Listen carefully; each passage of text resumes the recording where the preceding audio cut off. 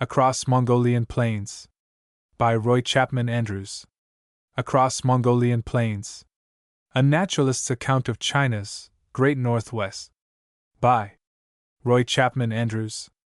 Associate Curator of Mammals in the American Museum of Natural History, and leader of the museum's second Asiatic expedition. Author of Whale Hunting with Gun and Camera, Camps and Trails in China, etc. Photographs by Yvette Borup Andrews. Photographer of the second Asiatic expedition. D. Appleton and Company, New York, London, Mackenzie. Copyright 1921 by D. Appleton and Company. Printed in the United States of America. This book is affectionately dedicated to Dr. J. A. Allen, who, through his profound knowledge, unselfish devotion to science, and never-failing sympathy with younger students of zoology, has been an example and an inspiration during the years I have worked at his side. Preface. During 1916 to 1917, the first Asiatic expedition of the American Museum of Natural History carried on zoological explorations along the frontiers of Tibet and Burma in the little-known province of Yunnan, China. The narrative of that expedition has already been given to the public in the first boot of this series, Camps and Trails in China.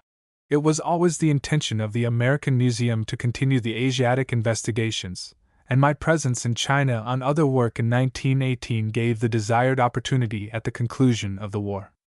Having made extensive collections along the southeastern edge of the Great Central Asian Plateau, it was especially desirable to obtain a representation of the fauna from the northeastern part in preparation for the great expedition which, I am glad to say, is now in course of preparation, and which will conduct work in various other branches of science.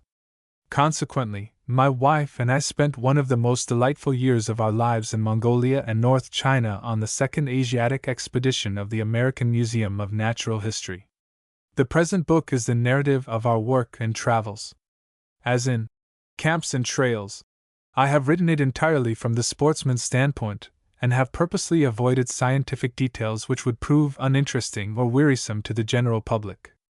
Full reports of the expedition's results will appear in due course in the museum's scientific publications, and to them I would refer those readers who wish further details of the Mongolian fauna. Asia is the most fascinating hunting ground in all the world, not because of the quantity of game to be found there but because of its quality and scientific importance. Central Asia was the point of origin and distribution for many mammals which inhabit other parts of the earth today, and the habits and relationships of some of its big game animals are almost unknown. Because of unceasing native persecution, lack of protection, the continued destruction of forests, and the ever-increasing facilities for transportation to the remote districts of the interior, many of China's most interesting and important forms of wildlife are doomed to extermination in the very near future. Fortunately, world museums are awakening to the necessity of obtaining representative series of Asiatic mammals before it is too late, and to the broad vision of the President and Board of Trustees of the American Museum of Natural History, my wife and I owe the exceptional opportunities which have been given us to carry on zoological explorations in Asia. We are especially grateful to President Henry Fairfield Osborn, who is ready, always, to support enthusiastically any plans which tend to increase knowledge of China or to strengthen cordial relations between the United States and the Chinese Republic. Director F. A. Lucas and Assistant Secretary George H. Sherwood have never failed in their attention to the needs of our expeditions when in the field, and to them I extend our best thanks. Mr. and Mrs. Charles L. Bernheimer, who have contributed to every expedition in which I have taken part, generously rendered financial aid for the Mongolian work. My wife, who is ever my best assistant in the field, was responsible for all the photographic work of the expedition, and I have drawn much upon her daily journals in the preparation of this book.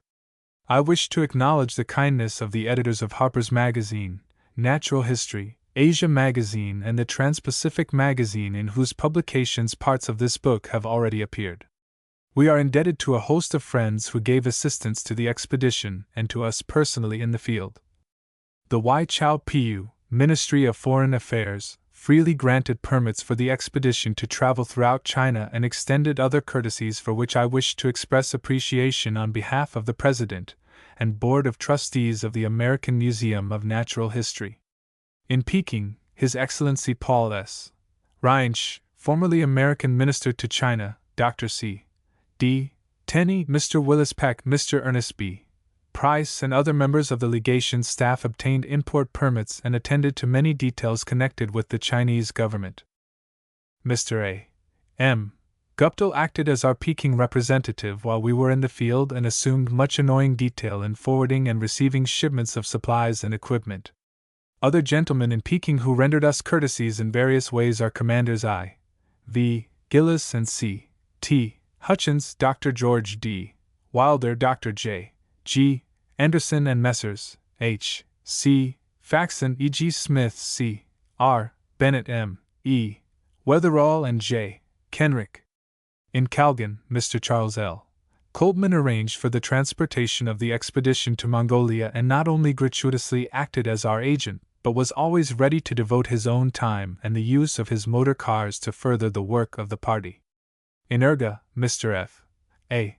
Larson of Anderson, Meyer and Company was of invaluable assistance in obtaining horses, carts, and other equipment for the expedition, as well as in giving us the benefit of his long and unique experience in Mongolia. Mr. E. V.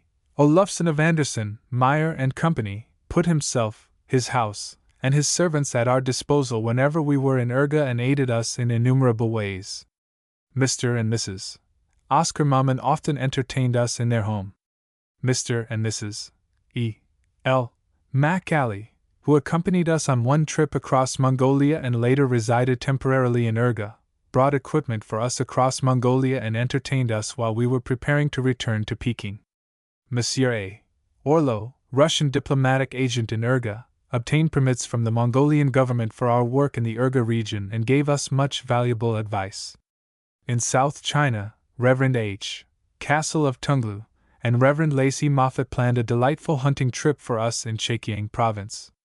In Shanghai, the Han E. S.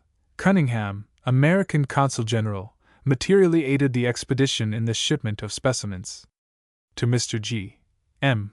Jackson, General Passenger Agent of the Canadian Pacific Ocean Services, thanks are due for arranging for rapid transportation to America of our valuable collections. Roy Chapman Andrews. Roy Chapman Andrews. American Museum of Natural History, New York City, U.S.A. American Museum of Natural History, New York City, U.S.A. Contents. Preface. Preface. 7. Introduction. Early conquests of the Mongols. Why their power was lost. Independence of Outer Mongolia. China's opportunity to obtain her former power in Mongolia. General Su Shuseng. Memorial to President of China. Cancellation of Outer Mongolia's autonomy. Early conquests of the Mongols. Why their power was lost. Independence of Outer Mongolia. China's opportunity to obtain her former power in Mongolia. General Su Shuseng. Memorial to President of China. Cancellation of Outer Mongolia's autonomy. 19. Chapter 1. Entering the Land of Mystery. Arrival in Kalgan. The Hutuktas motor car. Start for the Great Plateau. Camel caravans. The Pass. A motor car on the Mongolian plains. Start from Haimaho. Chinese cultivation. The Mongol not a farmer. The grasslands of Inner Mongolia. The first Mongol village. Construction of a yurt. Bird life. The telegraph line. Arrival in Kalgan. The Hutuktas motor car. Start for the Great Plateau. Camel caravans. The Pass. A motor car on the Mongolian plains. Start from Haimaho. Chinese cultivation. The Mongol not a farmer. The grasslands of Inner Mongolia. The first Mongol village. Construction of a yurt. Bird life. The telegraph line. 1. Chapter 2. Speed marvels of the Gobi Desert. Wells in the desert. Panjkyang. A Lama monastery. A great herd of antelope. A wild chase. Long-range shooting. Amazing speed. An exhibition of high-class running. Difficulties in traveling. Description of the northern Mongols. Love of sport. Yud Bustards. Great monastery at Turin. the rolling plains of Outer Mongolia, Urga during the World War. Wells in the desert, Panjkyang, a Lama monastery, a great herd of antelope, a wild chase, long-range shooting, amazing speed, an exhibition of high-class running, difficulties in traveling, description of the northern Mongols, love of sport, Yud Bustards, great monastery at Turin, the rolling plains of Outer Mongolia, Urga during the World War. 13. Chapter 3, a chapter of accidents. Return trip, the agony box, the first accident, my Czech and Cossack passengers, the agony box, breaks a wheel, a dry camp, more motor trouble, meeting with Langdon Warner, our game of hide and seek in the Orient, an accident near Panjkyang, we use mutton fat for oil, arrival at Hamaho, a wet ride to Kalgan, trouble at the gate. Return trip, the agony box, the first accident, my Czech and Cossack passengers, the agony box, breaks a wheel, a dry camp, more motor trouble, meeting with Langdon Warner, our game of hide and seek in the Orient, an accident near Panjkyang, we use mutton fat for oil, arrival at Hamaho, a wet ride to Kalgan, trouble at the gate. 27. Chapter 4, new travels on an old trail. Winter in Peking, we leave for Mongolia, Inner Mongolia in spring, race with a camel, geese and cranes, gophers, an electric light in the desert, Chinese motor companies, an antelope buck, a great herd, brilliant atmosphere of Mongolia, notes on antelope speed.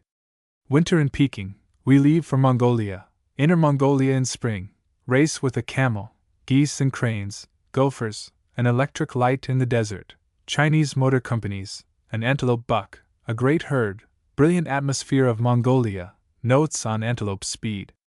38. Chapter 5, Antelope movie stars. Moving pictures under difficulties, a lost opportunity, a zoological garden in the desert, killing a wolf, speed of a wolf, antelope steak and parfum de chameau, a caravan, a wild wolf hunt, sulfuric acid, the Turin Plains. Moving pictures under difficulties, a lost opportunity, a zoological garden in the desert, killing a wolf, speed of a wolf, antelope steak and parfum de chameau, a caravan, a wild wolf hunt, sulfuric acid, the Turin Plains. 50. Chapter 6, the sacred city of the living Buddha. A city of contrasts, the Chinese quarter-like frontier America, a hamlet of modern Russia, an indescribable mixture of Mongolia, Russia and China and West Urga. Description of a Mongol woman, Urga like a pageant on the stage of a theater, the sacred mountain, the palace of the living god, love for Western inventions, a strange scene at the Hutukta's palace, a bed for the living Buddha, Lamism, the Lama city. Ceremony in the temple, prayer wheels, burial customs, corpses eaten by dogs, the dogs of Mongolia. Cleanliness, food, morality. HCL. In Urga, a horrible prison, Mr. F. A. Larson. A city of contrasts, the Chinese quarter-like frontier America, a hamlet of modern Russia, an indescribable mixture of Mongolia, Russia and China and West Urga. Description of a Mongol woman, Urga like a pageant on the stage of a theater, the sacred mountain, the palace of the living god, love for Western inventions, a strange scene at the Hutukta's palace, a bed for the living Buddha, Lamism, the Lama city. Ceremony in the temple, prayer wheels, burial customs, corpses eaten by dogs, the dogs of Mongolia. Cleanliness, food, morality. HCL. In Urga, a horrible prison, Mr. F. A. Larson. 62. Chapter 7, the long trail to Saint Noin Khan. Chapter 7, the long trail to Saint Noin Khan. Beginning work, carts, ponies, our interpreter, Mongol tent, native clothes best for work, supplies, how to keep fit, in the field, accidents, Saint Noin Khan, the first day, a night in a yurt, cranes, we trade horses, horse stealing, no mammals, birds, breaking a cart horse, Mongol ponies. Beginning work, carts, ponies, our interpreter, Mongol tent, native clothes best for work, supplies, how to keep fit, in the field, accidents, Saint Noin Khan, The first day, a night in a yurt, cranes, we trade horses, horse stealing, no mammals, birds, breaking a cart horse, Mongol ponies. 84. 84. Chapter 8 The Lure of the Plains. Trapping marmots, skins valuable as furs, native methods of hunting, a marmot dance, habits, the first hunting camp, our Mongol neighbors, after antelope on horseback, the first buck, a polecat, the second day's hunt, the vastness of the plains, development of a land sense, another antelope. Trapping marmots, skins valuable as furs, native methods of hunting, a marmot dance, habits, the first hunting camp, our Mongol neighbors, after antelope on horseback, the first buck, a polecat, the second day's hunt, the vastness of the plains, development of a land sense, another antelope. 99. 99. Chapter 9 Hunting on the Turin Plains. Mongol hospitality, camping on the Turin Plains, an enormous herd of antelope, a wonderful ride, 3 gazelle, a dry camp, my pony, Kublai Khan, plains life about a well, antelope babies, a wonderful provision of nature, habits, species in Mongolia, the goiter, speed, work and camp, small mammals. Mongol hospitality, camping on the Turin Plains, an enormous herd of antelope, a wonderful ride, 3 gazelle, a dry camp, my pony, Kublai Khan, plains life about a well, antelope babies, a wonderful provision of nature, habits, species in Mongolia, the goiter, speed, work and camp, small mammals. 116. 116. Chapter 10 An Adventure in the Lama City. An unexpected meeting with a river, our new camp in Urga. God's brother's house. Photographing in the Lama City, a critical moment, help from Mr. Olufsen, the motion picture camera and instrument of magic, floods in Urga, Duke Lubitz in Yangtze, the Duchess, vegetables in Urga. An unexpected meeting with a river, our new camp in Urga. God's brother's house. Photographing in the Lama City, a critical moment, help from Mr. Olufsen, the motion picture camera and instrument of magic, floods in Urga, Duke Lubitz in Yangtze, the Duchess, vegetables in Urga. 133. 133. Chapter 11 Mongols at Home. Chapter 11 Mongols at Home. The forests of Mongolia, a bad day's work, the Terelch River, Tsarin Dorchi's family, a wildwood romance, evening in the valley, doctoring the natives, a clever lama, a popular magazine, return of Tsarin Dorchi, independence, his hunt on the sacred mountain, punishment, hunting with the Mongols, samba and butter tea, a splendid roebuck, the fortune of a naturalist, eating the deer's viscera, the field meet of the Terelch Valley, horse races, wrestling.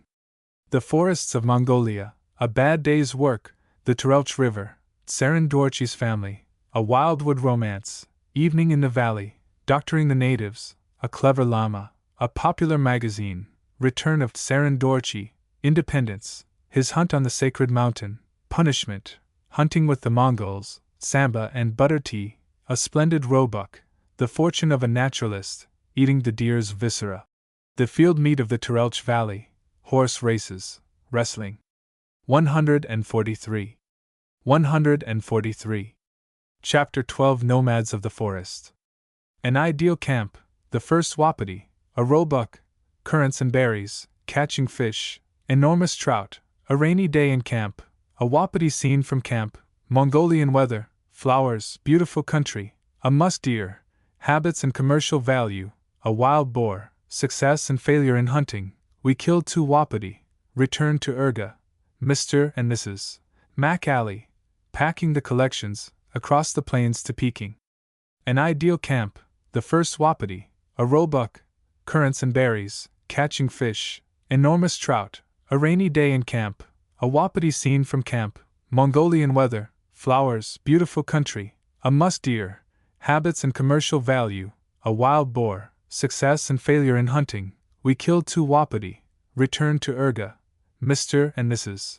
Mac Alley, packing the collections, across the plains to Peking. 161. 161. Chapter 13 The Passing of Mongolian Mystery. Importance of Far East, desert, plain, and water in Mongolia, the Gobi Desert, agriculture, pastoral products, treatment of wool and camel hair, marmots as a valuable asset, urga growing for market, Chinese merchants, labor, gold mines, transportation, motor trucks, passenger motor service, forests, aeroplanes, wireless telegraph. Importance of Far East, desert, plain, and water in Mongolia, the Gobi Desert, agriculture, pastoral products, treatment of wool and camel hair, marmots as a valuable asset, urga growing for market, Chinese merchants, labor, gold mines, transportation, motor trucks, passenger motor service, forests, aeroplanes, wireless telegraph. 175. 175.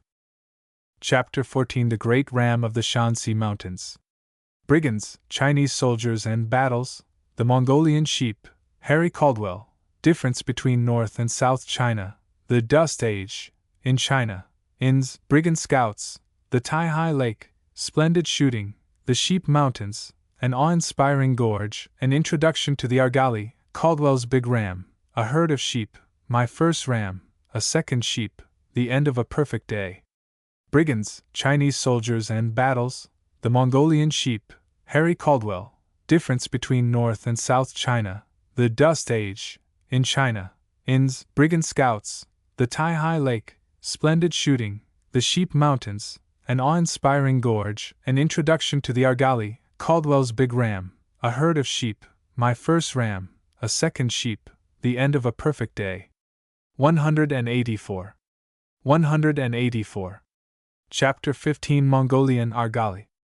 A long climb, roebuck, an unsuspecting ram, my Mongol hunter, donkeys instead of sheep, 2 fine rams, the big one lost, a lecture on hunting, a night walk in the cannon, Commander Hutchins and Major Barker, Tom and I get a ram, the end of the sheep hunt.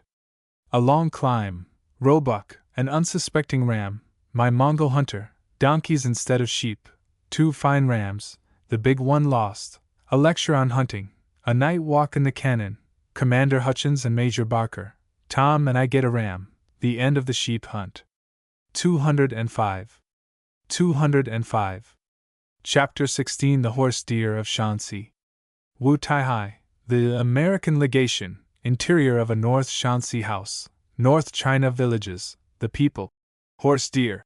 The names, Wapiti, and elk, a great gorge, a rock temple, the hunting grounds furnish a surprise, a huge bull wapiti. Wu Tai-Hai, the American Legation, interior of a North Shanxi house, North China villages, the people. Horse deer. The names, Wapiti, and elk, a great gorge, a rock temple, the hunting grounds furnish a surprise, a huge bull wapiti. 219. 219. Chapter 17 Wapiti, Roebuck and Goral. Our camp in a new village, game at our door, concentration of animal life, Chinese roebuck, a splendid hunt, Goral, difficult climbing. Hide and seek. With a Goral, the second wapiti, a happy ending to a cold day.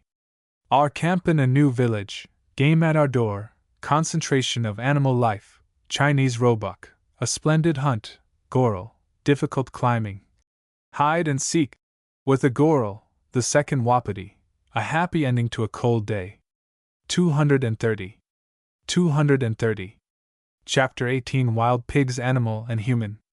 Shanxi province famous for wild boar, flesh delicious, when to hunt, where to go, inns and coal gas, Kaochiachuang, a long shot, our camp at Siloa, native hunters, a young pig, a hard chase, pheasants, another pig, Smith runs down a big sow, Chinese steal our game, a wounded boar.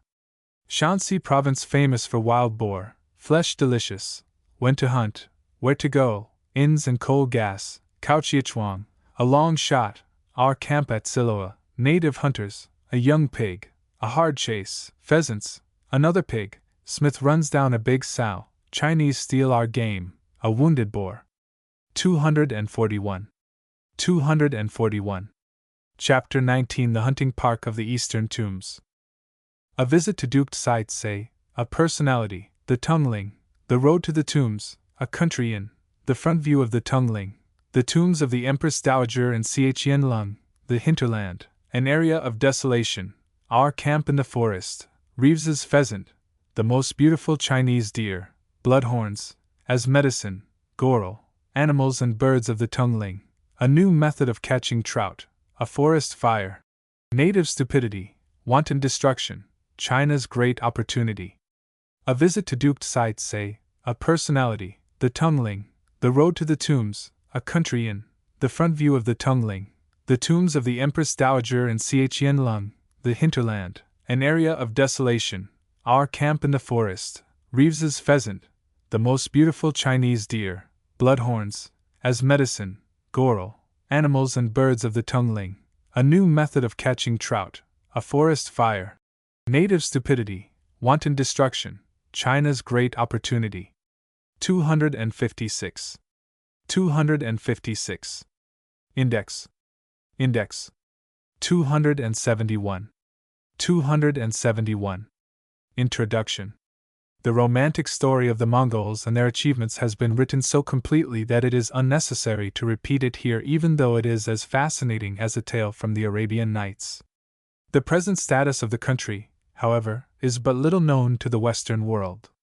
In a few words I will endeavor to sketch the recent political developments, some of which occurred while we were in Mongolia. In the 12th and 13th centuries, the great Genghis Khan and his illustrious successor Kublai Khan, almost in a night, erected the greatest empire the world has ever seen. Not only did they conquer all of Asia, but they advanced in Europe as far as the Dnieper, leaving behind a trail of blood and slaughter. All Europe rose against them, but what could not be accomplished by force of arms was wrought in the Mongols themselves by an excess of luxury. In their victorious advance, great stores of treasure fell into their hands, and they gave themselves to a life of ease and indulgence. By nature the Mongols were hard-riding, hard-living warriors, accustomed to privation and fatigue. The poison of luxury ate into the very fibers of their being, and gradually they lost the characteristics which had made them great. The ruin of the race was completed by the introduction of Lamaism, a religion which carries only moral destruction where it enters, and eventually the Mongols passed under the rule of the once conquered Chinese and then under the Manchus. Until the overthrow of the Manchu regime in China in 1911, and the establishment of the present republic, there were no particularly significant events in Mongolian history.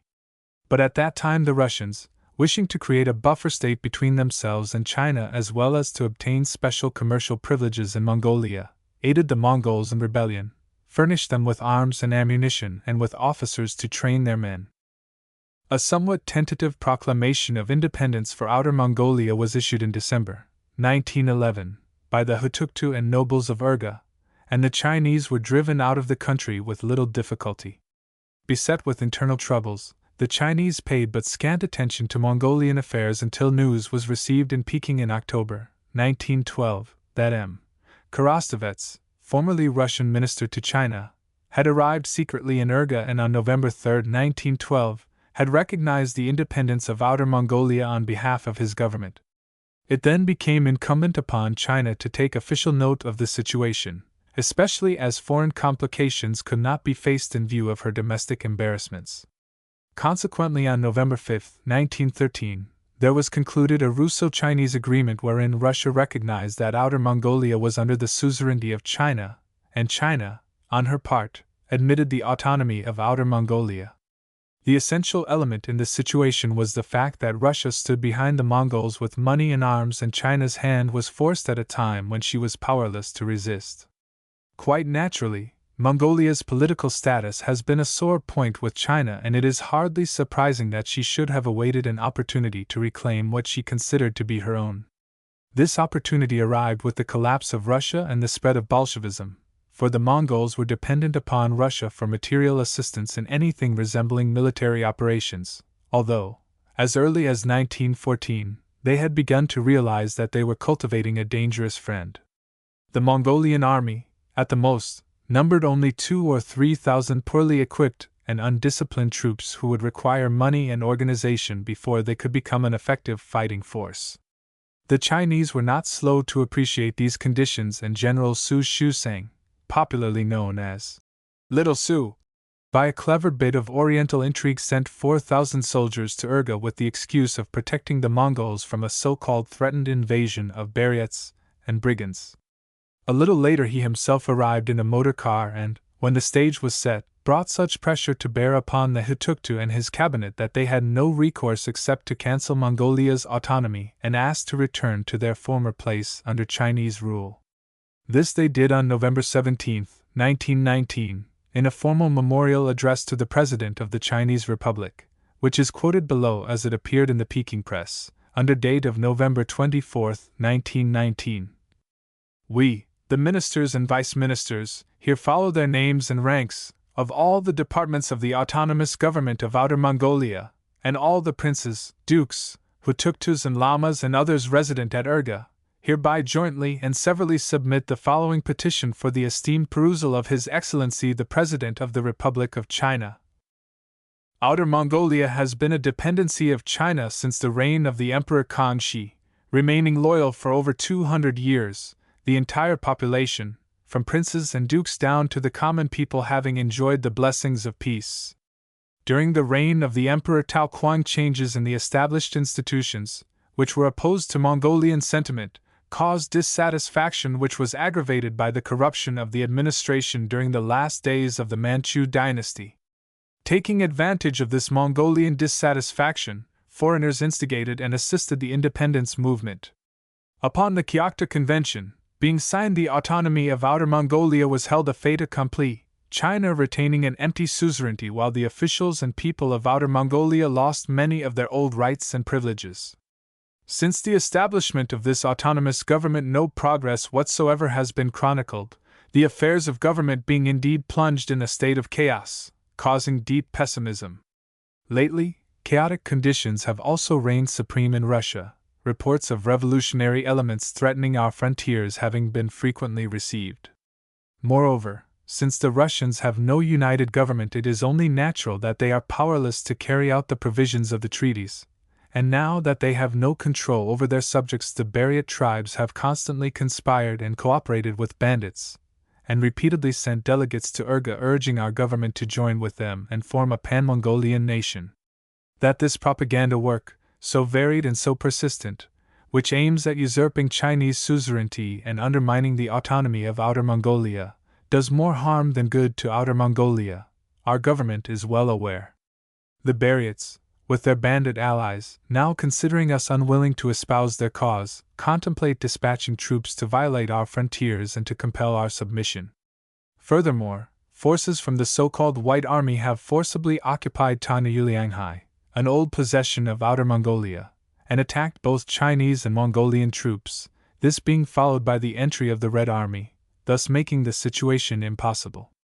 Now that both our internal and external affairs have reached such a climax, we, the members of the government, in view of the present situation, have assembled all the princes, dukes, lamas and others and have held frequent meetings to discuss the question of our future welfare. Those present have been unanimously of the opinion that the old bonds of friendship having been restored, our autonomy should be cancelled, since Chinese and Mongolians are filled with a common purpose and ideal. The result of our decision has been duly reported to His Holiness the Bagdo Jetsun Dampa Hutuktu Khan, and has received his approval and support. Such being the position, we now unanimously petition His Excellency the President that the old order of affairs be restored. Signed, Premier and Acting Minister of the Interior, Prince Lama Batma Torgu. Vice Minister, Prince of Tarkhan Punsuk Chilin. Vice Minister, Great Lama of Beliktu, Prince Punsuk Torgu. Minister of Foreign Affairs, Duke Chilin Torgu. Vice Minister, Dalai Prince Chaitantan Lomer. Vice Minister, Prince of Oki, Kadsuk Tanba. Minister of War, Prince of Eltoni Jamyan Torgu. Vice Minister, Prince of Eltoni Selan Tuchilo. Vice Minister, Prince of Eltini Punk Salaptan. Vice Minister, Prince of Itkamur Chituwacher. Minister of Finance, Prince Lama Lubitsan Pailtan. Vice Minister, Prince Torji Chilin. Vice Minister, Prince of Suchikitu Temutka Kajwan. Minister of Justice, Dalai of Chichenkin Wananin. Vice Minister, Prince of Dekinchilin Chakabadhoru. Vice Minister, Prince of Kalakota Lama Tunyupu. Naturally, the President of China graciously consented to allow the prodigal to return and killed the fatted calf by conferring high honors and titles upon the Hutuktu. Moreover, he appointed the living Buddha's good friend, Little Su, to convey them to him. Thus, Mongolia again has become a part of China. Who knows what the future has in store for her? But events are moving rapidly, and by the time this book is published, the curtain may have risen upon a new act of Mongolia's tragedy. Across Mongolian Plains. Chapter 1. Entering the Land of Mystery. Careering madly in a motor car behind a herd of antelope fleeing like windblown ribbons across a desert which isn't a desert, past caravans of camels led by picturesque Mongol horsemen, the 20th century suddenly and violently interjected into the Middle Ages, should be contrast and paradox enough for even the most blasé sportsman. I am a naturalist who has wandered into many of the far corners of the earth. I have seen strange men and things, but what I saw on the great Mongolian plateau fairly took my breath away and left me dazed, utterly unable to adjust my mental perspective. When leaving Peking in late August 1918 to cross the Gobi Desert in Mongolia, I knew that I was to go by motor car. But somehow the very names, Mongolia and Gobi Desert, brought such a vivid picture of the days of Kublai Khan and ancient Cathay that my clouded mind refused to admit the thought of automobiles. It was enough that I was going to the land of which I had so often dreamed. Not even in the railway, when I was being borne toward Kalgan and saw lines of laden camels plodding silently along the paved road beside the train, or when we puffed slowly through the famous Nankou Pass and I saw that wonder of the world, the Great Wall, winding like a gray serpent over ridge after ridge of the mountains, was my dream picture of mysterious Mongolia dispelled. I had seen all this before, and had accepted it as one accepts the motor cars beside the splendid walls of old Peking. It was too near, and the railroad had made it commonplace. But Mongolia! That was different. One could not go there in a roaring train. I had beside me the same old rifle and sleeping bag that had been carried across the mountains of far Yunnan, along the Tibetan frontier, and through the fever-stricken jungles of Burma. Somehow, these companions of forest and mountain trails, and my reception at Kalgan by two khaki-clad young men, each with a belt of cartridges and a six-shooter strapped about his waist, did much to keep me in a blissful state of unpreparedness for the destruction of my dream castles. That night, as we sat in Mr. Charles Coltman's home, with his charming wife, a real woman of the great outdoors, presiding at the dinner table, the talk was all of shooting, horses, and the vast, lone spaces of the Gobi Desert, but not much of motor cars. Perhaps they vaguely realized that I was still asleep in an unreal world and knew that the awakening would come all too soon. Yet I was dining that night with one of the men who had destroyed the mystery of Mongolia. In 1916, Coltman and his former partner, Oscar Maman, had driven across the plains to Urga, the historic capital of Mongolia. But most unromantic and incongruous, most disheartening to a dreamer of Oriental dreams, was what I learned a few days later when the awakening had really come, that among the first cars ever to cross the desert was one purchased by the Hutuktu, the living Buddha, the god of all the Mongols. When the Hutuktu learned of the first motor car in Mongolia, he forthwith demanded one for himself. So his automobile was brought safely through the rocky pass at Kalgan and across the 700 miles of plain to Urga by way of the same old caravan trail over which, centuries ago, Genghis Khan had sent his wild Mongol raiders to conquer China. We arose long before daylight on the morning of August 29th. In the courtyard, lanterns flashed and disappeared like giant fireflies as the Maphis, muleteers, packed the baggage and saddled the ponies. The cars had been left on the plateau at a mission station called Haimaho to avoid the rough going in the pass, and we were to ride there on horseback while the food and bedrolls went by cart. There were 5 of us in the party, Mr. and Mrs. Coltman, Mr. and Mrs. Lukander, and myself. I was on a reconnaissance, and Mr. Coltman's object was to visit his trading station in Urga, where the Lukanders were to remain for the winter. The sun was an hour high when we clattered over the slippery paving stones to the north gate of the city. Kalgan is built hard against the Great Wall of China, the first line of defense, the outermost rampart in the colossal structure which for so many centuries protected China from Tartar invasion. Beyond it there was nothing between us and the great plateau. After our passports had been examined, we rode through the gloomy chasm-like gate, turned sharply to the left, and found ourselves standing on the edge of a half-dry riverbed. Below us stretched line after line of double-humped camels, some crowded in yellow-brown masses which seemed all heads and curving necks, and some kneeling quietly on the sand. From around a shoulder of rock came other camels, hundreds of them, treading slowly and sedately, nose to tail, toward the gate in the great wall. They had come from the far country whither we were bound. To me there is something fascinating about a camel. Perhaps it is because he seems to typify the great waste spaces which I love, that I never tire of watching him swing silently, and seemingly with resistless power, across the desert. Our way to Haimaho led up the dry riverbed, with the great wall on the left stretching its serpentine length across the hills, and on the right picturesque cliffs 200 feet in height. At their bases nestle mud-roofed cottages and Chinese inns, but farther up the river the low hills are all of loess, brown, wind-blown dust, packed hard, which can be cut like cheese. Deserted though they seem from a distance, they really teem with human life. Whole villages are half dug, half built, into the hillsides, but are well-nigh invisible, for every wall and roof is of the same brown earth. 10 miles or so from Kalgan we began on foot the long climb up the pass which gives entrance to the great plateau. I kept my eyes steadily on the pony's heels until we reached a broad, flat terrace halfway up the pass. Then I swung about that I might have, all at once, the view which lay below us. It justified my greatest hopes, for miles and miles of rolling hills stretched away to where the far horizon met the Shanxi Mountains. It was a desolate country which I saw, for every wave in this vast land sea was cut and slashed by the knives of wind and frost and rain, and lay in a chaotic mass of gaping wounds, canyons, ravines, and gullies, painted in rainbow colors, crossing and cutting one another at fantastic angles as far as the eye could see. When, a few moments later, we reached the very summit of the pass, I felt that no spot I had ever visited satisfied my preconceived conceptions quite so thoroughly. Behind and below us lay that stupendous relief map of ravines and gorges. In front was a limitless stretch of undulating plain. I knew then that I really stood upon the edge of the greatest plateau in all the world and that it could be only Mongolia. We had tiffin at a tiny Chinese inn beside the road, and trotted on toward Haimaho between waving fields of wheat, buckwheat, millet, and oats as thick and meaty as any horse could wish to eat. After tiffin Coltman and Lookender rode rapidly ahead while I trotted my pony along more slowly in the rear.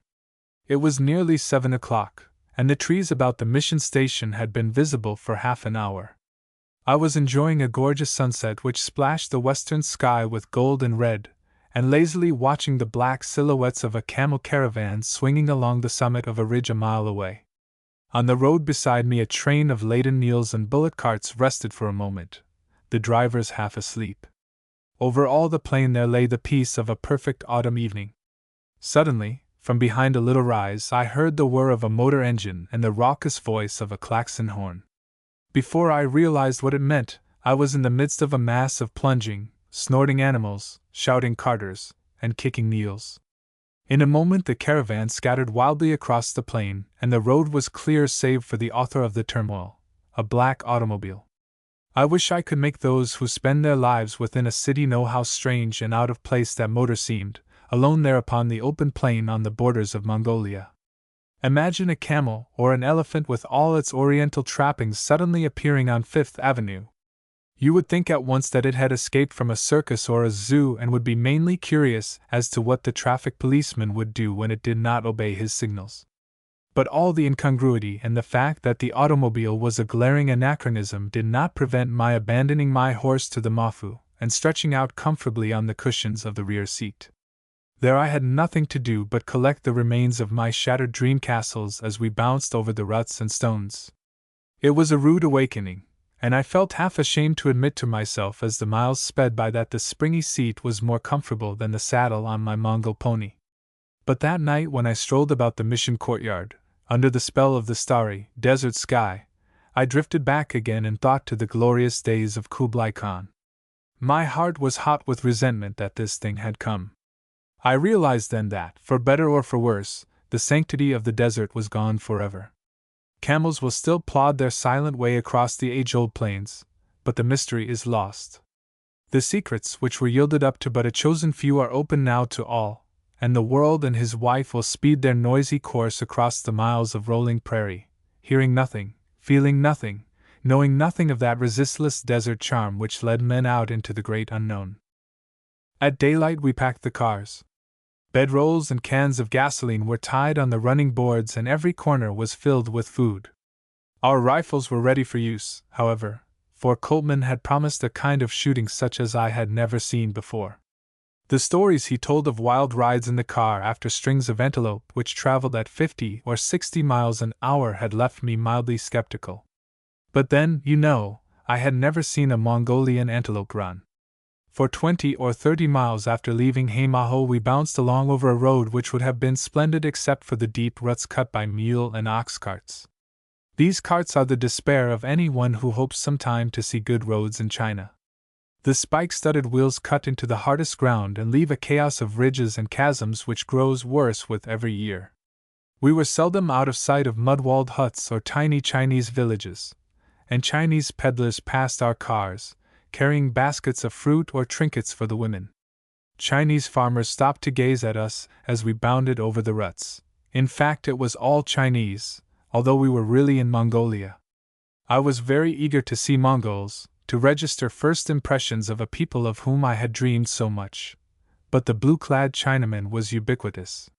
For 70 miles from Kalgan it was all the same, Chinese everywhere.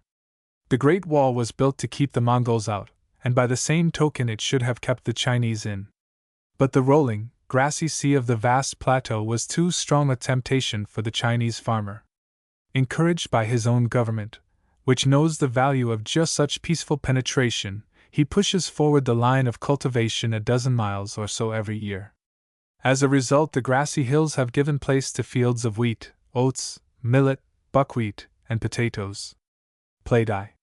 The Mongol, above all things, is not a farmer, possibly because, many years ago, the Manchus forbade him to till the soil. Moreover, on the ground he is as awkward as a duck out of water, and he is never comfortable. The back of a pony is his real home, and he will do wonderfully well any work which keeps him in the saddle. As Mr. F. A. Larson in Urga once said, "A Mongol would make a splendid cook if you could give him a horse to ride about on in the kitchen." So he leaves to the plodding Chinaman the cultivation of his boundless plains, while he herds his fat-tailed sheep and goats and cattle. About 2 hours after leaving the mission station we passed the limit of cultivation and were riding toward the Tabul Hills. There Mr. Larson, the best-known foreigner in all Mongolia, has a home, and as we swung past the trail which leads to his house we saw one of his great herds of horses grazing in the distance. All the land in this region has long, rich grass in summer, and water is by no means scarce. There are frequent wells and streams along the road, and in the distance we often caught a glint of silver from the surface of a pond or lake. Flocks of goats and fat-tailed sheep drifted up the valley, and now and then a herd of cattle massed themselves in moving patches on the hillsides. But they are only a fraction of the numbers which this land could easily support.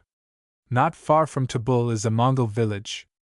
I jumped out of the car to take a photograph but scrambled in again almost as quickly, for as soon as the motor had stopped a dozen dogs dashed from the houses snarling and barking like a pack of wolves. They are huge brutes, these Mongol dogs, and as fierce as they are big. Every family and every caravan owns one or more, and we learned very soon never to approach a native encampment on foot. The village was as unlike a Chinese settlement as it well could be, for instead of closely packed mud houses there were circular, lattice frameworks covered with felt and cone-shaped in the upper half. The yurt, as it is called, is perfectly adapted to the Mongols and their life. In the winter a stove is placed in the center, and the house is dry and warm. In the summer the felt covering is sometimes replaced by canvas which can be lifted on any side to allow free passage of air. When it is time for the semi-annual migration to new grazing grounds the yurt can be quickly dismantled, the framework collapsed, and the house packed on camels or carts. The Mongols of the village were rather disappointing, for many of them show a strong element of Chinese blood. This seems to have developed an unfortunate combination of the worst characteristics of both races. Even where there is no real mixture, their contact with the Chinese has been demoralizing, and they will rob and steal at every opportunity.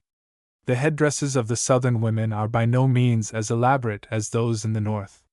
When the hills of Tabul had begun to sink on the horizon behind us, we entered upon a vast rolling plain, where there was but little water and not a sign of human life. It resembled nothing so much as the prairies of Nebraska or Dakota, and amid the short grass larkspur and purple thistles glowed in the sunlight like tongues of flame. There was no lack of birds. In the ponds which we passed earlier in the day we saw hundreds of mallard ducks and teal. The car often frightened golden plover from their dust baths in the road, and crested lapwings flashed across the prairie like sudden storms of autumn leaves. Huge, golden eagles and enormous ravens made tempting targets on the telegraph poles, and in the morning before we left the cultivated area we saw demoiselle cranes in thousands. In this land where wood is absent and everything that will make a fire is of value, I wondered how it happened that the telegraph poles remained untouched, for every one was smooth and round without a splinter gone. The method of protection is simple and entirely oriental.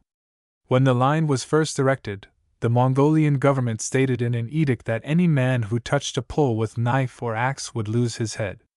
Even on the plains the enforcement of such a law is not so difficult as it might seem, and after a few heads had been taken by way of example the safety of the line was assured. Our camp the first night was on a hill slope about 100 miles from Hamaho. As soon as the cars had stopped, one man was left to untie the sleeping bags while the rest of us scattered over the plain to hunt material for a fire. Argol, dried dung, forms the only desert fuel and, although it does not blaze like wood, it will boil a pot almost as quickly as charcoal.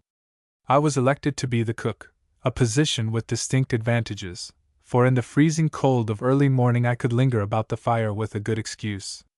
It was a perfect autumn night.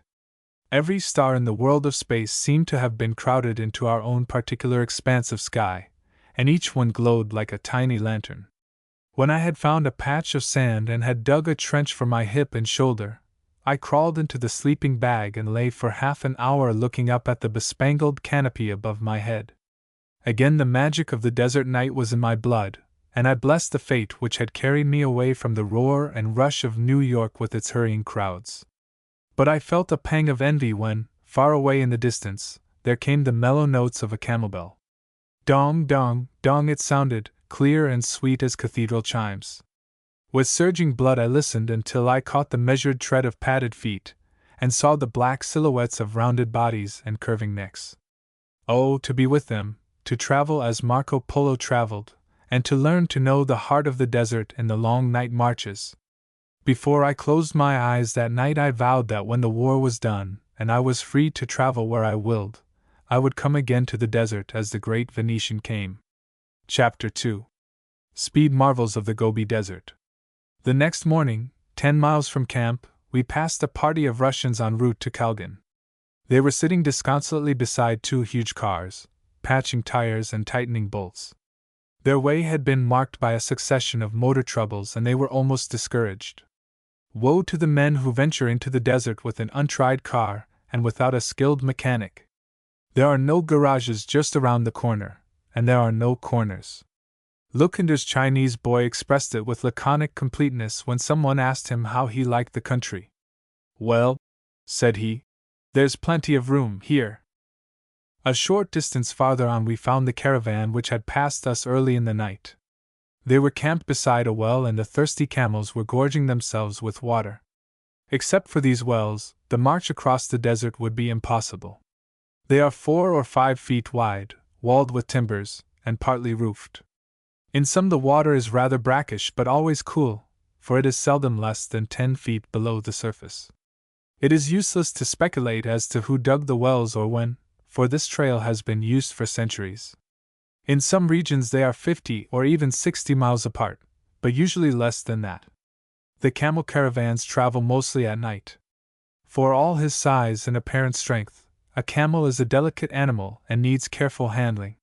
He cannot stand the heat of the midday sun, and he will not graze at night. So the Gobi caravans start about 3 or 4 o'clock in the afternoon and march until 1 or 2 the next morning.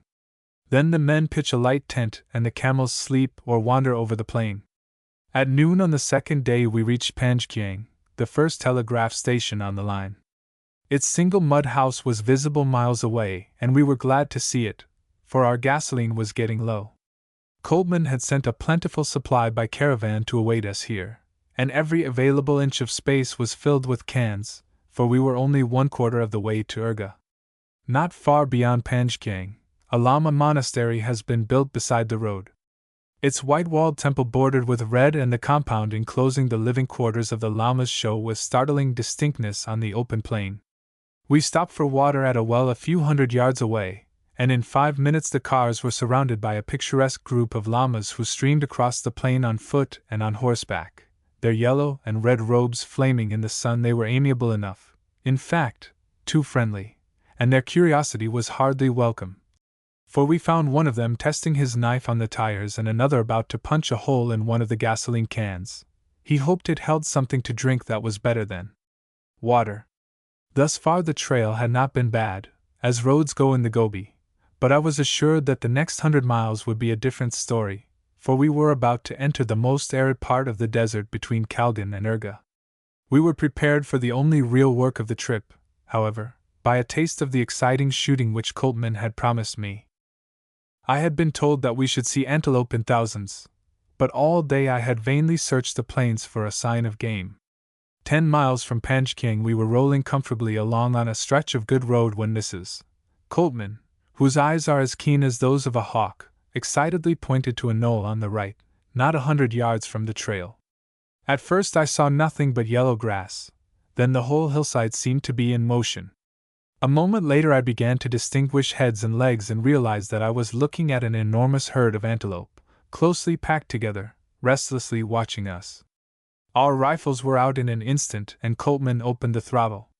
The antelope were 500 or 600 yards away, and as the car leaped forward they ranged themselves in single file and strung out across the plain. We left the road at once and headed diagonally toward them. For some strange reason, when a horse or car runs parallel with a herd of antelope, the animals will swing in a complete semicircle and cross in front of the pursuer. This is also true of some African species. Whether they think they are being cut off from some more desirable means of escape I cannot say, but the fact remains that with the open plain on every side they always try to cross your bows. I shall never forget the sight of those magnificent animals streaming across the desert. There were at least 1,000 of them, and their yellow bodies seemed fairly to skim the earth. I was shouting in excitement, but Coltman said, "They're not running yet. Wait till we begin to shoot." I could hardly believe my eyes when I saw the speedometer trembling at 35 miles, for we were making a poor showing with the antelope. But then the fatal attraction began to assert itself, and the long column bent gradually in our direction. Coltman widened the arc of the circle and held the throttle up as far as it would go. Our speed increased to 40 miles and the car began to gain because the antelope were running almost across our course. They were about 200 yards away when Coltman shut off the gas and jammed both brakes, but before the car had stopped they had gained another 100. I leaped over a pile of bedding and came into action with the .250 Savage high power as soon as my feet were on the ground. Coltman's .30 Mauser was already spitting fire from the front seat across the windshield, and at his second shot an antelope dropped like lead. My first 2 bullets struck the dirt far behind the rearmost animal, but the third caught a full-grown female in the side and she plunged forward into the grass. I realized then what Coltman meant when he said that the antelope had not begun to run. At the first shot every animal in the herd seemed to flatten itself and settle to its work. They did not run, they simply flew across the ground, their legs showing only as a blur. The one I killed was 400 yards away, and I held 4 feet ahead when I pulled the trigger. They could not have been traveling less than 55 or 60 miles an hour, for they were running in a semicircle about the car while we were moving at 40 miles in a straight line. Those are the facts in the case. I can see my readers raise their brows incredulously, for that is exactly what I would have done before this demonstration. Well, there is one way to prove it, and that is to come and try it for yourselves. Moreover, I can see some sportsmen smile for another reason. I mentioned that the antelope I killed was 400 yards away. I know how far it was, for I paced it off. I may say, in passing, that I had never before killed a running animal at that range. 90% of my shooting had been well within 150 yards, but in Mongolia conditions are most extraordinary. In the brilliant atmosphere, an antelope at 400 yards appears as large as it would at 100 in most other parts of the world, and on the flat plains, where there is not a bush or a shrub to obscure the view, a tiny stone stands out like a golf ball on the putting green. Because of these conditions, there is strong temptation to shoot at impossible ranges and to keep on shooting when the game is beyond anything except a lucky chance. Therefore, if any of you go to Mongolia to hunt antelope, take plenty of ammunition, and when you return you will never tell how many cartridges you used. Our antelope were tied on the running board of the car, and we went back to the road where Lukander was waiting. Half the herd had crossed in front of him, but he had failed to bring down an animal. When the excitement was over, I began to understand the significance of what we had seen. It was slowly borne in upon me that our car had been going, by the speedometer, at 40 miles an hour, and that the antelope were actually beating us. It was an amazing discovery, for I had never dreamed that any living animal could run so fast. It was a discovery, too, which would have important results, for Professor Henry Fairfield Osborn, president of the American Museum of Natural History, even then was carrying on investigations as to the relation of speed to limb structure in various groups of animals. I determined, with Mr. Coltman's help, to get some real facts in the case, data upon which we could rely. There was an opportunity only to begin the study on the first trip, but we carried it further the following year. Time after time, as we tore madly after antelope, singly or in herds, I kept my eyes upon the speedometer, and I feel confident that our observations can be relied upon. We demonstrated beyond a doubt that the Mongolian antelope can reach a speed of from 55 to 60 miles an hour. This is probably the maximum, which is attained only in the initial sprint, and after a very short distance the animals must slow down to about 40 miles. A short distance more and they drop to 25 or 30 miles, and at this pace they seem able to continue almost indefinitely. They never ran faster than was necessary to keep well away from us. As we opened the throttle of the car they, too, increased their speed. It was only when we began to shoot, and they became thoroughly frightened, that they showed what they could do. I remember especially one fine buck which gave us an exhibition of really high-class running. He started almost opposite to us when we were on a stretch of splendid road and jogged comfortably along at 35 miles an hour. Our car was running at the same speed, but he decided to cross in front and pressed his accelerator a little. Coltman also touched ours, and the motor jumped to 40 miles. The antelope seemed very much surprised and gave his accelerator another push. Coltman did likewise, and the speedometer registered 45 miles. That was about enough for us, and we held our speed. The animal drew ahead on a long curve swinging across in front of the car. He had beaten us by 100 yards. But we had a surprise in store for him, for Coltman suddenly shut off the gas and threw on both brakes. Before the motor had fully stopped we opened fire. The first 2 bullets struck just behind the antelope, and a third kicked the dust between his legs. The shock turned him half over, but he righted himself and ran to his very limit. The bullets spattering all about kept him at it for 600 yards. He put up a desert hare on the way, but that hare didn't have a chance with the antelope. It reminded me of the story of the Negro who had seen a ghost. He ran until he dropped beside the road, but the ghost was right beside him. "Well," said the ghost, "that was some race we had." "Yes," answered the Negro, "but it ain't nothin' to what we're goin' to have soon's ever I get my breath." "And then," said the Negro, "we ran agin, and I come to a rabbit leg jinnit up the road, and I said, 'Get out of the way, rabbit, and let someone run what can run.'"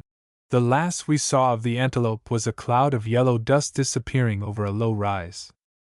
The excitement of the chase had been an excellent preparation for the hard work which awaited us not far ahead. The going had been getting heavier with every mile, and at last we reached a long stretch of sandy road which the motors could not pull through. With every one except the driver out of the car, and the engine racing, we pushed and lifted, gaining a few feet each time, until the shifting sand was passed. It meant 2 hours of violent strain, and we were well nigh exhausted. A few miles farther, however, it had all to be done again. Where the ground was hard, there was such a chaos of ruts and holes that our arms were almost wrenched from their sockets by the twisting wheels. Plate 2. This area more nearly approaches a desert than any other part of the road to Urga. The soil is mainly sandy, but the gobi sagebrush and short bunch grass, although sparse and dry, still give a covering of vegetation, so that in the distance the plain appears like a rolling meadowland. When we saw our first northern Mongol, I was delighted.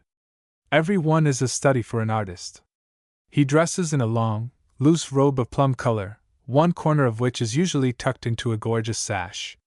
On his head is perched an extraordinary hat which looks like a saucer, with upturned edges of black velvet and a narrow cone-shaped crown of brilliant yellow. 2 streamers of red ribbon are usually fastened to the rim at the back, or a plume of peacock feathers if he be of higher rank. On his feet he wears a pair of enormous leather boots with pointed toes. These are always many sizes too large, for as the weather grows colder he pads them out with heavy socks of wool or fur. It is nearly impossible for him to walk in this ungainly footgear, and he waddles along exactly like a duck. He is manifestly uncomfortable and ill at ease, but put him on a horse and you have a different picture.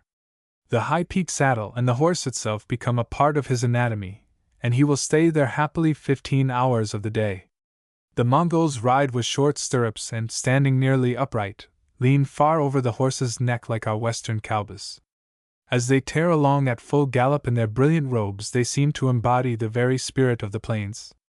They are such genial, accommodating fellows, always ready with a pleasant smile, and willing to take a sporting chance on anything under the sun, that they won my heart at once. Above all things they love a race, and often one of them would range up beside the car and, with a radiant smile, make signs that he wished to test our speed. Then off he would go like mad, flogging his horse and yelling with delight. We would let him gain at first, and the expression of joy and triumph on his face was worth going far to see. Sometimes, if the road was heavy, it would need every ounce of gas the car could take to forge ahead, for the ponies are splendid animals. The Mongols ride only the best and ride them hard, since horses are cheap in Mongolia, and when one is a little worn another is always ready. Not only does the Mongol inspire you with admiration for his full-blooded, virile manhood, but also you like him because he likes you. He doesn't try to disguise the fact. There is a frank openness about his attitude which is wonderfully appealing, and I believe that the average white man can get on terms of easy familiarity, and even intimacy, with Mongols more rapidly than with any other Orientals. Yud is the second telegraph station on the road to Urga. It has the honor of appearing on most maps of Mongolia, and yet it is even less impressive than Panjkang. There are only 2 mud houses and half a dozen yurts which seem to have been dropped carelessly behind a ragged hill. After leaving Yud, we slipped rapidly up and down a succession of low hills and entered upon a plain so vast and flat that we appeared to be looking across an ocean. Not the smallest hill or rise of ground broke the line where earth and sky met in a faint blue haze. Our cars seemed like tiny boats in a limitless, grassy sea. It was 60 miles across, and for 3 hours the steady hum of the motor hardly ceased, for the road was smooth and hard. Halfway over we saw another great herd of antelope and several groups of 10 or 12. These were a different species from those we had killed, and I got a fine young buck. Twice wolves trotted across the plain, and at one, which was very inquisitive, I did some shooting which I vainly tried to forget. But most interesting to me among the wild life along our way was the bustard. It is a huge bird, weighing from 15 to 40 pounds, with flesh of such delicate flavor that it rivals our best turkey. I had always wanted to kill a bustard, and my first one was neatly eviscerated at 200 yards by a savage bullet. I was more pleased than if I had shot an antelope, perhaps because it did much to revive my spirits after the episode of the wolf. Sand grouse, beautiful little gray birds, with wings like pigeons and remarkable, padded feet, whistled over us as we rolled along the road, and my heart was sick with the thought of the excellent shooting we were missing. But there was no time to stop, except for such game as actually crossed our path, else we should never have arrived at Urga, the city of the living God. Speaking of gods, I must not forget to mention the great Lamasery at Turin, about 170 miles from Urga. 4 hours before we reached it, we saw the ragged hills standing sharp and clear against the skyline. The peaks themselves are not more than 200 feet in height, but they rise from a rocky plateau some distance above the level of the plain. It is a wild spot where some mighty internal force has burst the surface of the earth and pushed up a ragged core of rocks which have been carved by the knives of weather into weird, fantastic shapes. This elemental battleground is a fit setting for the most remarkable group of human habitations that I have ever seen. 3 temples lie in a bowl-shaped hollow, surrounded by hundreds upon hundreds of tiny pillbox dwellings painted red and white. There must be 1,000 of them, and probably twice as many llamas. On the outskirts of this city, to the south, enormous piles of argol have been collected by the priests and bestowed as votive offerings by devout travelers. Vast as the supply seemed, it would take all this, and more, to warm the houses of the llamas during the bitter winter months when the ground is covered with snow. On the north, the hills throw protecting arms about the homes of these half-wild men, who have chosen to spend their lives in this lonely desert stronghold. The houses are built of sawn boards, the first indication we had seen that we were nearing a forest country. The remaining 170 miles to Urga are a delight, even to the motorist who loves the paved roads of cities. They are like a boulevard amid glorious, rolling hills luxuriant with long, sweet grass. In the distance, herds of horses and cattle grouped themselves into moving patches, and fat-tailed sheep dotted the plain like drifts of snow. I have seldom seen a better grazing country. It needed but little imagination to picture what it will be a few years hence when the inevitable railroad claims the desert as its own, for this rich land cannot long remain untenanted. It was here that we saw the first marmots, an unfailing indication that we were in a northern country. The thick blackness of a rainy night had enveloped us long before we swung into the Urga Valley and groped our way along the Tola River bank toward the glimmering lights of the sacred city. It seemed that we would never reach them, for twice we took the wrong turn and found ourselves in a maze of sandy bottoms and half-grown trees. But at 10 o'clock we plowed through the mud of a narrow street and into the courtyard of the Mongolian Trading Company's home. Oscar Mauman, Coltman's former partner, and Mrs. Mauman had spent several years there, and for 6 weeks they had had as guests Messrs. A. M. Guptill and E. B. Price of Peking. Mr. Guptill was representing the American military attaché, and Mr. Price, assistant Chinese secretary of the American legation, had come to Urga to establish communication with our consul at Irkutsk, who had not been heard from for more than a month. Urga recently had been pregnant with war possibilities. In the Lake Baikal region of Siberia there were several thousand Magyars and many Bolsheviki. It was known that Czechs expected to attack them, and that they would certainly be driven across the borders into Mongolia if defeated. In that event, what would be the attitude of the Mongolian government? Would it intern the belligerents, or allow them to use the Urga district as a base of operations? As a matter of fact, the question had been settled just before my arrival.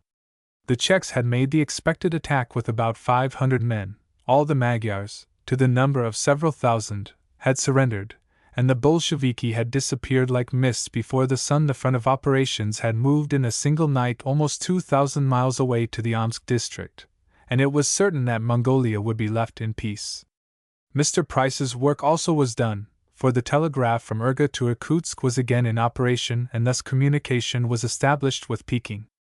The morning after my arrival, Mr. Guptill and I rode out to see the town.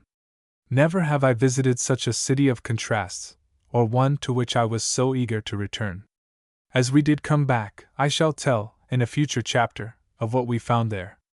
Chapter 3. A chapter of accidents. This is a hard luck chapter. Stories of ill fortune are not always interesting, but I am writing this one to show what can happen to an automobile in the Gobi. We had gone to Urga without even a puncture, and I began to feel that motoring in Mongolia was as simple as riding on Fifth Avenue. More so, in fact, for we did not have to watch traffic policemen or worry about right of way. There is no crowding on the Gobi Desert. When we passed a camel caravan or a train of ox carts, we were sure to have plenty of room, for the landscape was usually spotted in every direction with fleeing animals. Our motors had purred so steadily that accidents and repair shops seemed very far away and not of much importance. On the return trip, however, the reverse of the picture was presented, and I learned that to be alone in the desert when something is wrong with the digestion of your automobile can have its serious aspects. Unless you are an expert mechanic and have an assortment of spare parts, you may have to walk 30 or 40 miles to the nearest water and spend many days of waiting until help arrives. Fortunately for us, there are few things which either Coltman or Guptill do not know about the insides of a motor, and moreover, after a diagnosis, they both have the ingenuity to remedy almost any trouble with a hammer and a screwdriver. 4 days after our arrival in Urga, we left on the return trip. As occupants of his car, Charles Coltman had Mr. Price, Mrs. Coltman, and Mrs. Mommen. With the spiritual and physical assistance of Mr. Guptill, I drove the second automobile, carrying in the rear seat a wounded Russian Cossack and a French Czech, both couriers. The third car was a Ford chassis to which a wooden body had been affixed. It was designed to give increased carrying space, but it looked like a half-grown hayrack and was appropriately called the agony box. This was driven by a chauffeur named Wang and carried Mommen's Chinese houseboy and an Emma besides a miscellaneous assortment of baggage. It was a cold, gray morning when we started, with a cutting wind sweeping down from the north, giving a hint of the bitter winter which in another month would hold all Mongolia in an icy grasp. We made our way eastward up the valley to the Russian bridge across the Tola River and pointed the cars southward on the caravan trail to Kalgan. Just as we reached the summit of the second long hill, across which the wind was sweeping in a glacial blast, there came a rasping crash somewhere in the motor of my car, followed by a steady knock, knock. "That's a connecting rod as sure as fate," said Gup. "We'll have to stop." When he had crawled under the car and found that his diagnosis was correct, he said a few other things which ought to have relieved his mind considerably. There was nothing to be done except to replace the broken part with a spare rod. For 3 freezing hours Gup and Coltman lay upon their backs under the car, while the rest of us gave what help we could. To add to the difficulties, a shower of hail swept down upon us with all the fury of a Mongolian storm. It was 3 o'clock in the afternoon before we were ready to go on, and our camp that night was only 60 miles from Urga. The next day, as we passed Turin, the Czech pointed out the spot where he had lain for 3 days and nights with a broken collarbone and a dislocated shoulder. He had come from Irkutsk carrying important dispatches and had taken passage in an automobile belonging to a Chinese company which with difficulty was maintaining a passenger service between Urga and Kalgan. As usual, the native chauffeur was dashing along at 35 miles an hour when he should not have driven faster than 20 at the most. One of the front wheels slid into a deep rut, the car turned completely over, and the resulting casualties numbered 1 man dead and our Czech seriously injured. It was 3 days before another car carried him back to Urga, where the broken bones were badly set by a drunken Russian doctor. The Cossack, too, had been shot twice in the heavy fighting on the Russian front, and although his wounds were barely healed, he had just ridden 300 miles on horseback with dispatches for Peking. Both my passengers were delighted to have escaped the Chinese motors, for in them accidents had been the rule rather than the exception. During 1 year 19 cars had been smashed and lay in masses of twisted metal beside the road. The difficulty had been largely due to the native chauffeurs. Although these men can drive a car, they have no mechanical training and danger signals from the motor are entirely disregarded. Moreover, all Chinese dearly love, show, and the chauffeurs delight in driving at tremendous speed over roads where they should exercise the greatest care. The deep cart ruts are a continual menace, for between them the road is often smooth and fine. But a stone or a tuft of grass may send one of the front wheels into a rut and capsize the car. Even with the greatest care accidents will happen, and motoring in Mongolia is by no means devoid of danger and excitement. About 3 o'clock in the afternoon of the second day we saw frantic signals from the agony box which had been lumbering along behind us. It appeared that the right rear wheel was broken and the car could go no farther. There was nothing for it but to camp right where we were while Charles repaired the wheel. Gup and I ran 20 miles down the road to look for a well, but without success. The remaining water was divided equally among us, but next morning we discovered that the Chinese had secreted 2 extra bottles for themselves, while we had been saving ours to the last drop. It taught me a lesson by which I profited the following summer. On the 3rd day the agony box limped along until noon, but when we reached a well in the midst of the great plain south of Turin it had to be abandoned, while we went on to Ude, the telegraph station in the middle of the desert, and wired Maman to bring a spare wheel from Urga. The 4th day there was more trouble with the connecting rod on my car, and we sat for 2 hours at a well while the motor was eviscerated and reassembled. It had ceased to be a joke, especially to Coltman and Guptill, for all the work fell upon them. By this time they were almost unrecognizable because of dirt and grease, and their hands were cut and blistered. But they stood it manfully, and at each new accident Gup rose to greater and greater heights of oratory. We were halfway between Ude and Panjkiang when we saw 2 automobiles approaching from the south. Their occupants were foreigners, we were sure, and as they stopped beside us a tall young man came up to my car. "I am Langdon Warner," he said. We shook hands and looked at each other curiously. Warner is an archaeologist and director of the Pennsylvania Museum. For 10 years we had played a game of hide and seek through half the countries of the Orient, and it seemed that we were destined never to meet each other. In 1910 I drifted into the quaint little town of Naha in the Luchu Islands, that forgotten kingdom of the East. At that time it was far off the beaten track, and very few foreigners had sought it out since 1854, when Commodore Perry negotiated a treaty with its king in the picturesque old Shuri Palace. Only a few months before I arrived, Langdon Warner had visited it on a collecting trip, and the natives had not yet ceased to talk about the strange foreigner who gave them new baskets for old ones. A little later Warner preceded me to Japan, and in 1912 I followed him to Korea. Our paths diverged when I went to Alaska in 1913, but I crossed his trail again in China, and in 1916, just before my wife and I left for Yunnan, I missed him in Boston, where I had gone to lecture at Harvard University. It was strange that after 10 years we should meet for the first time in the middle of the Gobi Desert. Warner was proceeding to Urga with 2 Czech officers who were on their way to Irkutsk. We gave them the latest news of the war situation, and much to their disgust they realized that had they waited only 2 weeks longer they could have gone by train, for the attack by the Czechs on the Magyars and the Bolsheviki, in the Transbaikal region, had cleared the Siberian Railway westward as far as Omsk.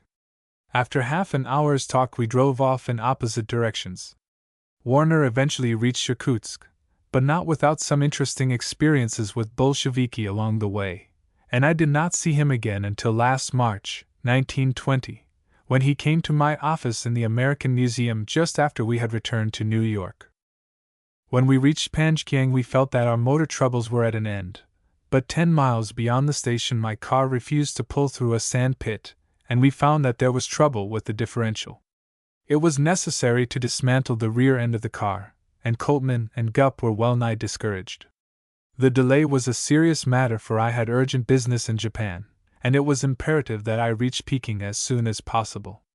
Charles finally decided to send me, together with Price, the Czech, and the Cossack, in his car, while he and Gup remained with the 2 ladies to repair mine. Price and I drove back to Panjkiang to obtain extra food and water for the working party and to telegraph Kalgan for assistance. We took only a little tea, macaroni, and 2 tins of sausage, for we expected to reach the mission station at Hamaho early the next morning. We were hardly 5 miles from the broken car when we discovered that there was no more oil for our motor. It was impossible to go much farther, and we decided that the only alternative was to wait until the relief party, for which we had wired, arrived from Kalgan. Just then the car swung over the summit of a rise, and we saw the white tent and grazing camels of an enormous caravan. Of course, Mongols would have mutton fat, and why not use that for oil? The caravan leader assured us that he had fat in plenty, and in 10 minutes a great pot of it was warming over the fire. We poured it into the motor and proceeded merrily on our way. But there was one serious obstacle to our enjoyment of that ride. Events had been moving so rapidly that we had eaten nothing since breakfast, and when a delicious odor of roast lamb began to arise from the motor, we realized that we were all very hungry. Dry macaroni would hardly do, and the sausage must be saved for dinner. All the afternoon that tantalizing odor hovered in the air, and I began to imagine that I could even smell mint sauce. At 6 o'clock we saw the first yurt, and purchased a supply of argals so that we could save time in making camp. The lamps of the car were hors de combat, and a watery moon did not give us sufficient light by which to drive in safety, so we stopped on a hilltop shortly after dark. In the morning, when the motor was cold, we could save time and strength in cranking by pushing it down the slope. Much to our disgust, we found that the argal we had purchased from the Mongol was so mixed with dirt that it would not burn. After half an hour of fruitless work I gave up, and we divided the tin of cold sausage. It was a pretty meager dinner for 4 hungry men, and I retired into my sleeping bag to dream of roast lamb and mint sauce. When the Cossack officer found that he was not to have his tea, he was like a child with a stick of candy just out of reach. He tried to sleep, but it was no use, and in half an hour I opened my eyes to see him flat on his face, blowing lustily at a piece of argal which he had persuaded to emit a faint glow. For 2 mortal hours the Russian nursed that fire until his pot of water reached the boiling point. Then he insisted that we all wake up to share his triumph. Plate 3. We reached the mission station at noon next day, and Father Wines, the Belgian priest in charge, gave us the first meal we had had in 36 hours. The Czech courier decided to remain at Hamaho and go in next day by cart, but we started immediately on the 40-mile horseback ride to Kalgan. A steady rain began about 2 o'clock in the afternoon, and in half an hour we were soaked to the skin. Then the ugly, little gray stallion upon which I had been mounted planted both hind feet squarely on my left leg as we toiled up a long hill trail to the pass, and I thought that my walking days had ended for all time. At the foot of the pass we halted at a dirty inn where they told us it would be useless to go on to Kalgan, for the gates of the city would certainly be closed, and it would be impossible to enter until morning. There was no alternative except to spend the night at the inn, but as they had only a grass fire which burned out as soon as the cooking was finished, and as all our clothes were soaked, we spent sleepless hours shivering with cold. The Cossack spoke only Mongol and Russian, and, as neither of us knew a single word of either language, it was difficult to communicate our plans to him. Finally, we found a Chinaman who spoke Mongol and who consented to act as interpreter. The natives at the inn could not understand why we were not able to talk to the Cossack. Didn't all white men speak the same language? Mr. Price endeavored to explain that Russian and English differ as much as do Chinese and Mongol, but they only smiled and shook their heads. In the morning I was so stiff from the kick which the gray stallion had given me that I could get to his back only with the greatest difficulty, but we reached Kalgan at 8 o'clock. Unfortunately, the Cossack had left his passport in the cart which was to follow with his baggage, and the police at the gate would not let us pass. Mr. Price was well known to them and offered to assume responsibility for the Cossack in the name of the American legation, but the policemen, who were much disgruntled at being roused so early in the morning, refused to let us enter. Their attitude was so obviously absurd that we agreed to take matters into our own hands. We strolled outside the house and suddenly jumped on our horses. The sentries made a vain attempt to catch our bridle reins, and we rode down the street at a sharp trot. There was another police station in the center of the city which it was impossible to avoid, and as we approached it we saw a line of soldiers drawn up across the road. Our friends at the gate had telephoned ahead to have us stopped. Without hesitating we kept on, riding straight at the gray-clad policemen. With wildly waving arms they shouted at us to halt, but we paid not the slightest attention, and they had to jump aside to avoid being run down. The spectacle which these Chinese soldiers presented, as they tried to arrest us, was so ridiculous that we roared with laughter. Imagine what would happen on Fifth Avenue if you disregarded a traffic policeman's signal to stop. Although the officials knew that we could be found at Mr. Coltman's house, we heard nothing further from the incident. It was so obviously a matter of personal ill nature on the part of the captain in charge of the gate police that they realized it was not a subject for further discussion. After the luxury of a bath and shave we proceeded to Peking. Charles and Gup had rather a beastly time getting in. The car could not be repaired sufficiently to carry on under its own power, and through a misunderstanding, the relief party only went as far as the pass and waited there for their arrival. They eventually found it necessary to hire 3 horses to tow them to the mission station where the hard luck story ended. Chapter 4. New Travels on an Old Trail. The winter of 1918-19 we spent in and out of one of the most interesting cities in the world. Peking, with its background of history made vividly real by its splendid walls, its age-old temples and its mysterious forbidden city, has a personality of its own. When we had been away for a month or 2 there was always a delightful feeling of anticipation in returning to the city itself and to our friends in its cosmopolitan community. Moreover, at our house in Wuliang Taijin Hudong, a baby boy and his devoted nurse were waiting to receive us. Even at 2 years the extraordinary facility with which he discovered frogs and bugs, which, quite unknown to us, dwelt in the flower-filled courtyard, showed the hereditary instincts of a born explorer. That winter gave us an opportunity to see much of ancient China, for we visited Shantung, traveled straight across the provinces of Honan and Hupa, and wandered about the mountains of Chekiang on a serow hunt. In February the equipment for our summer's work in Mongolia was on its way across the desert by caravan. We had sent flour, bacon, coffee, tea, sugar, butter and dried fruit, for these could be purchased in Urga only at prohibitive prices. Even then, with camel charges at 14 cents a caddy, 1/3 pounds, a 50-pound sack of flour cost us more than $6 by the time it reached Urga. Charles Coleman at Calgon very kindly relieved me of all the transportation details. We had seen him several times in Peking during the winter, and had planned the trip across the plains to Urga as an Bell excursion. Mrs. Coleman was going, of course, as were Mr. and Mrs. Ted McCallie of Tientsin. Mac was a famous Cornell football star whom I knew by reputation in my own college days.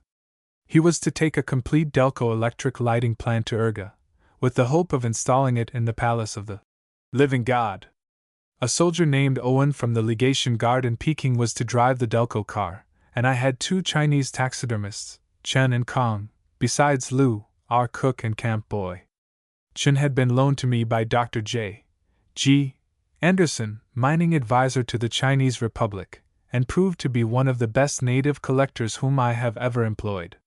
The Coldmans and Macaleys were to stay only a few days in Urga, but they helped to make the trip across Mongolia one of the most delightful parts of our glorious summer. We left Calgon on May 17th. Mac, Owen, and I rode the 40 miles to Haimaho on horseback while Charles drove a motor occupied by the 3 women.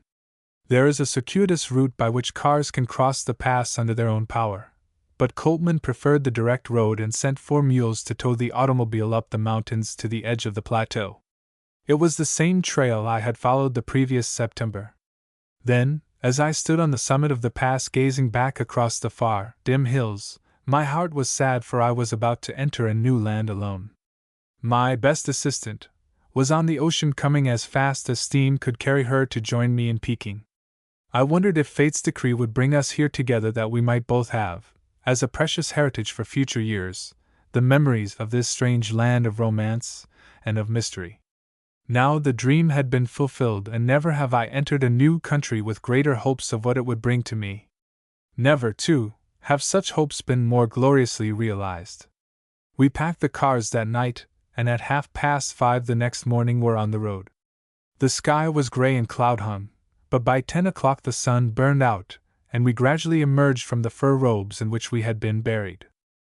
Instead of the fields of ripening grain which in the previous autumn had spread the hills with a flowing golden carpet, we saw blue-clad Chinese farmers turning long brown furrows with homemade plows.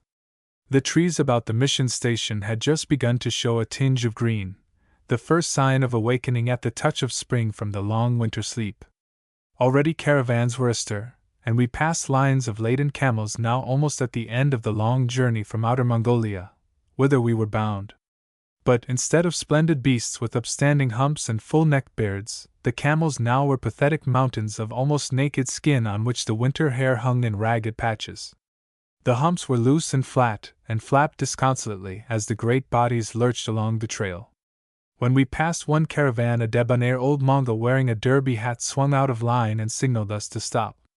After an appraising glance at the car, he smiled broadly and indicated that he would like to race. In a moment he was off yelling at the top of his lungs and belaboring the bony sides of his camel with feet and hands.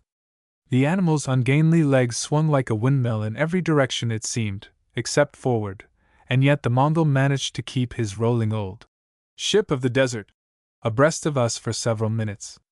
Finally we let him win the race, and his look of delight was worth going far to see as he waved us goodbye and with a hearty "Sai Baina" loped slowly back to the caravan. The road was much better than it had been the previous fall. During the winter the constant tramp of padded feet had worn down and filled the ruts which had been cut by the summer traffic of spike-wheeled carts. But the camels had almost finished their winter's work. In a few weeks they would leave the trail to ox and pony caravans and spend the hot months in idleness, storing quantities of fat in their great humped reservoirs. There was even more bird life than I had seen the previous September. The geese had all flown northward where we would find them scattered over their summer breeding grounds, but thousands of demoiselle cranes, Anthropoids virgo, had taken their places in the fields. They were in the midst of the spring courting and seemed to have lost all fear. One pair remained beside the road until we were less than 20 feet away, stepping daintily aside only when we threatened to run them down. Another splendid male performed a love dance for the benefit of his prospective bride quite undisturbed by the presence of our cars. With half-spread wings he whirled and leaped about the lady while every feather on her slim, blue body expressed infinite boredom and indifference to his passionate appeal. Ruddy sheldrakes, mallards, shoveler ducks, and teal were in even the smallest ponds, and avocets with sky-blue legs and slender recurved bills ran along the shores of a lake at which we stopped for tiffin. When we had passed the last Chinese village and were well in the Mongolian grasslands we had great fun shooting gophers, Cytellus mongolicus umbratus, from the cars. It was by no means easy to kill them before they slipped into their dens, and I often had to burrow like a terrier to pull them out even when they were almost dead. We got 18, and camped at 4:30 in order that the taxidermists might have time to prepare the skins. There was a hint of rain in the air and we pitched a tent for emergencies, although none of us wished to sleep inside. Max suggested that we utilize the electric light plant even if we were on the Mongolian plains. In half an hour he had installed wires in the tent and placed an arc lamp on the summit of a pole. It was an extraordinary experience to see the canvas walls about us, to hear the mournful wail of a lone wolf outside, and yet be able to turn the switch of an electric light as though we were in the city. No arc lamp on Fifth Avenue blazed more brightly than did this one on the edge of the Gobi Desert where none of its kind had ever shone before. With the motor cars which had stolen the sanctity of the plains, it was only another evidence of the passing of Mongolian mystery. Usually when we camped we could see, almost immediately, the silhouettes of approaching Mongols black against the evening sky. Where they came from we could never guess.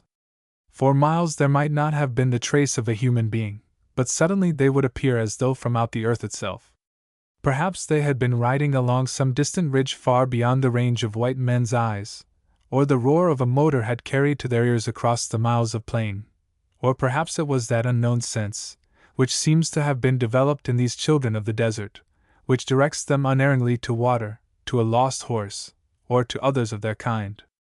Be it what it may, almost every night the Mongols came loping into camp on their hardy little ponies. But this evening, when we had prepared an especial celebration, the audience did not arrive. It was a bitter disappointment, for we were consumed with curiosity to know what effect the blazing arc would have upon the Mongolian Stoics. We could not believe that natives had not seen the light, but probably they thought it was some spirit manifestation which was to be avoided. An hour after we were snuggled in our first sleeping bags, 2 Mongols rode into camp, but we were too sleepy to give an exhibition of the fireworks. We reached Panjkang about noon of the second day and found that a large mud house and a spacious compound had been erected beside the telegraph station by the Chinese company which was endeavoring to maintain a passenger service between Kalgan and Urga. The Chinese government also had invaded the field and was sending automobiles regularly to the Mongolian capital as a branch service of the Peking-Sui-Yuan Railroad. In the previous September we had passed 6 of their motors in charge of a foreign representative of Messrs. Jardine, Matheson and Company of Shanghai, from whom the cars were purchased. He discovered immediately that the difficulties which the Chinese had encountered were largely the result of incompetent chauffeurs. We had kept a sharp lookout for antelope, but saw nothing except a fox which looked so huge in the clear air that all of us were certain it was a wolf. There are always antelope on the Panjkiang Plain, however, and we loaded the magazines of our rifles as soon as we left the telegraph station.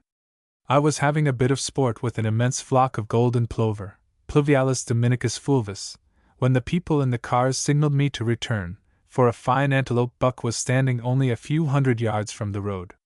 The ground was as smooth and hard as an asphalt pavement, and we skimmed along at 40 miles an hour. When the animal had definitely made up its mind to cross in front of us, Charles gave the accelerator a real push, and the car jumped to a speed of 48 miles. The antelope was doing his level best to cross our bows, but he was too far away, and for a few moments it seemed that we would surely crash into him if he held his course. It was a great race. Yvette had a death grip on my coat, for I was sitting half over the edge of the car ready to jump when Charles threw on the brakes. With any one but Coltman at the wheel I would have been too nervous to enjoy the ride, but we all had confidence in his superb driving. The buck crossed the road not 40 yards in front of us, just at the summit of a tiny hill. Charles and I both fired once, and the antelope turned half over in a whirl of dust.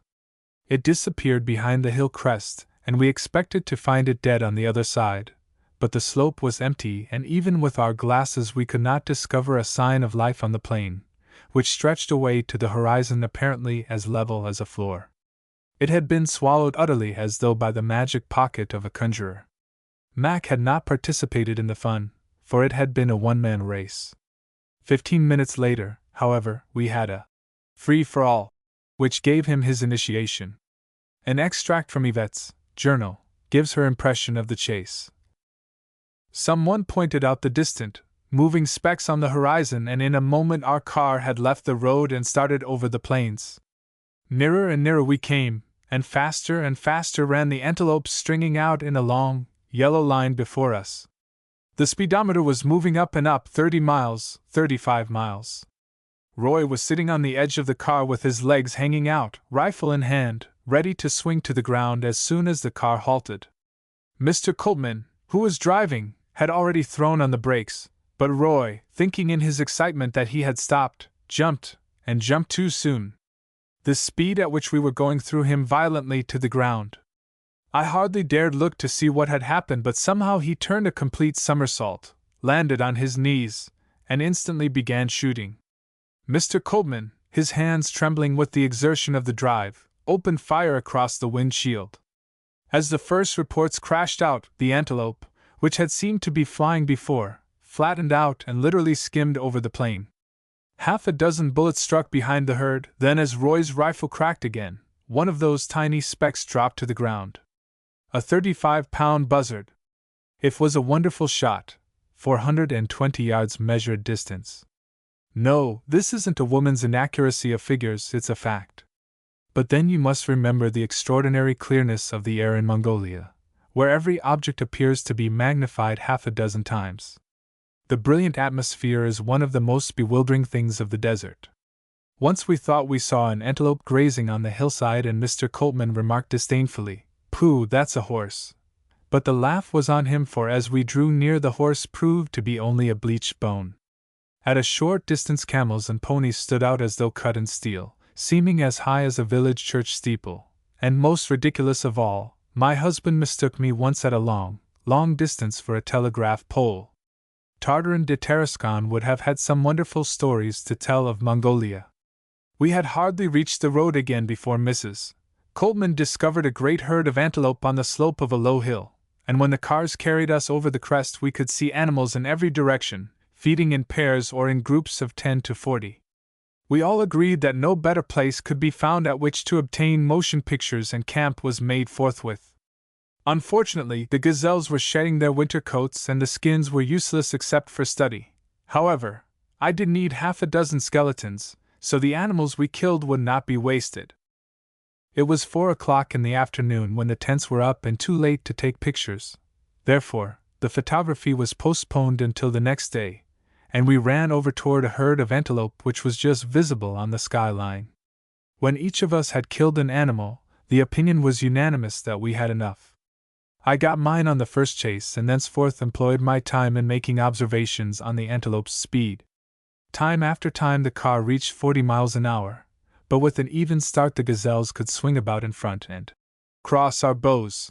One of the antelope had a front leg broken just below the knee, and gave us a hard chase with the car going at 35 miles an hour. I estimated that even in its crippled condition the animal was traveling at a rate of not less than 25 miles an hour. My field notes tell of a similar experience with the last gazelle which Mac killed late in the afternoon. We ran toward another group of antelope standing on the summit of a long land swell. There were 14 in this herd, and as the car neared them they trotted about with heads up, evidently trying to decide what species of plains animal we represented. The sun had just set, and I shall never forget the picture which they made, their graceful figures showing in black silhouettes against the rose glow of the evening sky. There was one buck among them, and they seemed very nervous. When the men leaped out to shoot, we were fully 250 yards away, but at his third shot Mac dropped the buck. It was up again and off before the motor started in pursuit, and, although running apart from the herd, it was only a short distance behind the others. Evidently the right foreleg was broken, but with the car traveling at 25 miles an hour it was still drawing ahead. The going was not good, and we ran for 2 miles without gaining an inch. Then we came to a bit of smooth plain and the motor shot ahead at 35 miles an hour. We gained slowly and, when about 100 yards away, I leaped out and fired at the animal, breaking the other foreleg low down on the left side. Even with 2 legs injured it still traveled at a rate of 15 miles, and a third shot was required to finish the unfortunate business. We found that both limbs were broken below the knee, and that the animal had been running on the stumps. Chapter 5. Antelope Movie Stars. It was 8 o'clock before we finished breakfast in the morning, but we did not wish to begin the motion picture photography until the sun was high enough above the horizon to give us a clear field for work. Charles and I rigged the tripod firmly in the tonneau of one of the cars. Mrs. Mac and Wang, a Chinese driver, were in the front seat, while Yvette and I squeezed in beside the camera. The Coltmans, Mac, and Owen occupied the other motor. We found a herd of antelope within a mile of camp, and they paraded in beautiful formation as the car approached. It would have made a splendid picture, but although the 2 automobiles were of the same make, there was a vast difference in their speed, and it was soon evident that we could not keep pace with the other motor. After 2 or 3 ineffectual attempts we roped the camera in the most powerful car, the 3 men came in with me, and the women transferred to Wang's machine. The last herd of antelope had disappeared over a long hill, and when we reached the summit we saw that they had separated into 4 groups and scattered about on the plains below us. We selected the largest, containing about 50 animals, and ran toward it as fast as the car could travel. The herd divided when we were still several hundred yards away, but the larger part gave promise of swinging across our path. The ground was thinly covered with short bunch grass, and when we reached a speed of 35 miles an hour the car was bounding and leaping over the tussocks like a ship in a heavy gale. I tried to stand, but after twice being almost pitched out bodily I gave it up and operated the camera by kneeling on the rear seat. Mac helped anchor me by sitting on my left leg, and we got 100 feet of film from the first herd. Races with 3 other groups gave us 200 feet more, and as the gasoline in our tank was alarmingly depleted we turned back toward camp. Unfortunately I did not reload the camera with a fresh roll of film and thereby missed one of the most unusual and interesting pictures which ever could be obtained upon the plains. The tents were already in sight when a wolf suddenly appeared on the crest of a grassy knoll. He looked at us for a moment, and then set off at an easy lope. The temptation was too great to be resisted, even though there was a strong possibility that we might be stalled in the desert with no gas. The ground was smooth and hard, and our speedometer showed 40 miles an hour. We soon began to gain, but for 3 miles he gave us a splendid race. Suddenly, as we came over a low hill, we saw an enormous herd of antelope directly in front of us. They were not more than 200 yards away, and the wolf made straight for them. Panic-stricken at the sight of their hereditary enemy followed by the roaring car, they scattered wildly and then swung about to cross our path. The wolf dashed into their midst, and the herd divided as though cut by a knife. Some turned short about, but the others kept on toward us until I thought we would actually run them down.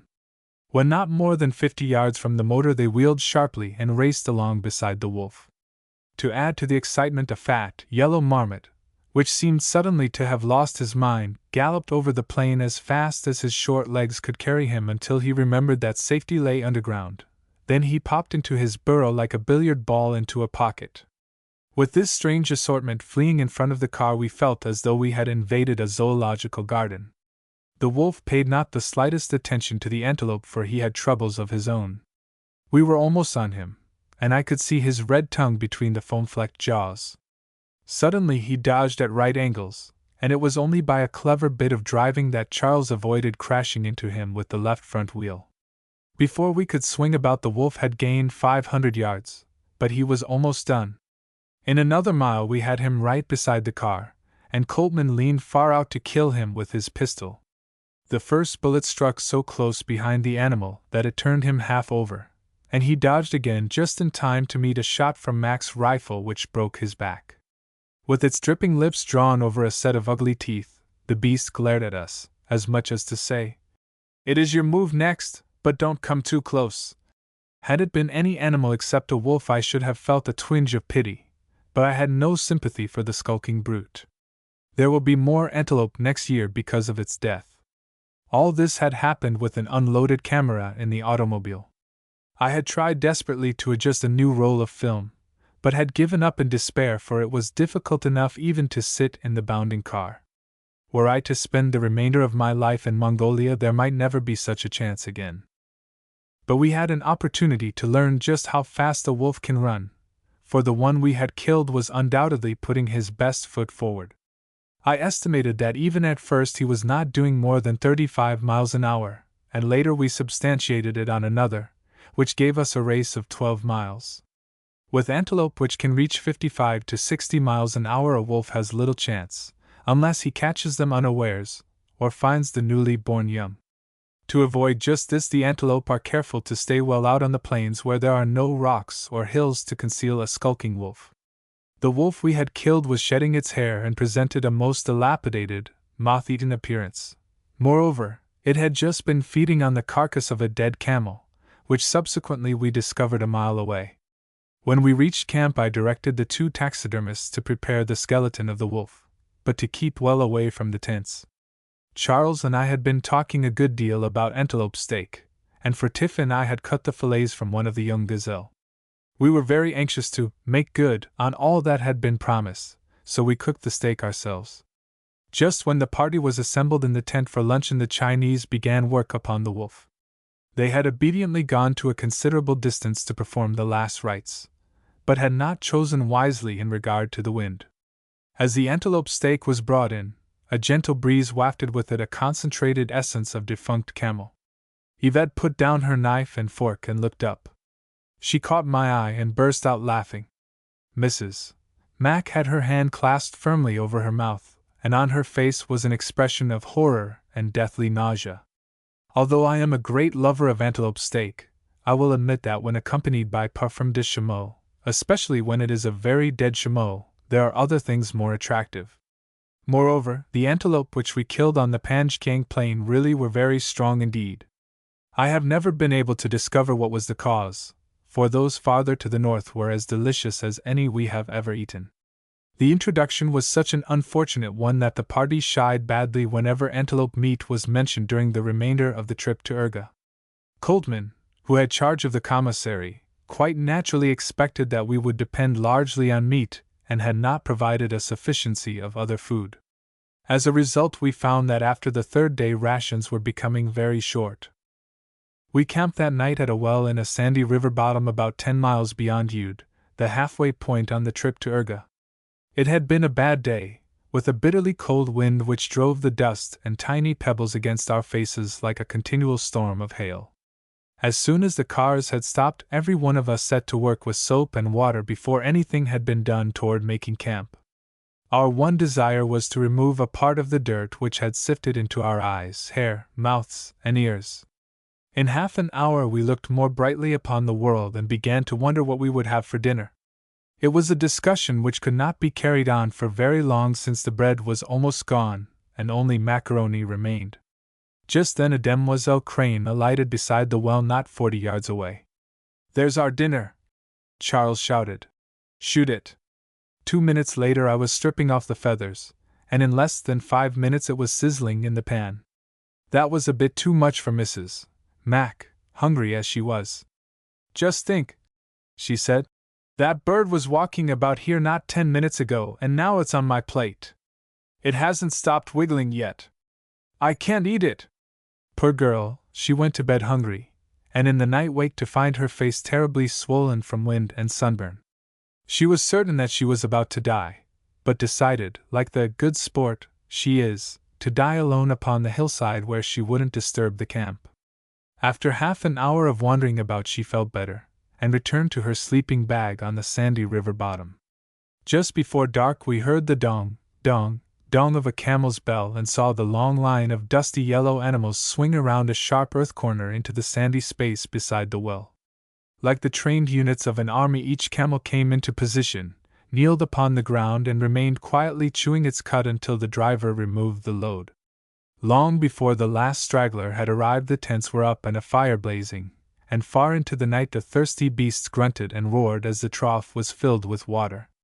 For 36 days they had been on the road, and yet were only halfway across the desert. Every day had been exactly like the day before, an endless routine of eating and sleeping, camp making and camp breaking in sun, rain, or wind. The monotony of it all would be appalling to a Westerner, but the Oriental mind seems peculiarly adapted to accept it with entire contentment. Long before daylight they were on the road again, and when we awoke only the smoking embers of an Argo fire remained as evidence that they ever had been there. Mongolia, as we saw it in the spring, was very different from Mongolia of the early autumn. The hills and plains stretched away in limitless waves of brown untinged by the slightest trace of green, and in shaded corners among rocks there were still patches of snow or ice. Instead of resembling the grassy plains of Kansas or Nebraska, now it was like a real desert, and I had difficulty in justifying to Yvette and Mac my glowing accounts of its potential resources. Moreover, the human life was just as disappointing as the lack of vegetation, for we were, between seasons, on the trail. The winter traffic was almost ended, and the camels would not be replaced by cart caravans until the grass was long enough to provide adequate food for oxen and horses. The yurts, which often are erected far out upon the plains away from water when snow is on the ground, had all been moved near the wells or to the summer pastures, and sometimes we traveled 100 miles without a glimpse of even a solitary Mongol. Ute had been left far behind, and we were bowling along on a road as level as a floor, when we saw 2 wolves quietly watching us half a mile away. We had agreed not to chase antelope again, but wolves were fair game at any time. Moreover, we were particularly glad to be able to check our records as to how fast a wolf can run when conditions are in its favor. Coltman signaled Mac to await us with the others, and we swung toward the animals which were trotting slowly westward, now and then stopping to look back as though reluctant to leave such an unusual exhibition as the car was giving them. A few moments later, however, they decided that curiosity might prove dangerous and began to run in earnest. They separated almost immediately, and we raced after the larger of the two, a huge fellow with rangy legs which carried him forward in a long, swinging lope. The ground was perfect for the car, and the speedometer registered 40 miles an hour. He had a 1,000-yard start, but we gained rapidly, and I estimated that he never reached a greater speed than 30 miles an hour. Charles was very anxious to kill the brute from the motor with his .45 caliber automatic pistol, and I promised not to shoot. The wolf was running low to the ground, his head a little to one side watching us with one bloodshot eye. He was giving us a great race, but the odds were all against him, and finally we had him right beside the motor. Leaning far out, Coltman fired quickly. The bullet struck just behind the brute, and he swerved sharply, missing the right front wheel by a scant 6 inches. Before Charles could turn the car he had gained 300 yards, but we reached him again in little more than a mile. As Coltman was about to shoot a second time, the wolf suddenly dropped from sight. Almost on the instant the car plunged over a bank 4 feet in height, landed with a tremendous shock, and kept on. Charles had seen the danger in a flash, and had thrown his body against the wheel to hold it steady. Had he not been an expert driver, we should inevitably have turned upside down, and probably all would have been killed. We stopped an instant to inspect the springs, but by a miracle not a leaf was broken. The wolf halted too, and we could see him standing on a gentle rise with drooping head, his gray sides heaving. He seemed to be all in, but to our amazement he was off again like the wind even before the car had started. During the last 3 miles the ground had been changing rapidly, and we soon reached a stony plain where there was imminent danger of smashing a front wheel. The wolf was heading directly toward a rocky slope which lay against the sky like the spiny back of some gigantic monster of the past. His strategy had almost won the race. For a moment the wolf rested on the ridge, and I leaped out to shoot, but instantly he dropped behind the boulders. Leaving me to intercept the animal, Charles swung behind the ridge only to run at full speed into a sandy pocket. The motor ceased to throb, and the race was ended. These wolves are sneaking carrion feeders, and as such I detest them, but this one had played the game. For 12 long miles he had kept doggedly at his work without a whimper or a cry of "Comrade!" The brute had outgeneraled us completely, had won by strategy and magnificent endurance. Whatever he supposed the roaring car to be, instinct told him that safety lay among the rocks, and he led us there as straight as an arrow's flight. The animal seemed to take an almost human enjoyment in the way we had been tricked, for he stood on a hillside half a mile away watching our efforts to extricate the car. We were in a bad place, and it was evident that the only method of escape was to remove all the baggage which was tied to the running boards. Spreading our first sleeping bags upon the sand, we pushed and lifted the automobile to firm ground after an hour of strenuous work. Hardly had we started back to the road, when Charles suddenly clapped both hands to his face, yelling, "My lord, I'm burning up!" "What is it?" "I'm all on fire." Mrs. Coltman pulled his hands away, revealing his face covered with blotches and rising blisters. At the same moment Yvette and I felt a shower of liquid fire stinging our hands and necks. We leaped out of the car just as another blast swept back upon us. Then Charles shouted, "I know! It's the Delco plant!" and dived toward the front mudguard. Sure enough, the cover had been displaced from one of the batteries, and little pools of sulfuric acid had formed on the leather casings. The wind was blowing half a gale, and each gust showered us with drops of colorless liquid which bit like tiny, living coals. In less than 10 seconds I had slashed the ropes and the batteries were lying on the ground, but the acid had already done its work most thoroughly. The duffel sacks containing all our field clothes had received a liberal dose, and during the summer Yvette was kept busy patching shirts and trousers. I never would have believed that a little acid could go so far. Even garments in the very center of the sacks would suddenly disintegrate when we put them on, and the Hutuktu and his electric plant were blessed, many times before we left Mongolia.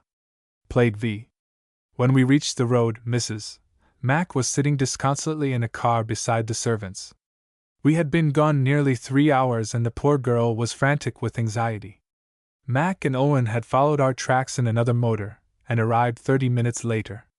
Mac's happy face was drawn and white. "I wouldn't go through that experience again for all the money in Mongolia," he said. "We followed your tracks and at every hill expected to find you dead on the other side and the car upside down. How on earth did you miss capsizing when you went over that bank?" At turn we found Mr. and Mrs. Mom encamped near the telegraph station awaiting our arrival. The first cry was, "Food! Food!" and 2 loaves of Russian bread which they had brought from Urga vanished in less than 15 minutes. After taking several hundred feet of film at the monastery, we ran on northward over a road which was as smooth and hard as a billiard table. The Turin plain was alive with game. Marmots, antelope, hares, bustards, geese, and cranes seemed to have concentrated there as though in a vast zoological garden, and we had some splendid shooting. But as Yvette and I spent 2 glorious months on this same plain, I will tell in future chapters how, in long morning horseback rides and during silent starlit nights, we learned to know and love it. Chapter 6. The Sacred City of the Living Buddha. Far up in northern Mongolia, where the forests stretch in an unbroken line to the Siberian frontier, lies Urga, the sacred city of the living Buddha. The world has other sacred cities, but none like this. It is a relic of medieval times overlaid with a veneer of 20th century civilization, a city of violent contrasts and glaring anachronisms. Motor cars pass camel caravans fresh from the vast, lone spaces of the Gobi Desert. Holy lamas, in robes of flaming red or brilliant yellow, walk side by side with black-gowned priests, and swarthy Mongol women, in the fantastic headdress of their race, stare wonderingly at the latest fashions of their Russian sisters. We came to Urga from the south. All day we had been riding over rolling, treeless uplands, and late in the afternoon we had halted on the summit of a hill overlooking the Tola River valley. 15 miles away lay Urga, asleep in the darkening shadow of the Bogdoel, God's mountain. An hour later the road led us to our first surprise in Maimaching, the Chinese quarter of the city. Years of wandering in the strange corners of the world had left us totally unprepared for what we saw. It seemed that here in Mongolia we had discovered an American frontier outpost of the Indian fighting days. Every house and shop was protected by high stockades of unpeeled timbers, and there was hardly a trace of Oriental architecture save where a temple roof gleamed above the palisades. Before we were able to adjust our mental perspective, we had passed from colonial America into a hamlet of modern Russia. Gaily painted cottages lined the road, and unconsciously, I looked for a white church with gilded cupolas. The church was not in sight, but its place was taken by a huge red building of surpassing ugliness, the Russian consulate. It stands alone on the summit of a knoll, the open plains stretching away behind it to the somber masses of the northern forests. In its imposing proportions it is tangible evidence of the Russian colossus which not many years ago dominated Urga and all that is left of the ancient empire of the Khans. For 2 miles the road is bordered by Russian cottages. Then it debouches into a wide square which loses its distinctive character and becomes an indescribable mixture of Russia, Mongolia, and China. Palisade compounds, gay with fluttering prayer flags, ornate houses, felt-covered yurts, and Chinese shops mingle in a dizzying chaos of conflicting personalities. 3 great races have met in Urga and each carries on, in this far corner of Mongolia, its own customs and way of life. The Mongol yurt has remained unchanged. The Chinese shop, with its wooden counter and blue-gowned inmates, is pure Chinese, and the ornate cottages proclaim themselves to be only Russian. But on the street my wife and I could never forget that we were in Mongolia. We never tired of wandering through the narrow alleys, with their tiny native shops, or of watching the ever-changing crowds. Mongols in half a dozen different tribal dresses, Tibetan pilgrims, Manchu Tartars, or camel drivers from far Turkestan drank and ate and gambled with Chinese from civilized Peking. The barbaric splendor of the native dress fairly makes one gasp for breath. Besides gowns and sashes of dazzling brilliance, the men wear on their heads all the types of covering one learned to know in the pictures of ancient Cathay, from the high-peaked hat of yellow and black, through the whole strange gamut, to the helmet with streaming peacock plumes. But were I to tell about them all, I would leave none of my poor descriptive phrases for the women. It is hopeless to draw a word picture of a Mongol woman. A photograph will help, but to be appreciated she must be seen in all her colors. To begin with the dressing of her hair. If all the women of the Orient competed to produce a strange and fantastic type, I do not believe that they could excel what the Mongol matrons have developed by themselves. Their hair is plaited over a frame into 2 enormous flat bands, curved like the horns of a mountain sheep and reinforced with bars of wood or silver. Each horn ends in a silver plaque, studded with bits of colored glass or stone, and supports a pendant braid like a riding quirt. On her head, between the horns, she wears a silver cap elaborately chased and flashing with jewels. Surmounting this is a saucer, hat of black and yellow. Her skirt is of gorgeous brocade or cloth, and the jacket is of like material with prominent puffs upon the shoulders. She wears huge leather boots with upturned, pointed toes, similar to those of the men, and when in full array she has a whole portiere of beadwork suspended from the region of her ears.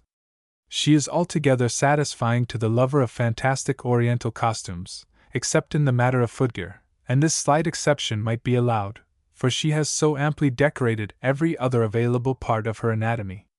Moreover, The boots form a very necessary adjunct to her personal equipment, besides providing a covering for her feet. They are many sizes too large, of course, but they furnish ample space during the bitter cold of winter for the addition of several pairs of socks, varying in number according to the thermometer. During the summer she often wears no socks at all, but their place is taken by an assortment of small articles which cannot be carried conveniently on her person. Her pipe and tobacco, a package of tea, or a wooden bowl can easily be stuffed into the wide-top boots, for pockets are an unknown luxury even to the men. In its kaleidoscopic mass of life and color the city is like a great pageant on the stage of a theater, with the added fascination of reality. But somehow, I could never quite make myself believe that it was real when a brilliant group of horsemen in pointed, yellow hats and streaming, peacock feathers dashed down the street. It seemed too impossible that I, a wandering naturalist of the drab, prosaic 20th century, and my American wife were really a living, breathing part of this strange drama of the Orient. But there was one point of contact which we had with this dream life of the Middle Ages. Yvette and I both love horses, and the way to a Mongol's heart is through his pony. Once on horseback we began to identify ourselves with the fascinating life around us.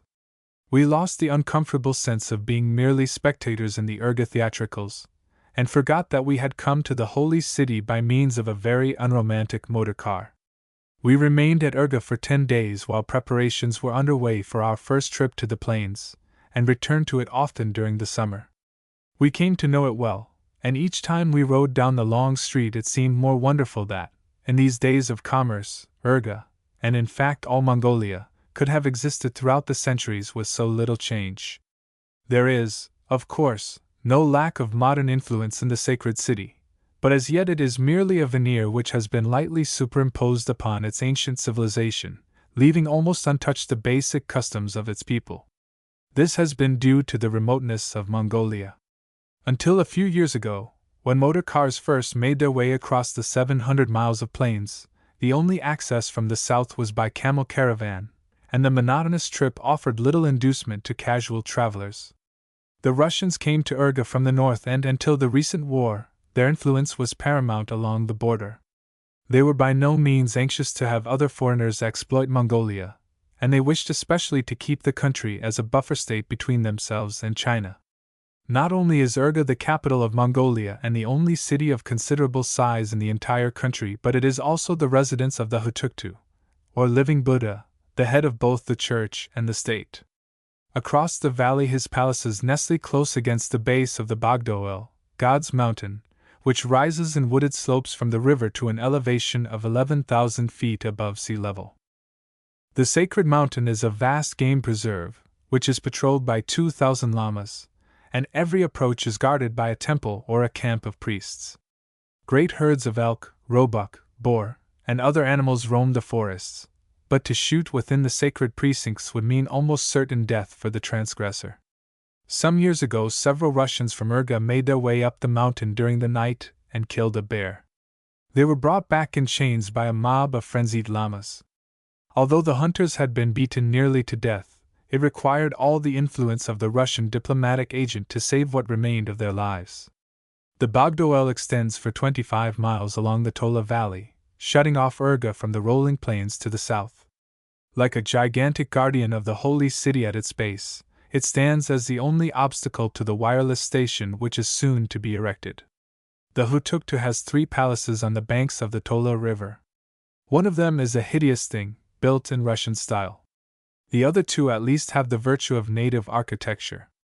In the main palace the central structure is white with gilded cupolas, and smaller pavilions at the side have roofs of green. The whole is surrounded by an 8-foot stockade of white posts trimmed with red. The Hutuktu seldom leaves his palace now, for he is old and sick and almost blind. Many strange stories are told of the mysterious, living God, which tend to show him as of the earth earthy. It is said that in former days he sometimes left his heaven to revel with convivial foreigners in Urga. But all this is gossip, and we are discussing a very saintly person. His passion for Occidental trinkets and inventions is well known, however, and his palace is a veritable storehouse for gramophones, typewriters, microscopes, sewing machines, and a host of other things sold to him by Russian traders and illustrated in picture catalogues sent from the uttermost corners of the world. But like a child, he soon tires of his toys and throws them aside. He has a motor car, but he never rides in it. It has been reported that his chief use for the automobile is to attach a wire to its batteries and give his ministers an electric shock, for all Mongols love a practical joke, and the Hutuktu is no exception. Now his palace is wired for electricity, and a great arc light illuminates the courtyard. One evening Mr. Lukander and Mr. Mammon, who sold the electric plant to the Hutuktu, were summoned to the palace to receive payment. They witnessed a scene which today could be possible only in Mongolia. Several $1,000s in silver were brought outside to their motor car, and the Lama, who paid the bills, insisted that they count it in his presence. A great crowd of Mongols had gathered near the palace, and at last a long rope was let out from one of the buildings. Kneeling, the Mongols reverently touched the rope, which was gently waggled from the other end, supposedly by the Hutuktu. A barbaric monotone of chanted prayers arose from the kneeling suppliants, and the rope was waggled again. Then the Mongols rode away, silent with awe at having been blessed by the living God. All this under a blazing electric light beside an automobile at the foot of the Bogdoel. The Hutuktu seemed to feel that it became his station as a ruling monarch to have a foreign house with foreign furniture. Of course he never intended to live in it, but other kings had useless palaces, and why shouldn't he? Therefore, a Russian atrocity of red brick was erected a half-mile or so from his other dwellings. The furnishing became a matter of moment, and Mr. Lukander, who was temporarily in the employ of the Mongolian government, was entrusted with the task of attending to the intimate details. The selection of a bed was most important, for even living Buddhas have to sleep sometimes. They cannot always be blessing adoring subjects or playing jokes on their ministers of state. With considerable difficulty a foreign bed was purchased and brought across the 700 miles of plains and desert to the red brick palace on the banks of the Tola River. Mr. Lukander superintended its installation in the Hutuktu's boudoir and himself turned chambermaid. As this was the first time he had ever made a bed for a living god, he arranged the spotless sheets and turned down the covers with the greatest care. When all was done to his satisfaction, he reported to one of the Hutuktu's ministers that the bed was ready. 2 lamas, high dignitaries of the church, were the inspection committee. They agreed that it looked all right, but the question was, how did it feel? Mr. Lukander waxed eloquent on the springiness of the springs, and assured them that no bed could be better, that this was the bed par excellence of all the beds in China. The lamas held a guttural consultation and then announced that before the bed could be accepted it must be tested. Therefore, without more ado, each lama in his dirty boots and gown laid his unwashed self upon the bed, and bounced up and down. The result was satisfactory, except to Lukander and the sheets. Although to foreign eyes and in the cold light of modernity the Hutuktu and his government cut a somewhat ridiculous figure, the reverse of the picture is the pathetic death struggle of a once glorious race.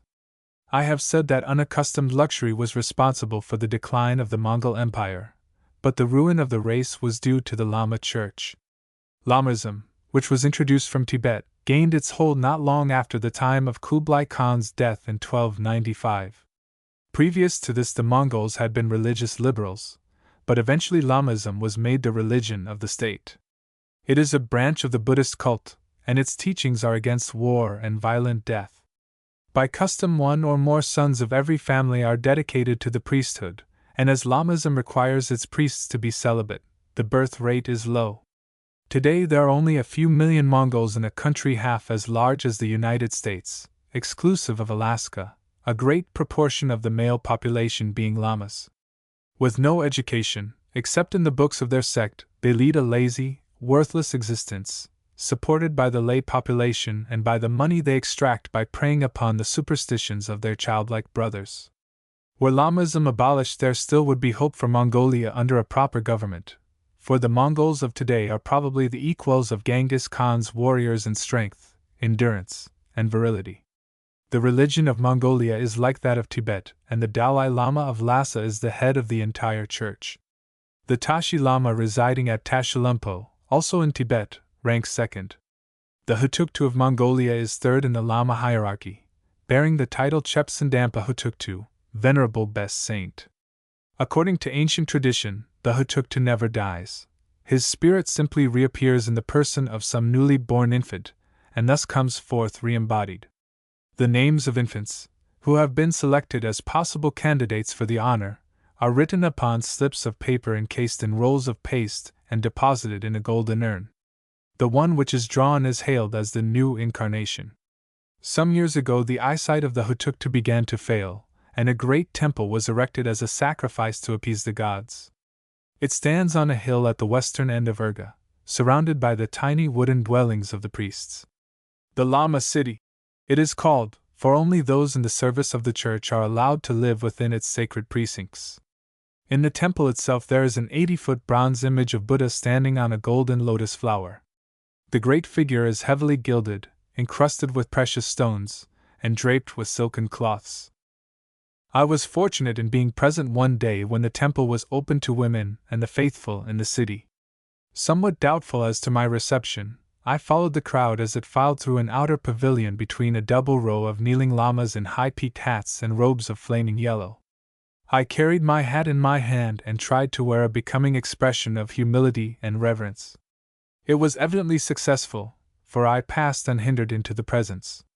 At the entrance stood a priest who gave me, with the others, a few drops of holy water from a filthy jug.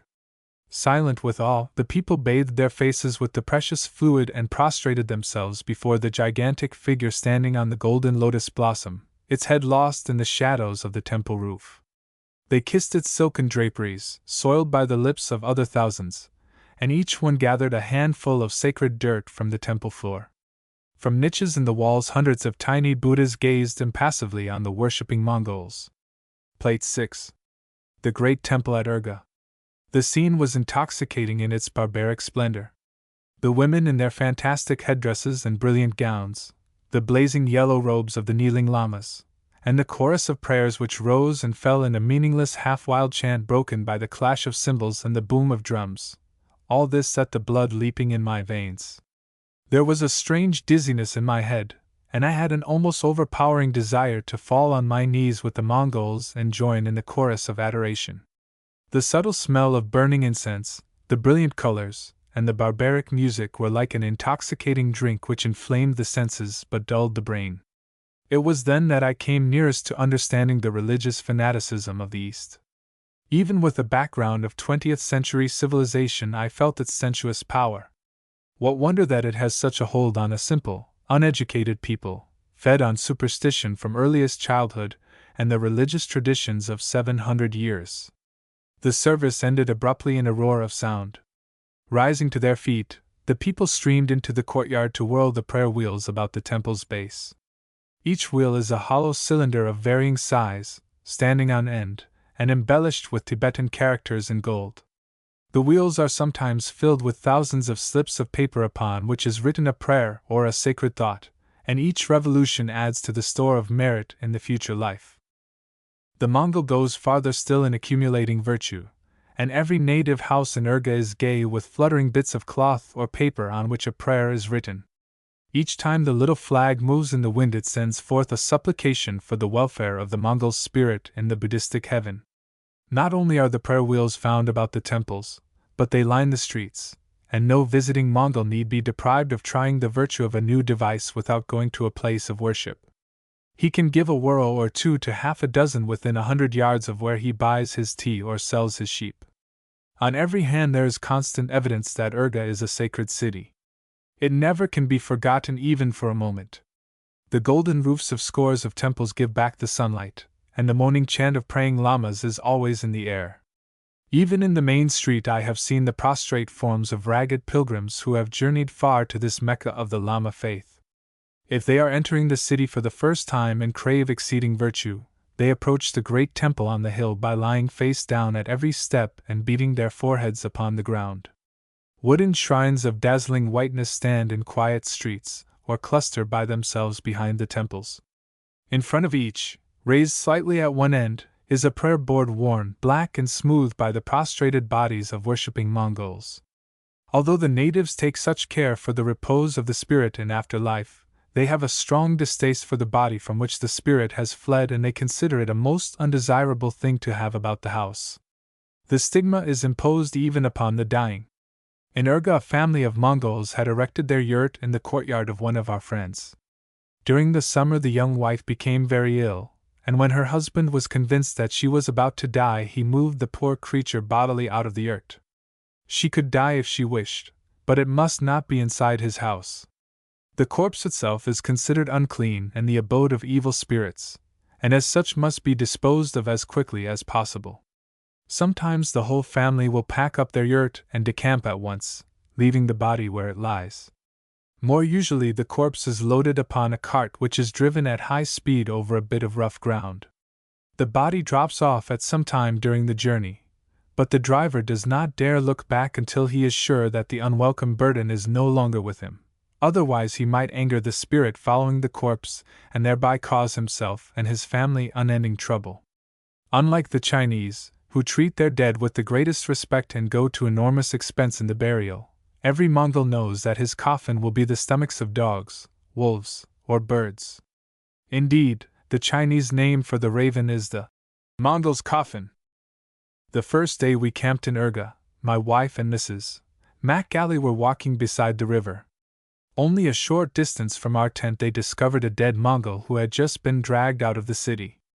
A pack of dogs were in the midst of their feast, and the sight was most unpleasant. The dogs of Mongolia are savage almost beyond belief. They are huge black fellows like the Tibetan Mastiff, and their diet of dead human flesh seems to have given them a contempt for living men.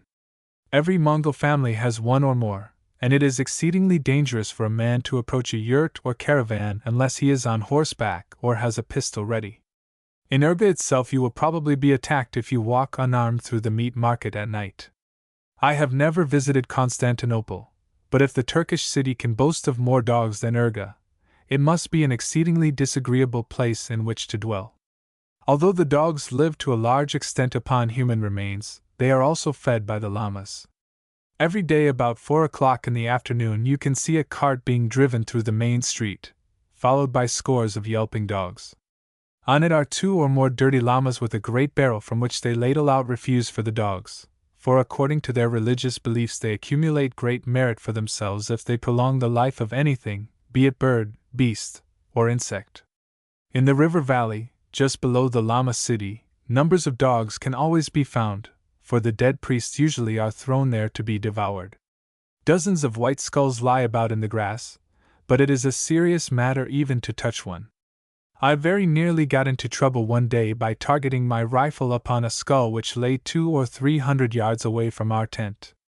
The customs of the Mongols are not all as gruesome as those I have described, yet Urga is essentially a frontier city where life is seen in the raw. Its natives are a hard-living race, virile beyond compare. Children of the plains, they are accustomed to privation and fatigue. Their law is the law of the Northland. In the careless freedom of his magnificent horsemanship, a Mongol seems as much an untamed creature of the plains as does the eagle itself which soars above his yurt. Independence breathes in every movement, even in his rough good humor, and in the barbaric splendor of the native dress. But the little matter of cleanliness is of no importance in his scheme of life. When a meal has been eaten, the wooden bowl is licked clean with the tongue, it is seldom washed. Every man and woman usually carries through life the bodily dirt which has accumulated in childhood, unless it is removed by some accident, or by the wear of years. One can be morally certain that it will never be washed off by design or water. Perhaps the native is not altogether to blame, for, except in the north, water is not abundant. It can be found on the plains and in the Gobi Desert only at wells and an occasional pond, and on the march it is too precious to be wasted in the useless process of bathing. Moreover, from September until May the bitter winds which sweep down from the Siberian steppes furnish an unpleasant temperature in which to take a bath. The Mongol's food consists almost entirely of mutton, cheese, and tea. Like all northern people, he needs an abundance of fat, and sheep supply his wants. There is always more or less grease distributed about his clothes and person, and when Mongols are en masse the odor of mutton and unwashed humanity is well nigh overpowering. I must admit that in morality the Mongol is but little better off than in personal cleanliness. A man may have only one lawful wife, but may keep as many concubines as his means allow, all of whom live with the members of the family in the single room of the yurt. Adultery is openly practiced, apparently without prejudice to either party, and polyandry is not unusual in the more remote parts of the country. The Mongol is unmoral rather than immoral. He lives like an untaught child of nature, and the sense of modesty or decency, as we conceive it, does not enter into his scheme of life. But the operation of natural laws, which in the lower animals are successful in maintaining the species, is fatally impaired by the loose family relations which tend to spread disease. Unless Lamism is abolished, I can see little hope for the rejuvenation of the race. In writing of Urga's inhabitants and their way of life, I am neglecting the city itself. I have already told of the great temple on the hill and its clustering llama houses which overlook and dominate the river valley. Its ornate roof, flashing in the sun, can be seen for many miles, like a religious beacon guiding the steps of wandering pilgrims to the Mecca of their faith. At the near end of the broad street below the llama city is the tent market, and just beyond it are the blacksmith's shops where bridles, cooking pots, tent pegs, and all the equipment essential to a wandering life on the desert can be purchased in an hour, if you have the price. Nothing is cheap in Urga, with the exception of horses, and when we began to outfit for our trip on the plains we received a shock similar to that which I had a month ago in New York, when I paid $20 for a pair of shoes.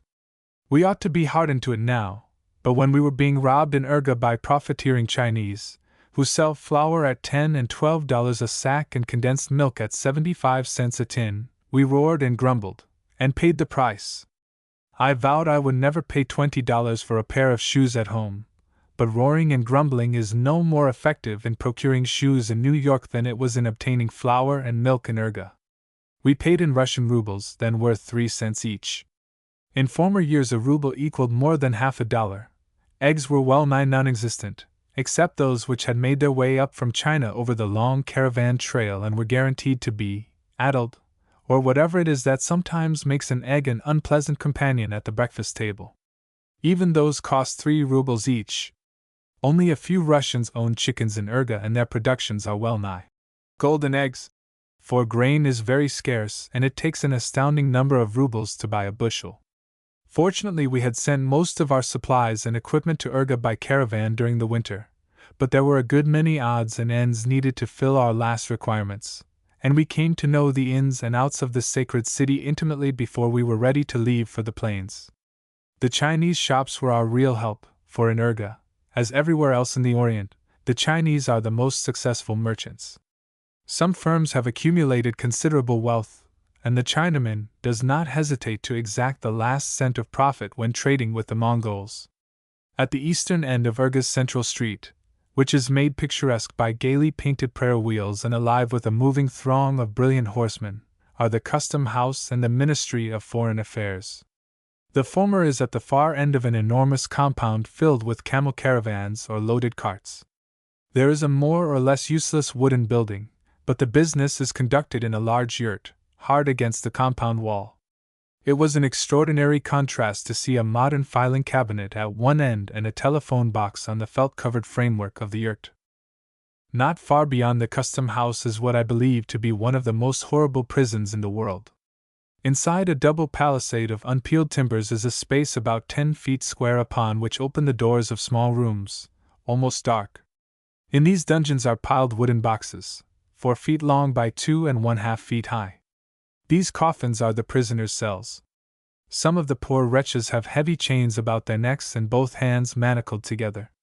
They can neither sit erect nor lie at full length. Their food, when the jailer remembers to give them any, is pushed through a 6-inch hole in the coffin's side. Some are imprisoned here for only a few days or weeks, others for life, or for many years. Sometimes they lose the use of their limbs, which shrink and shrivel away. The agony of their cramped position is beyond the power of words to describe. Even in winter, when the temperature drops, as it sometimes does, to 60 degrees below zero, they are given only a single sheepskin for covering. How it is possible to live in indescribable filth, half-fed, well-nigh frozen in winter, and suffering the tortures of the damned, is beyond my ken. Only a Mongol could live at all. The prison is not a Mongol invention. It was built by the Manchus and is an eloquent tribute to a knowledge of the fine arts of cruelty that has never been surpassed. I have given this description of the prison not to feed morbid curiosity, but to show that Urga, even if it has a custom house, a ministry of foreign affairs, motor cars, and telephones, is still at heart a city of the Middle Ages. In Urga we made a delightful and most valuable friend in the person of Mr. F. A. Larsen. Most foreigners speak of him as Larsen of Mongolia, and indeed it is difficult for us to think of the country without thinking of the man. Some 30 years ago he rode into Mongolia and liked it. He liked it so much, in fact, that he dug a well and built a house among the Tabul Hills 100 miles north of Kalgan. At first he labored with his wife as a missionary, but later he left that field to her and took up the work which he loved best in all the world, the buying and selling of horses. During his years of residence in Mongolia, hundreds of thousands of horses have passed under his appraising eyes, and the Mongols respect his judgment as they respect the man. I wish that I might write the story of his life, for it is more interesting than any novel of romance or adventure. In almost every recent event of importance to the Mongols, Mr. Larsen's name has figured. Time after time he has been sent as an emissary of the living Buddha to Peking when misunderstandings or disturbances threatened the political peace of Mongolia. Not only does he understand the psychology of the natives, but he knows every hill and plain of their vast plateau as well as do the desert nomads. For some time he had been in charge of Anderson, Meyer's branch at Urga with Mr. E. W. Olufsen, and we made their house our headquarters. Mr. Larsen immediately undertook to obtain an outfit for our work upon the plains. He purchased 2 riding ponies for us from Prince Dzudzu. He borrowed 2 carts with harness from a Russian friend, and bought another. He loaned us a riding pony for our Mongol, a cart horse of his own, and Mr. Olufsen contributed another. He made our equipment a personal matter, and he was never too busy to assist us in the smallest details. Moreover, we could spend hours listening to the tales of his early life, for his keen sense of humor made him a delightful storyteller. One of the most charming aspects of our wandering life is the friends we have made in far corners of the world, and for none have we a more affectionate regard than for Larsen of Mongolia. Plate 7. Mongol Women Beside a Yurt. Chapter 7. The Long Trail to St. Noin Khan. Our arrival in Urga was in the most approved manner of the 20th century. We came in motor cars with much odor of gasoline and noise of horns. When we left the sacred city we dropped back 700 years and went as the Mongols traveled. Perhaps it was not quite as in the days of Genghis Khan, for we had 3 high-wheeled carts of a Russian model, but they were every bit as springless and uncomfortable as the palanquins of the ancient emperors. Of course, we ourselves did not ride in carts. They were driven by our cook and the 2 Chinese taxidermists, each of whom sat on his own particular mound of baggage with an air of resignation and despondency. Their faces were very long indeed, for the sudden transition from the back seat of a motor car to a jolting cart did not harmonize with their preconceived scheme of Mongolian life. But they endured it manfully, and doubtless it added much to the store of harrowing experience with which they could regale future audiences in civilized Peking. My wife and I were each mounted on a Mongol pony. Mine was called Kublai Khan, and he deserved the name. Later I shall have much to tell of this wonderful horse, for I learned to love him as one loves a friend who has endured the ordeal by fire, and has not been found wanting. My wife's chestnut stallion was a trifle smaller than Kublai Khan and proved to be a tricky beast whom I could have shot with pleasure. To this day she carries the marks of both his teeth and hoofs, and we have no interest in his future life. Kublai Khan has received the reward of a sunlit stable in Peking where carrots are in abundance and sugar is not unknown. Besides the 3 Chinese we had a little Mongol priest, a yellow lama only 18 years of age. We did not hire him for spiritual reasons, but to be our guide and social mentor upon the plains. Of course, we could not speak Mongol, but both my wife and I know some Chinese, and our cook boy Lu was possessed of a species of pidgin English, which, by using a good deal of imagination, we could understand at times. Since our Lama spoke fluent Chinese, he acted as interpreter with the Mongols, and we had no difficulty. It is wonderful how much you can do with sign language when you really have to, especially if the other fellow tries to understand. You always can be sure that the Mongols will match your efforts in this respect. An interesting part of our equipment was a Mongol tent which Charles Coltman had made for us in Kalgan. This is an ingenious adaptation of the ordinary wall tent, and is especially fitted for work on the plains. No one should attempt to use any other kind.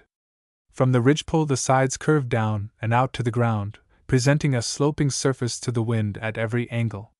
One corner can be lifted to cause a draft through the door, and an open fire can be built in the tent without danger of suffocation from the smoke.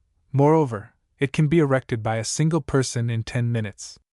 We had an American wall tent also, but found it such a nuisance that we used it only during bad weather. In the wind which always blows upon the plains it flapped and fluttered to such a degree that we could hardly sleep. As every traveler knows, the natives of a country usually have developed the best possible clothes and dwellings for the peculiar conditions under which they live. Just as the Mongol felt-covered yurt and tent are all that can be desired, so do they know that fur and leather are the only clothing to keep them warm during the bitter winter months. In the carts we had an ample supply of flour, bacon, coffee, tea, sugar, and dried fruit. For meat, we depended upon our guns, of course, and always had as much as could be used. Although we did not travel de luxe, nevertheless we were entirely comfortable. When a man boasts of the way in which he discards even necessaries in the field, you can be morally certain that he has not done much real traveling. Roughing it does not harmonize well with hard work. One must accept enough discomforts under the best conditions without the addition of any which can be avoided. Good health is the prime requisite in the field. Without it you are lost.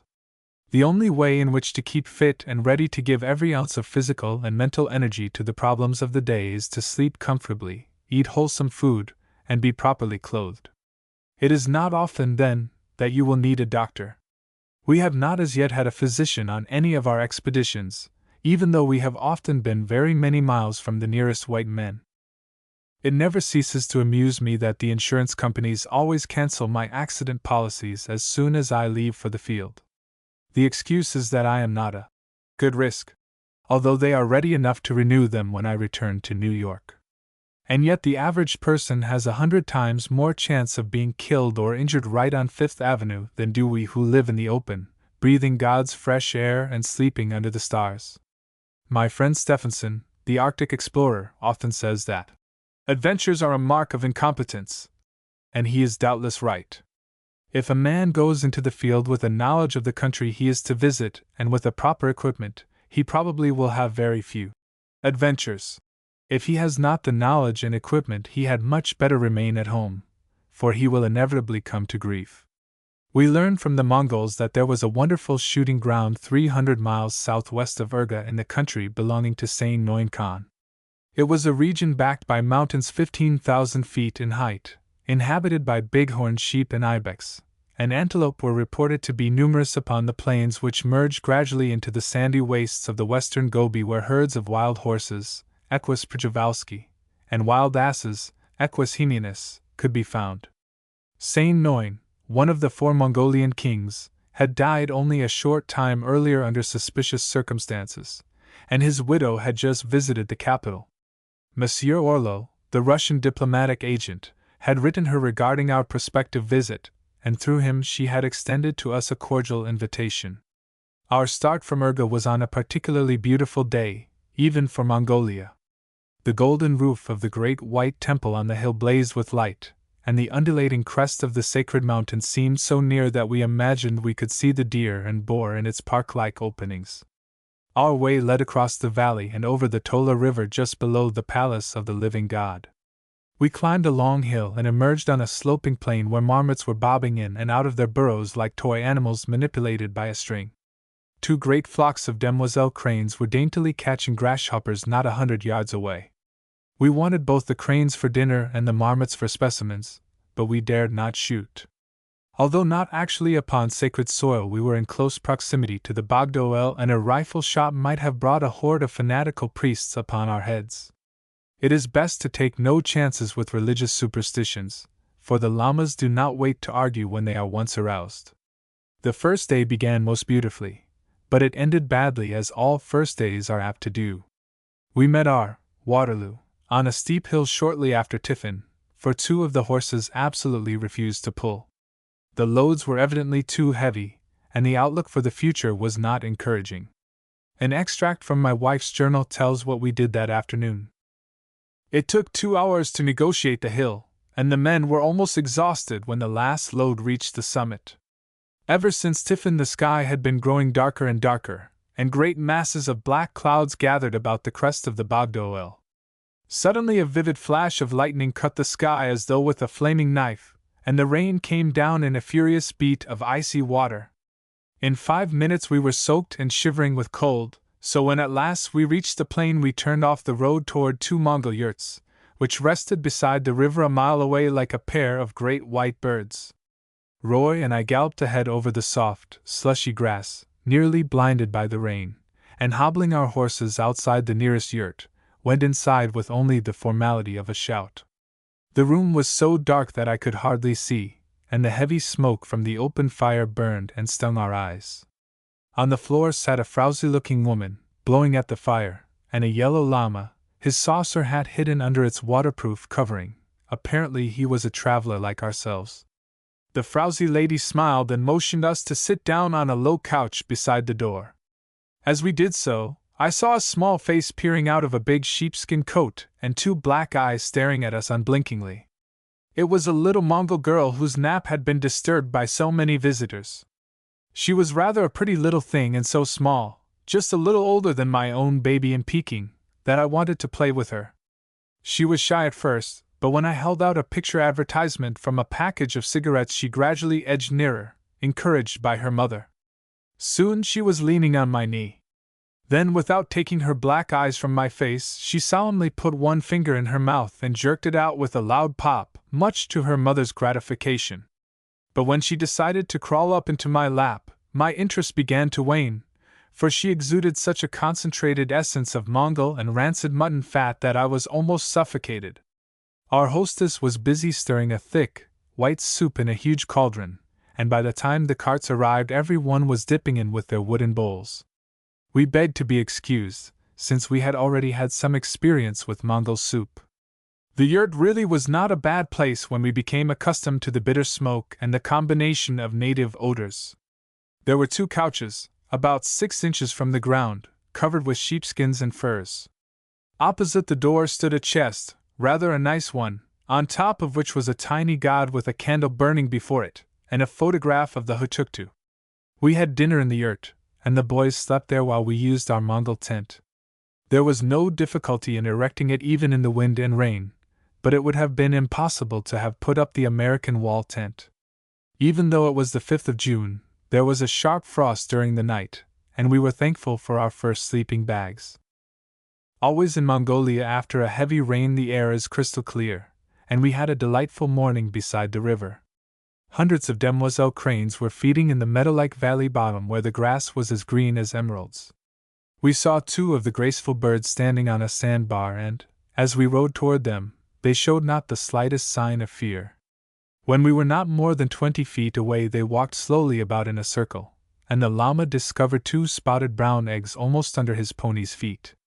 There was no sign of a nest, but the eggs were perfectly protected by their resemblance to the stones.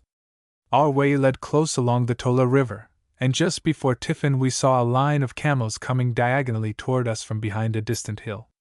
I wish you could have seen that caravan in all its barbaric splendor as it wound across the vivid green plains. 3 llamas, dressed in gorgeous yellow robes, and 2, in flaming red, rode ahead on ponies. Then neck and neck, mounted on enormous camels, came 4 men in gowns of rich maroon and a woman flashing with jewels and silver. Behind them, nose to tail, was the long, brown line of laden beasts. It was like a painting of the Middle Ages, like a picture of the days of Kublai Khan, when the Mongol court was the most splendid the world has ever seen. My wife and I were fascinated, for this was the Mongolia of our dreams. But our second day was not destined to be one of unalloyed happiness, for just after luncheon we reached a bad stretch of road alternating between jagged rocks and deep mud holes. The white horse, which was so quickly exhausted the day before, gave up absolutely when its cart became badly mired.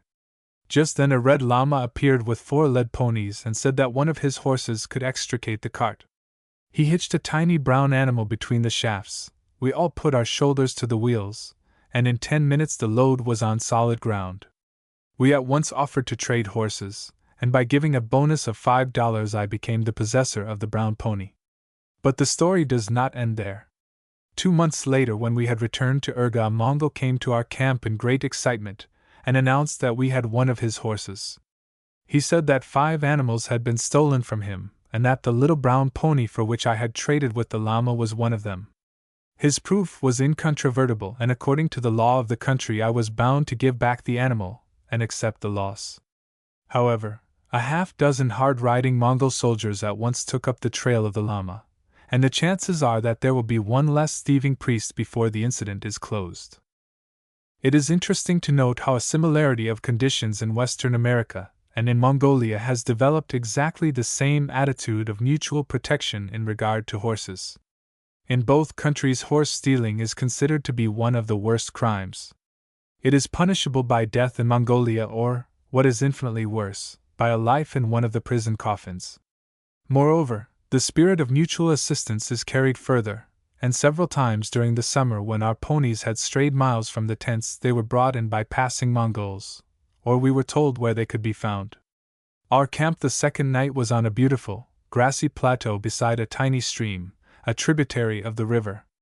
We put out a line of traps for small mammals, but in the morning were disappointed to find only 3 meadow mice, Microtus. There were no fresh signs of marmots, hares, or other animals along the river, and I began to suspect what eventually proved to be true, viz., that the valley was a favorite winter camping ground for Mongols, and that all the game had been killed or driven far away. Indeed, we had hardly been beyond sight of a yurt during the entire 2 days, and great flocks of sheep and goats were feeding on every grassy meadow. But the Mongols considered cartridges too precious to waste on birds, and we saw many different species. The demoiselle cranes were performing their mating dances all about us, and while one was chasing a magpie it made the most amusing spectacle, as it hopped and flapped after the little black and white bird which kept just out of reach. Mongolian skylarks were continually jumping out of the grass from almost under our horses' feet to soar about our heads, flooding the air with song. Along the sand banks of the river we saw many flocks of swan geese, Cygnopsis cygnids. They are splendid fellows with a broad, brown band down the back of the neck, and are especially interesting as being the ancestors of the Chinese domestic geese. They were not afraid of horses, but left immediately if a man on foot approached. I killed half a dozen by slipping off my pony, when about 200 yards away, and walking behind the horses while Yvette rode boldly toward the flock, leading Kublai Khan. Twice the birds fell across the river, and we had to swim for them. My pony took to the water like a duck, and when we had reached the other bank would arch his neck as proudly as though he had killed the bird himself. His keen interest in sport, his gentleness, and his intelligence won my heart at once. He would let me shoot from his back without the slightest fear, even though he had never been used as a hunting pony by Prince Dzudzu from whom he had been purchased. In the ponds and among the long marsh grass we found the ruddy sheldrake, Kasarka kasarka, and the crested lapwing, Vanellus vanellus. They were like old friends, for we had met them first in far Yunnan and on the Burma frontier during the winter of 1916-17, whence they had gone to escape the northern cold. Now they were on their summer breeding grounds. The sheldrakes glowed like molten gold when the sun found them in the grass, and we could not have killed the beautiful birds even had we needed them for food. Moreover, like the lapwings, they had a trusting simplicity, a way of throwing themselves on one's mercy, which was infinitely appealing. We often hunted for the eggs of both the sheldrakes and lapwings. They must have been nearby, we knew, for the old birds would fly about our heads uttering agonizing calls, but we never found the nests. I killed 4 light gray geese with yellow bills and legs and narrow brown bars across the head, and a broad brown stripe down the back of the neck. I could only identify this species as the bar-headed goose of India, Eulabia indica, which I was not aware ever traveled so far north to breed. Later I found my identification to be correct, and that the bird is an occasional visitor to Mongolia. We saw only one specimen of the bean goose, Anser fabalis, the common bird of China, which I had expected would be there in thousands. There were a few mallards, redheads, and shoveler ducks, and several bustards, besides half a dozen species of plover and shore birds. Except for these, the trip would have been infinitely monotonous, for we were bitterly disappointed in the lack of animal life. Moreover, there was continual trouble with the carts, and on the third day I had to buy an extra horse. Although one can purchase a riding pony at any yurt, cart animals are not easy to find, for the Mongols use oxen or camels to draw most loads.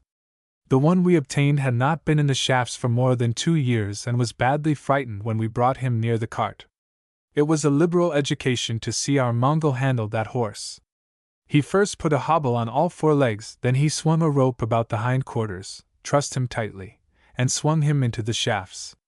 When the pony was properly harnessed, he fastened the bridle to the rear of the other cart, and drove slowly ahead. At first the horse tried to kick and plunge, but the hobbles held him fast, and in 15 minutes he settled to the work. Then the Mongol removed the hobbles from the hind legs, and later left the pony entirely free. He walked beside the animal for a long time, and did not attempt to drive him from the cart for at least an hour. Although Mongols seem unnecessarily rough and almost brutal, I do not believe that any people in the world can handle horses more expertly. From earliest childhood their real home is the back of a pony. Every year, in the spring, a children's race is held at Urga. Boys and girls from 4 to 6 years old are tied on horses and ride at full speed over a mile-long course. If a child falls off, it receives but scant sympathy, and is strapped on again more tightly than before. A Mongol has no respect whatever for a man or woman who cannot ride, and nothing will win his regard as rapidly as expert horsemanship. Strangely enough, the Mongols seldom show affection for their ponies, nor do they caress them in any way. Consequently, the animals do not enjoy being petted and are prone to kick and bite. My pony, Kublai Khan, was an extraordinary exception to this rule and was as affectionate and gentle as a kitten, but there are few animals like Kublai Khan in Mongolia. The ponies are small, of course, but they are strong almost beyond belief, and can stand punishment that would kill an ordinary horse. The Mongols seldom ride except at a trot or a full gallop, and 40 to 50 miles a day is not an unusual journey. Moreover, the animals are not fed grain; they must forage on the plains the year round. During the winter, when the grass is dry and sparse, they have poor feeding, but nevertheless are able to withstand the extreme cold. They grow a coat of hair 5 or 6 inches in length, and when Kublai Khan arrived in Peking after his long journey across the plains, he looked more like a grizzly bear than a horse. He had changed so completely from the sleek, fine-limbed animal we had known in Mongolia that my wife was almost certain he could not be the same pony. He had to be taught to eat carrots, apples, and other vegetables, and would only sniff suspiciously at sugar. But in a very short time he learned all the tastes of his city-bred companions. Horses are cheap in Mongolia, but not extraordinarily so. In the spring a fair pony can be purchased for from $30 to $60, silver, and especially good ones bring as much as $150. In the fall, when the Mongols are confronted with a hard winter, which naturally exacts a certain toll from any herd, ponies sell for about 2/3 of their spring price. In Urga we had been led to believe that the entire trip to Saint Noin Khan's village could be done in 8 days, and that game was plentiful along the trail. We had already been on the road 5 days, making an average of 25 miles at each stage, and the natives assured us that it would require at least 10 more days of steady travel before we could possibly arrive at our destination. If difficulties arose, it might take even longer. Moreover, we had seen only 1 hare and 1 marmot, and our traps had yielded virtually nothing.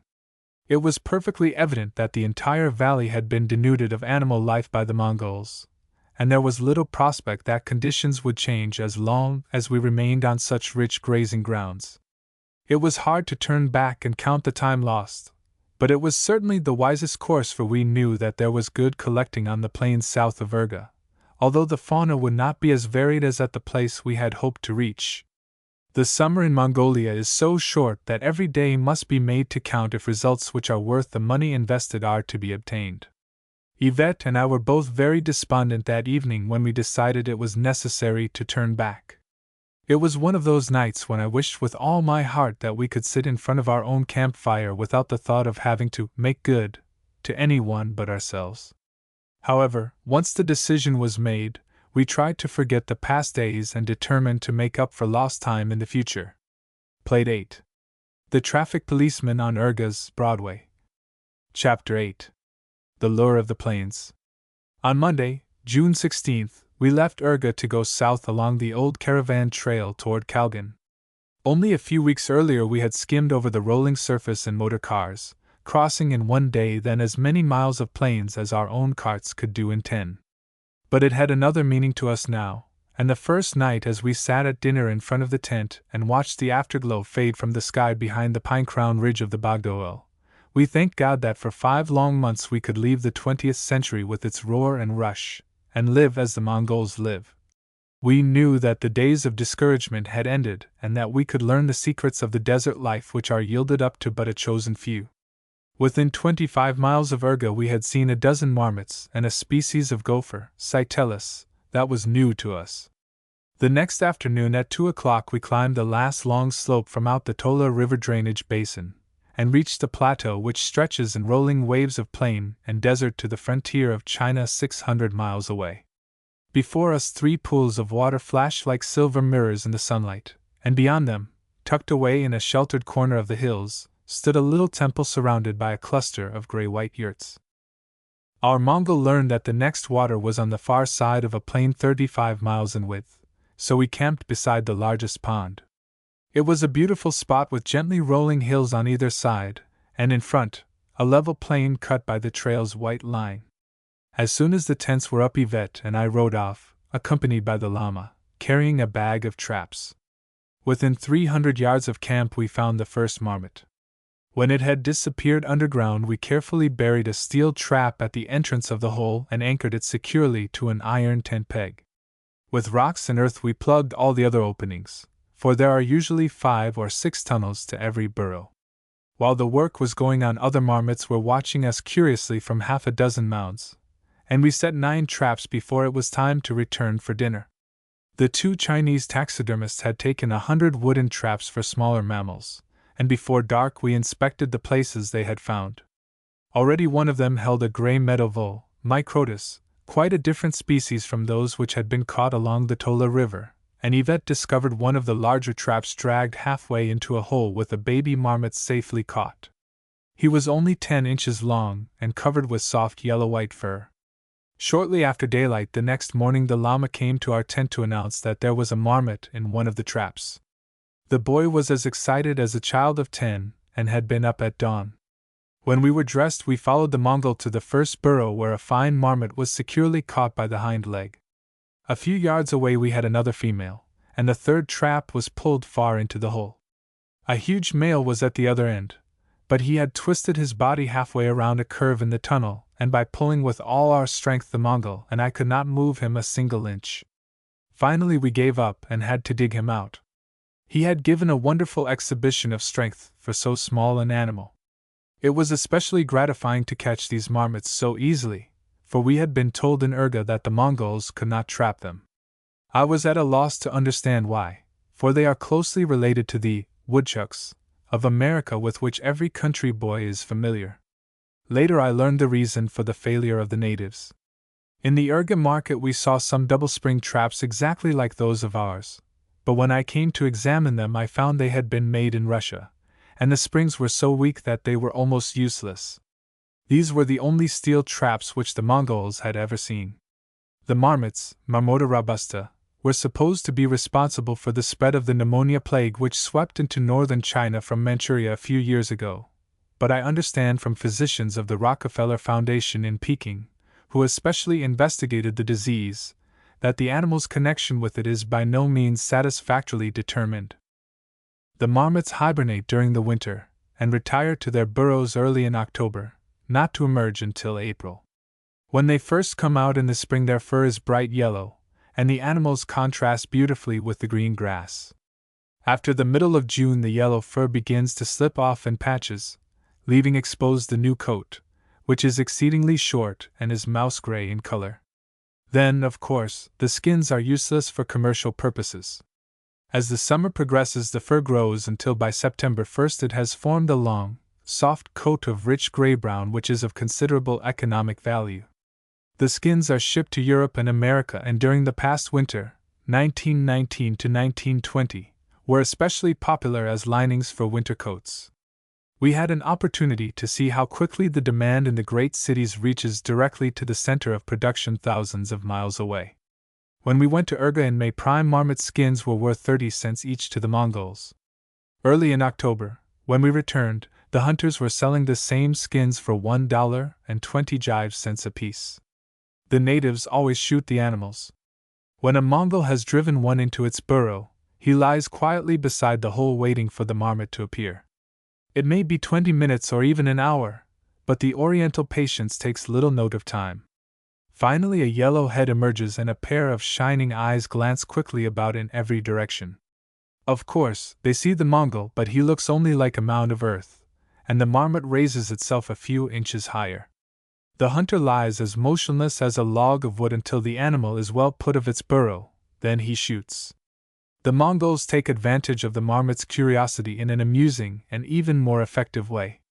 With the dogskin tied to his saddle, the native rides over the plain until he reaches a marmot colony. He hobbles his pony at a distance of 300 or 400 yards, gets down on his hands and knees, and throws the dogskin over his shoulders. He crawls slowly toward the nearest animal, now and then stopping to bark and shake his head. In an instant, the marmot is all attention. He jumps up and down whistling and barking, but never venturing far from the opening of his burrow. As the pseudo-dog advances, there seems imminent danger that the fat little body will explode from curiosity and excitement. But suddenly the dog collapses in the strangest way, and the marmot raises on the very tips of his toes to see what it is all about. Then there is a roar, a flash of fire, and another skin is added to the millions which have already been sent to the sea-coast from outer Mongolia.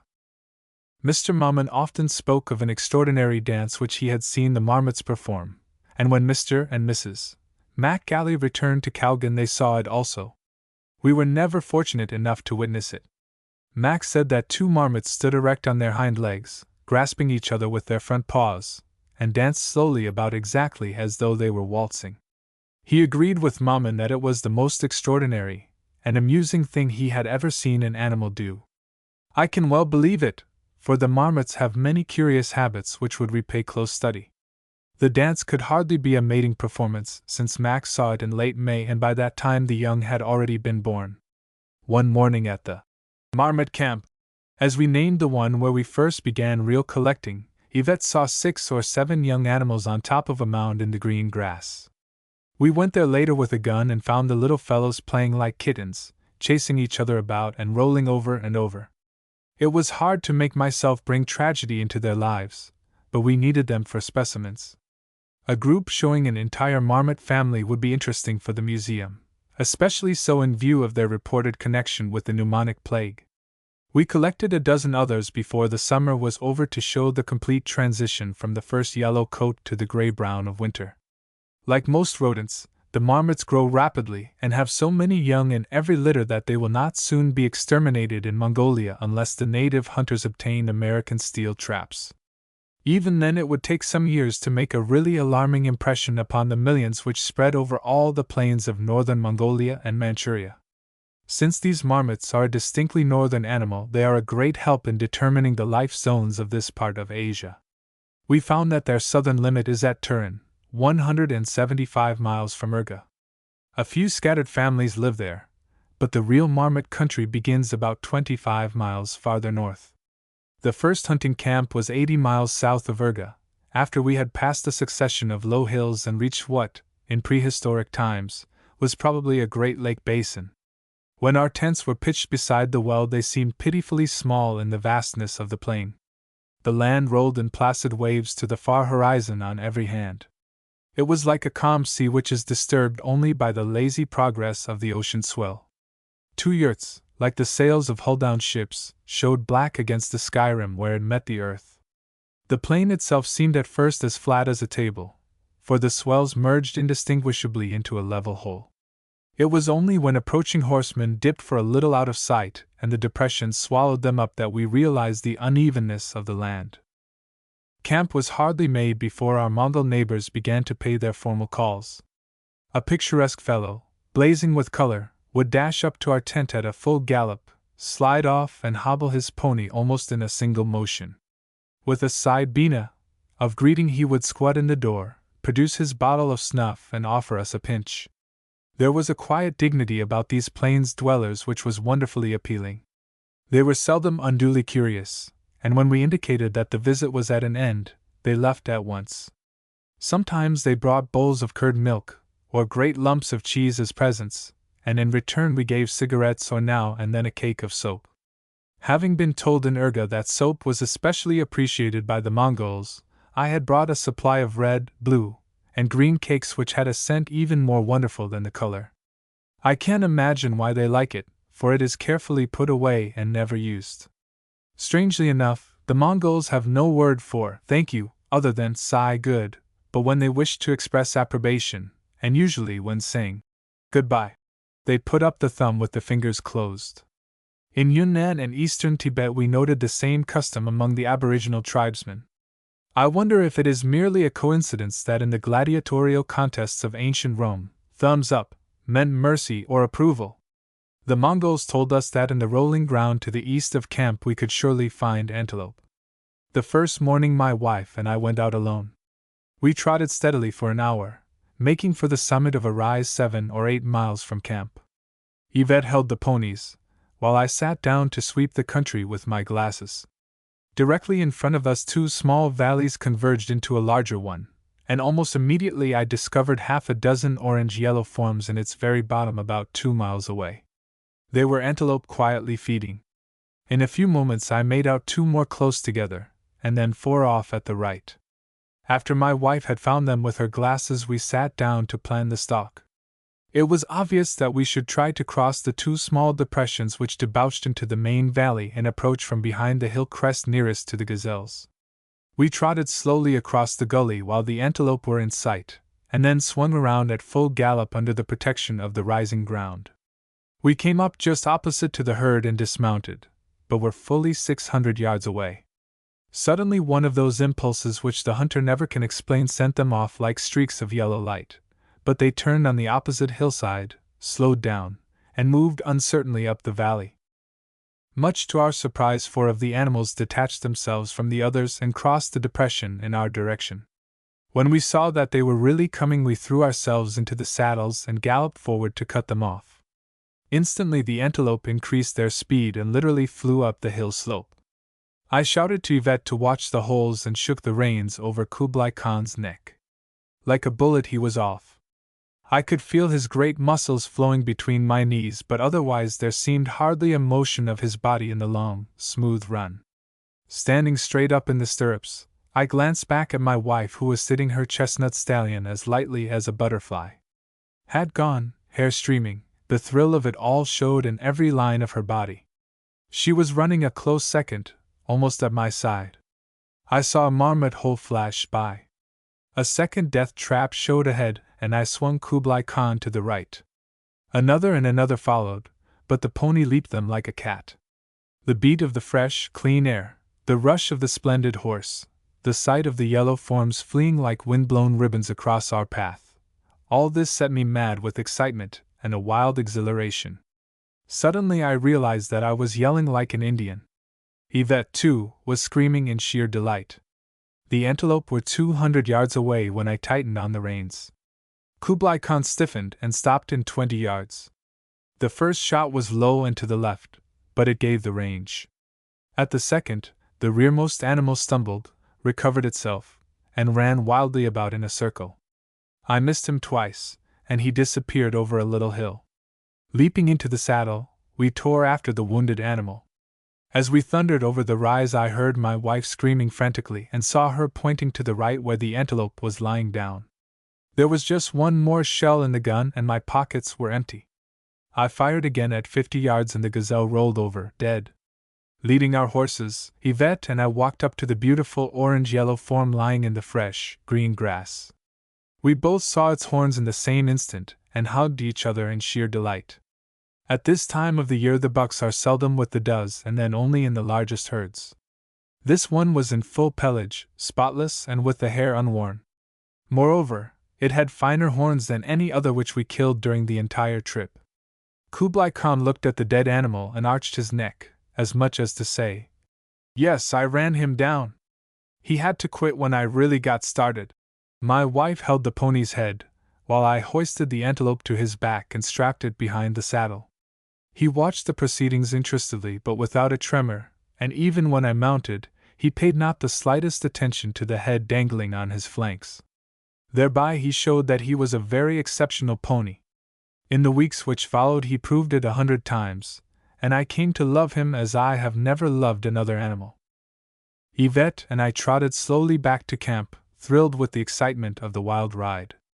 We began to realize that we were lucky to have escaped without broken necks. The race taught us never again to attempt to guide our ponies away from the marmot holes which spotted the plains, for the horses could see them better than we could and all their lives had known that they meant death. That morning was our initiation into what is the finest sport we have ever known. Hunting from a motor car is undeniably exciting at first, but a real sportsman can never care for it very long. The antelope does not have a chance against gas and steel and a long-range rifle. On horseback the conditions are reversed. An antelope can run twice as fast as the best horse living. It can see as far as a man with prism binoculars. All the odds are in the animal's favor except two: its fatal desire to run in a circle about the pursuer, and the use of a high-power rifle. But even then an antelope 300 yards away, going at a speed of 50 miles an hour, is not an easy target. Of course, the majority of sportsmen will say that it cannot be done with any certainty, until they go to Mongolia and do it themselves. But as I remarked in a previous chapter, conditions on the plains are so unusual that shooting in other parts of the world is no criterion. After one gets the range of an animal which, like the antelope, has a smooth, even run, it is not so difficult to hit as one might imagine. Practice is the great essential. At the beginning I averaged 1 antelope to every 8 cartridges, but later my score was 1 to 3. We spent the afternoon at the new camp, setting traps and preparing for the days to come, days in which we knew, from long experience, we would have every waking moment full of work. The nights were shortening rapidly, and the sun did not dip below the rim of our vast, flat world until 7:30. Then there was an hour of delightful, lingering twilight, when the stars began to show in tiny points of light.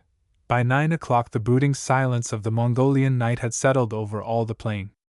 Daylight came at 4 o'clock, and before the sun rose we had finished breakfast. Our traps held 5 marmots, and a beautiful golden-yellow polecat, Mustela. I have never seen such an incarnation of fury as this animal presented. It might have been the original of the Chinese dragon, except for its small size. Its long, slender body twisted and turned with incredible swiftness, every hair was bristling, and its snarling little face emitted horrible squeaks and spitting squeals. It seemed to be cursing us in every language of the polecat tribe. The fierce little beast was evidently bent upon a night raid on a marmot family. We could imagine easily into what terror the tiny demon would throw a nest of marmots comfortably snuggled together in the bottom of their burrow.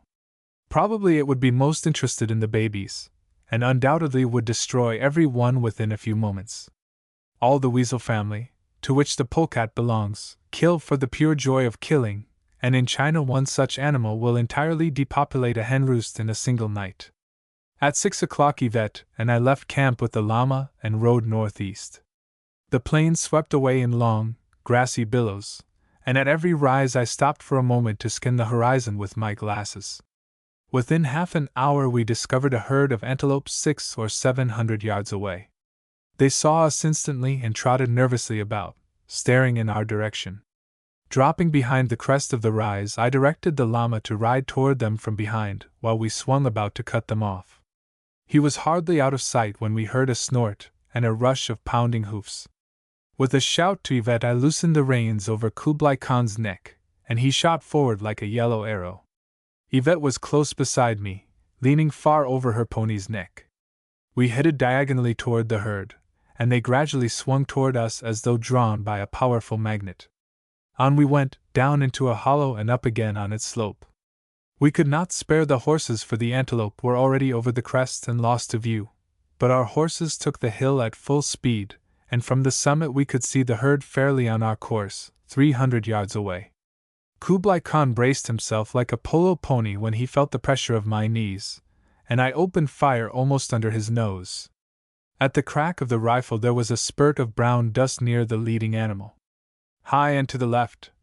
shouted Yvette, and I held a little lower for the second trial. The antelope dropped like a piece of white paper, shot through the neck.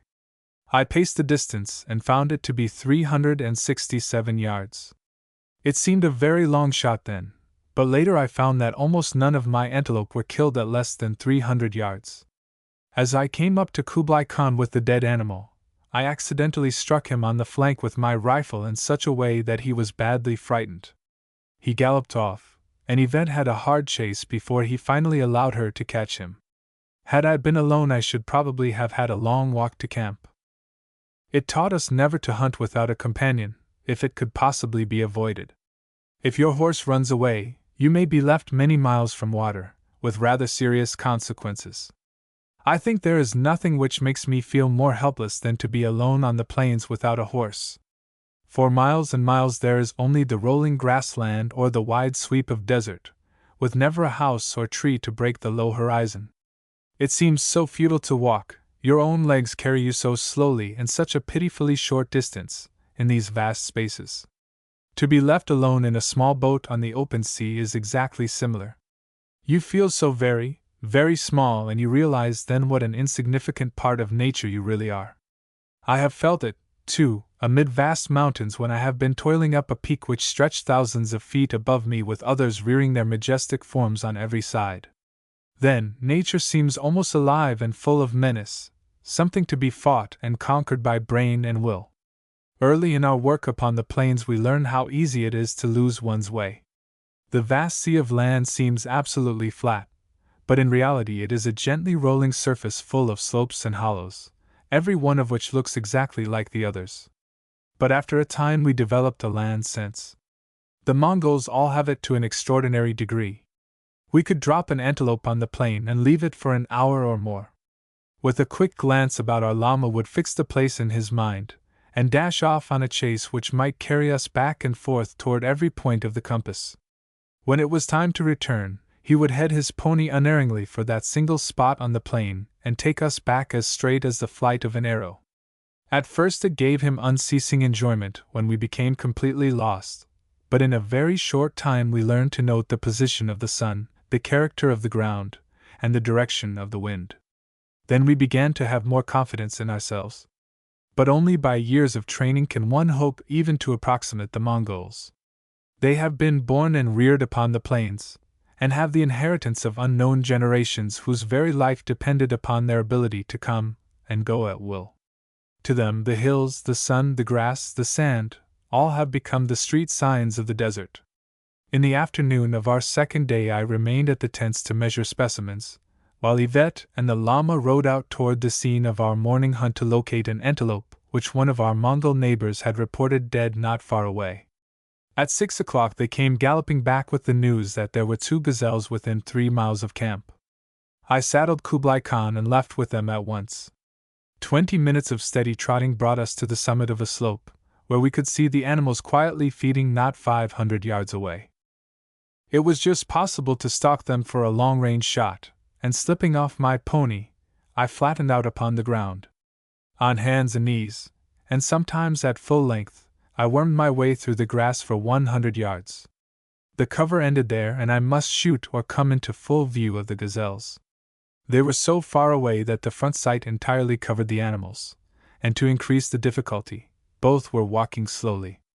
The first bullet struck low and to the right, but the antelope only jumped and stared fixedly in my direction. At the second shot one went down.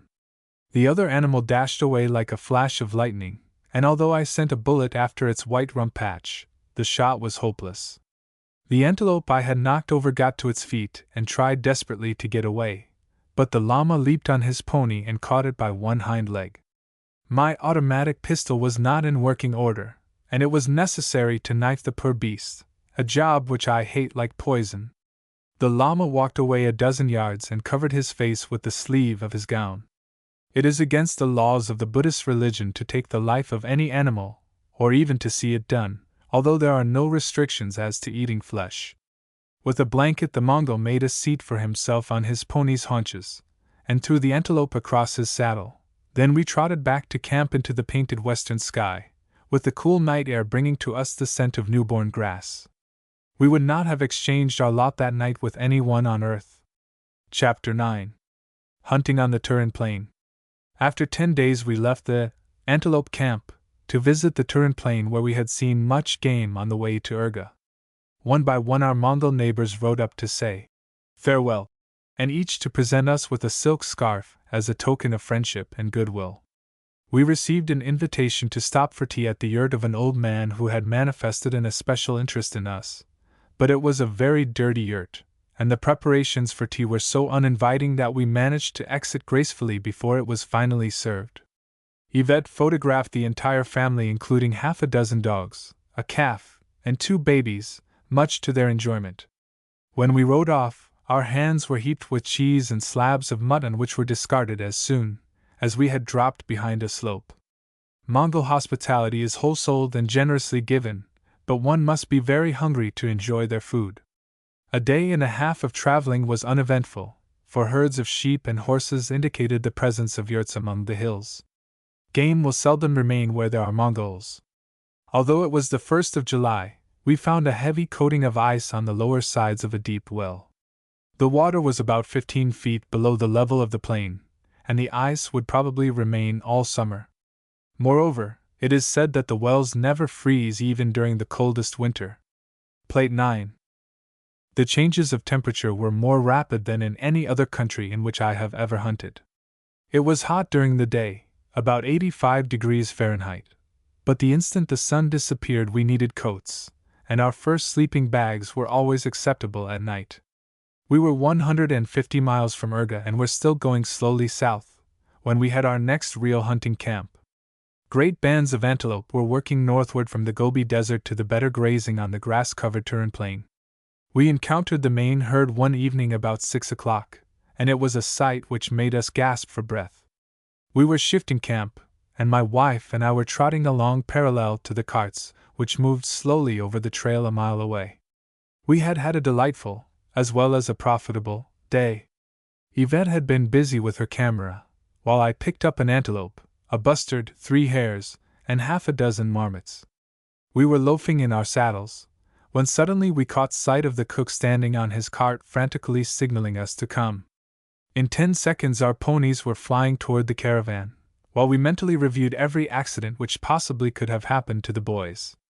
Lou met us 20 yards from the trail, trembling with excitement and totally incoherent. He could only point to the south and stammer, "Too many antelope. Over there. Too many, too many." I slipped off Kublai Khan's back and put up the glasses. Certainly there were animals, but I thought they must be sheep or ponies. Hundreds were in sight, feeding in one vast herd and in many smaller groups. Then I remembered that the nearest well was 20 miles away, therefore they could not be horses. I looked again and knew they must be antelope, not in hundreds, but in thousands. Mr. Larson in Urga had told us of herds like this, but we had never hoped to see one. Yet there before us, as far as the eye could reach, was a yellow mass of moving forms. In a moment Yvette and I had left the carts. There was no possibility of concealment, and our only chance was to run the herd. When we were perhaps half a mile away the nearest animals threw up their heads and began to stamp and run about, only to stop again and stare at us. We kept on very slowly, edging nearer every moment. Suddenly they decided that we were really dangerous, and the herd strung out like a regiment of yellow-coated soldiers.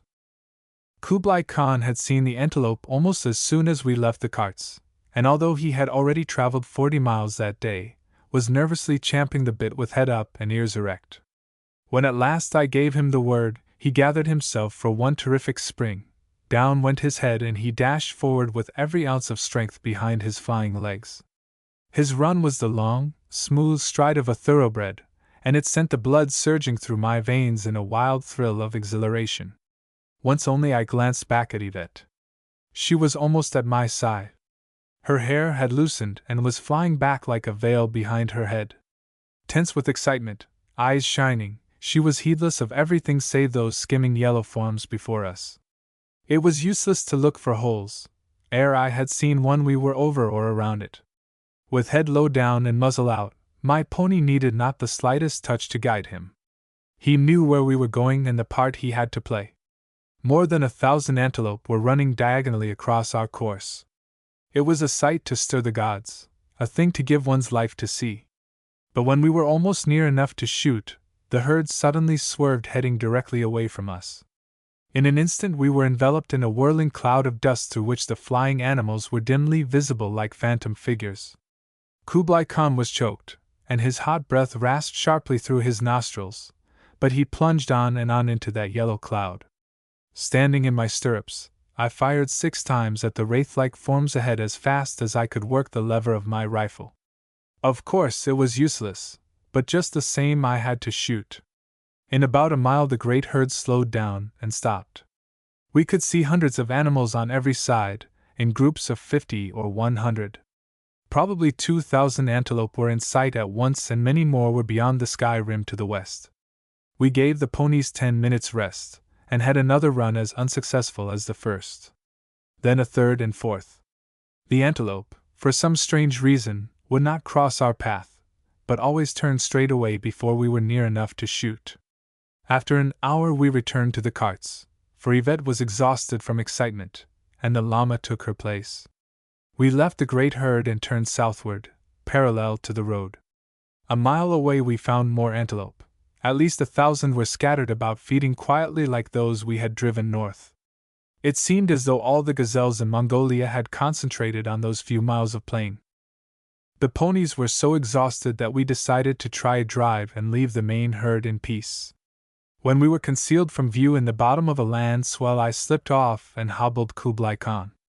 The poor fellow was so tired he could only stand with drooping head, even though there was rich grass beneath his feet.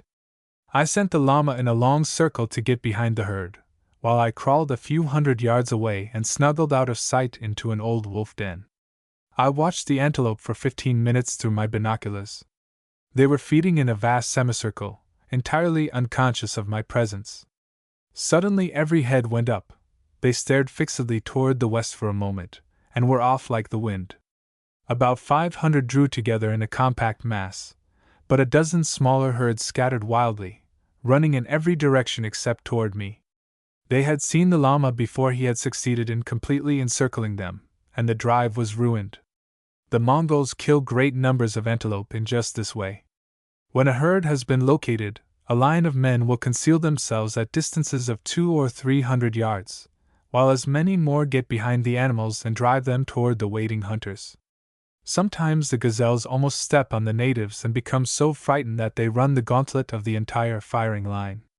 I did not have the heart to race again with our exhausted ponies, and we turned back toward the carts, which were out of sight. Scores of antelope, singly or in pairs, were visible on the sky line, and as we rode to the summit of a little rise a herd of 50 appeared almost below us. We paid no attention to them, but suddenly my pony stopped with ears erect. He looked back at me, as much as to say, "Don't you see those antelope?" and began gently pulling at the reins. I could feel him tremble with eagerness and excitement. "Well, old chap," I said, "if you are as keen as all that, let's give them a run." With a magnificent burst of speed, Kublai Khan launched himself toward the fleeing animals. They circled beautifully, straight into the eye of the sun, which lay like a great red ball upon the surface of the plain.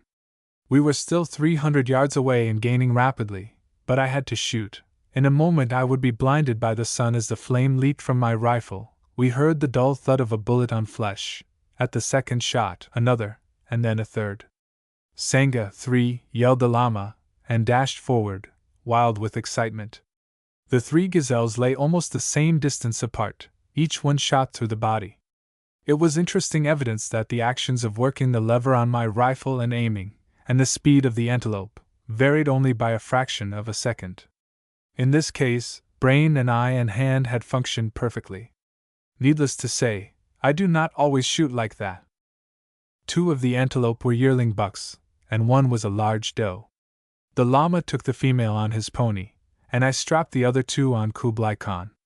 When I mounted, he was carrying a weight of 285 pounds, yet he kept his steady, homeward trot, without a break until we reached the carts 6 miles away. Yvette had been afraid that we would miss the well in the gathering darkness, and had made a dry camp beside the road. We had only a little water for ourselves, but my pony's nose was full of dust, and I knew how parched his throat must be, so I divided my supply with him. The poor animal was so frightened by the dish that he would only snort and back away. Even when I wet his nose with some of the precious fluid, he would not drink. The success of our work upon the plains depended largely upon Kublai Khan.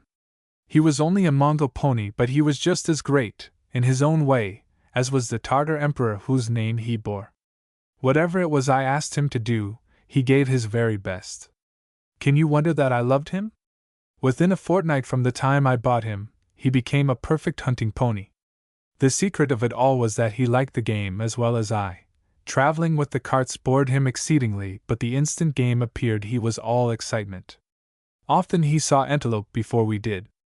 We might be trotting slowly over the plains, when suddenly he would jerk his head erect and begin to pull gently at the reins.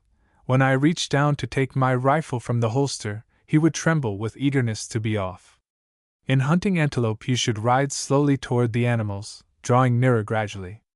They are so accustomed to see Mongols that they will not begin to run in earnest until a man is 500 or 600 yards away, but when they are really off, a fast pony is the great essential. The time to stop is just before the animals cross your path, and then you must stop quickly. Kublai Khan learned the trick immediately. As soon as he felt the pressure of my knees, and the slightest pull upon the reins, his whole body stiffened, and he braced himself like a polo pony. It made not the slightest difference to him whether I shot from his back or directly under his nose. He stood quietly watching the running antelope. When we were riding across the plains, if a bird ran along the ground or a hare jumped out of the grass, he was after it like a dog. Often I would find myself flying toward an animal which I had never seen. Yvette's pony was useless for hunting antelope. Instead of heading diagonally toward the gazelles, he would always attempt to follow the herd. When it was time to stop, I would have to put all my strength upon the reins, and the horse would come into a slow gallop and then a trot. Seconds of valuable time would be wasted before I could begin to shoot. I tried 6 other ponies, but they were all as bad. They did not have the intelligence or the love of hunting which made Kublai Khan so valuable. The morning after encountering the great herd, we camped at a well 30 miles north of the Turin monastery. 3 or 4 yurts were scattered about, and a caravan of 250 camels was resting in a little hollow. From the door of our tent we could see the blue summit of the Turin mountain, and have in the foreground a perpetual moving picture of camels, horses, sheep, goats, and cattle seeking water. All day long hundreds of animals crowded about the well, while 1 or 2 Mongols filled the troughs by means of wooden buckets. The life about the wells is always interesting, for they are points of concentration for all wanderers on the plains. Just as we pitch our tents and make ourselves at home, so great caravans arrive with tired, laden camels. The huge brutes kneel, while their packs are being removed, and then stand in a long line, patiently waiting until their turn comes to drink. Groups of 10 or 12 crowd about the trough, then, majestically swinging their padded feet, they move slowly to one side, kneel upon the ground, and sleepily chew their cuds until all the herd has joined them. Sometimes the caravans wait for several days to rest their animals and let them feed. Sometimes they vanish in the first gray light of dawn. On the Turin plain we had a delightful glimpse of antelope babyhood. The great herds which we had found were largely composed of does just ready to drop their young, and after a few days they scattered widely into groups of from 5 to 20. We found the first baby antelope on June 27th. We had seen 6 females circling restlessly about, and suspected that their fawns could not be far away. Sure enough, our Mongol discovered one of the little fellows in the flattest part of the flat plain. It was lying motionless with its neck stretched out, just where its mother had told it to remain when she saw us riding toward her. Yvette called to me, "Oh, please, please catch it. We can raise it on milk and it will make such an adorable pet." "Oh, yes," I said. "Let's do. I'll get it for you. You can put it in your hat till we go back to camp." In blissful ignorance, I dismounted and slowly went toward the little animal. There was not the slightest motion until I tossed my outspread shooting coat. Then I saw a flash of brown, a bobbing white rump patch, and a tiny thing, no larger than a rabbit, speeding over the plain. The baby was somewhat wobbly, to be sure, for this was probably the first time it had ever tried its slender legs, but after a few hundred yards it ran as steadily as its mother. I was so surprised that for a moment I simply stared. Then I leaped into the saddle and Kublai Khan rushed after the diminutive brown fawn. It was a good half-mile before we had the little chap under the pony's nose, but the race was by no means ended. Mewing with fright, it swerved sharply to the left, and ere we could swing about, it had gained 100 yards. Again and again we were almost on it, but every time it dodged and got away. After half an hour my pony was gasping for breath, and I changed to Yvette's chestnut stallion. The Mongol joined me and we had another run, but we might have been pursuing a streak of shifting sunlight. Finally we had to give it up and watch the tiny thing bob away toward its mother, who was circling about in the distance. There were half a dozen other fawns upon the plain, but they all treated us alike and my wife's hat was empty when we returned to camp. These antelope probably had been born not more than 2 or 3 days before we found them. Later, after a chase of more than a mile, we caught one which was only a few hours old. Had it not injured itself when dodging between my pony's legs, we could never have secured it at all. Thus, nature, in the great scheme of life, has provided for her antelope children by blessing them with undreamed of speed, and only during the first days of babyhood could a wolf catch them on the open plain. When they are from 2 to 3 weeks old they run with the females in herds of 6 or 8, and you cannot imagine what a pretty sight it is to see the little fellows skimming like tiny, brown chickens beside their mothers. There is another wonderful provision for their life upon the desert. The digestive fluids of the stomach act upon the starch in the vegetation which they eat so that it forms sufficient water for their needs. Therefore, some species never drink. The antelope choose a flat plain on which to give birth to their young in order to be well away from the wolves, which are their greatest enemy, and the fawns are taught to lie absolutely motionless upon the ground until they know that they have been discovered. Apparently they are all born during the last days of June and in the first week of July.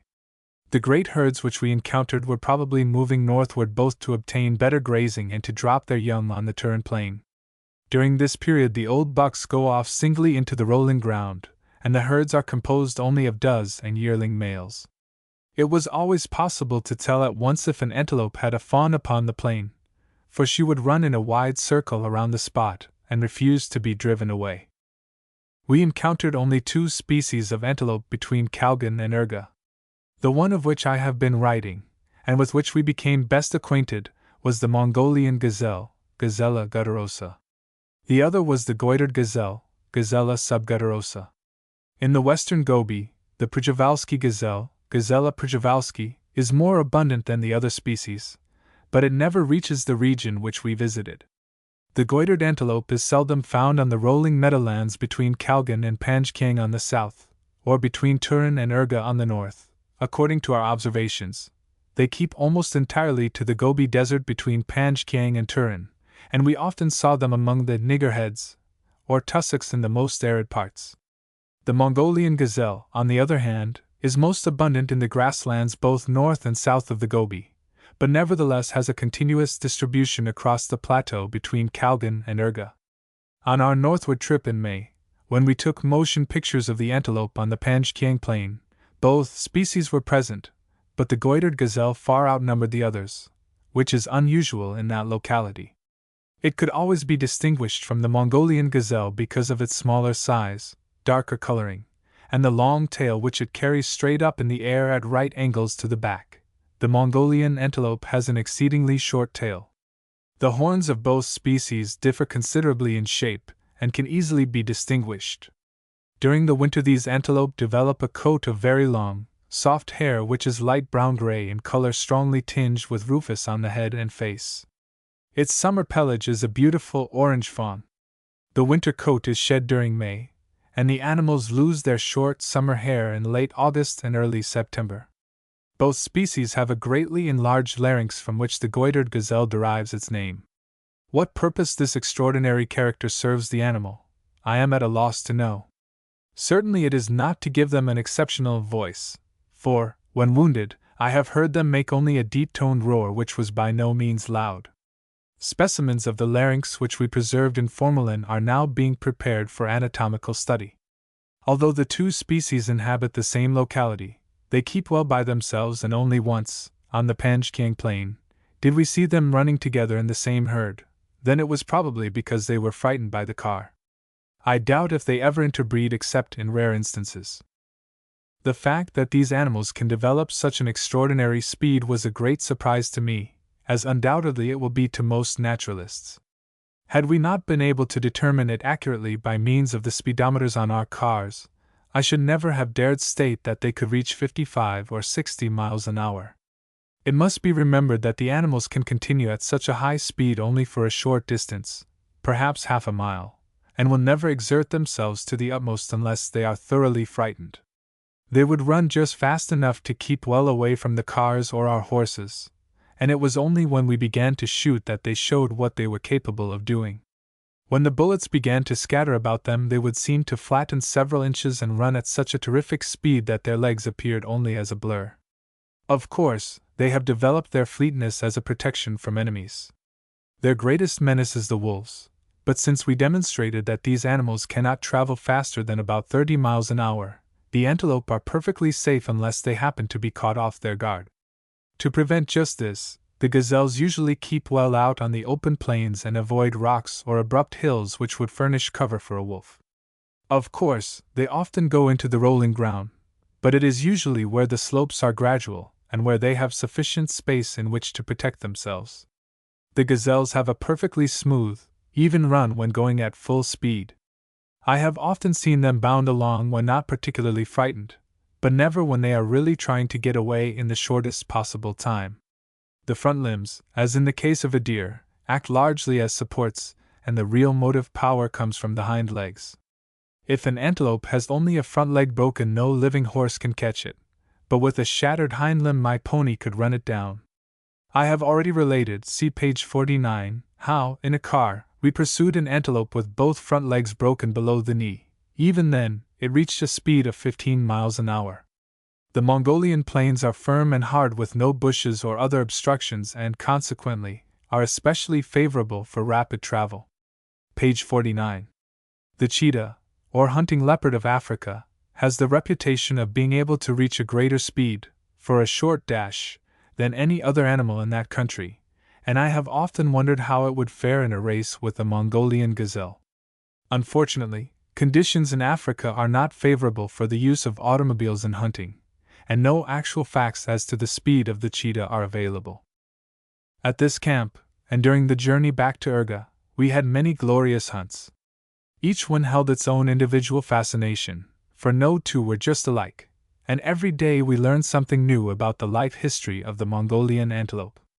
We needed specimens for a group in the new Hall of Asiatic Life in the American Museum of Natural History, as well as a series representing all ages of both males and females for scientific study. When we returned to Urga, we had them all. The hunting of large game was only one aspect of our work. We usually returned to camp about 2 o'clock in the afternoon.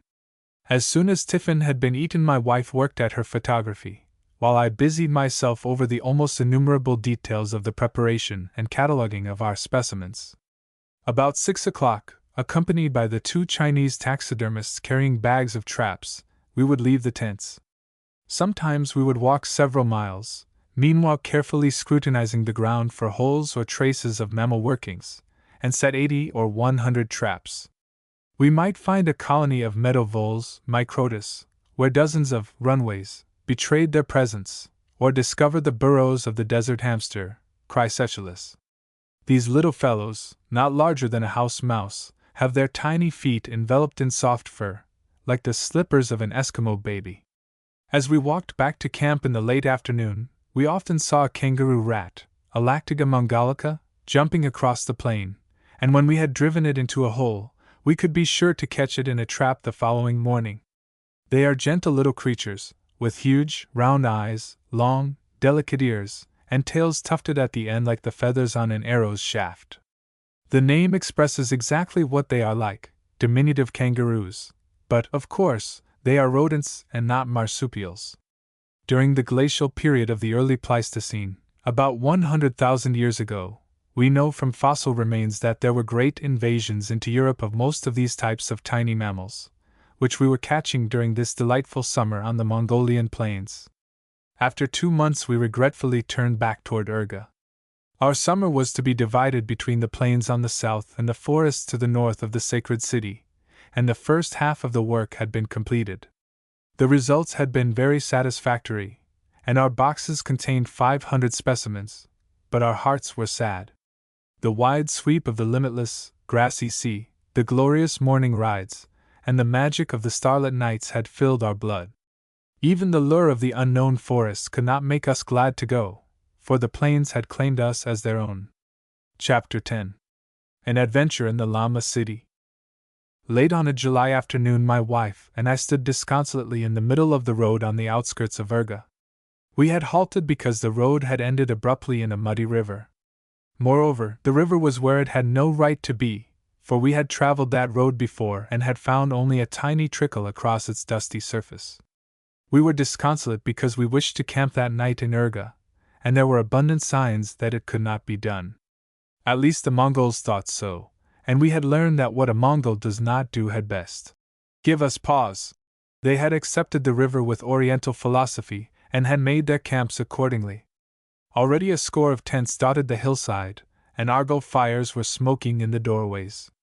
Hundreds of carts were drawn up in an orderly array while a regiment of oxen wandered about the hillside or sleepily chewed their cuds beside the loads. In a few hours or days or weeks the river would disappear, and then they would go on to Urga. Meanwhile, why worry? 2 adventurous spirits, with 100 camels, tried to cross. We watched the huge beasts step majestically into the water, only to huddle together in a yellow-brown mass when they reached midstream.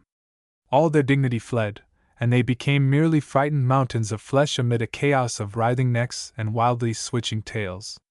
But stranger still was a motor car standing on a partly submerged island between 2 branches of the torrent. We learned later that its owners had successfully navigated the first stream and entered the second. A flooded carburetor had resulted, and ere the car was again in running order, the water had risen sufficiently to maroon them on the island. My wife and I both lacked the philosophical nature of the Oriental, and it was a sore trial to camp within rifle shot of Urga. But we did not dare leave our carts, loaded with precious specimens, to the care of servants and the curiosity of an ever-increasing horde of Mongols. For a well-nigh rainless month we had been hunting upon the plains, while only 150 miles away Urga had had an almost daily deluge. In midsummer heavy rain clouds roll southward to burst against God's mountain, which rears its green-clad summits 5,000 feet above the valley. Then it is only a matter of hours before every streamlet becomes a swollen torrent. But they subside as quickly as they rise, and the particular river which barred our road had lost its menace before the sun had risen in a cloudless morning sky. All the valley seemed in motion. We joined the motley throng of camels, carts, and horsemen, and even the motor car coughed and wheezed its way to Urga under the stimulus of 2 bearded Russians. Plate X. We made our camp on a beautiful bit of lawn within a few hundred yards of one of the most interesting of all the Urga temples. It is known to the foreigners in the city as God's brother's house, for it was the residence of the Hutukta's late brother. The temple presents a bewildering collection of carved gables and gaily painted pavilions flaunting almost every color of the rainbow. Yvette and I were consumed with curiosity to see what was contained within the high palisades which surround the buildings.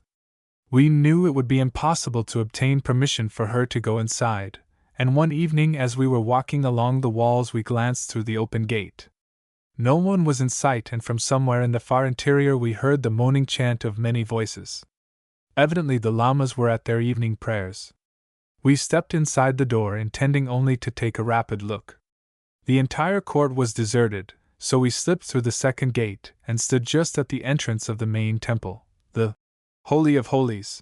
In the half-darkness we could see the tiny points of yellow light where candles burned before the altar. On either side was a double row of kneeling lamas, their wailing chant broken by the clash of cymbals and the boom of drums. Beside the temple were a hideous foreign house and an enormous yurt, evidently the former residences of God's brother. In the corners of the compound were ornamental pavilions painted green and red. Except for these, the court was empty. Suddenly there was a stir among the lamas, and we dashed away like frightened rabbits, dodging behind the gateposts until we were safe outside. It was not until some days later that we learned what a really dangerous thing it was to do, for the temple is one of the holiest in Urga, and in it women are never allowed. Had a Mongol seen us, our camp would have been stormed by a mob of frenzied lamas.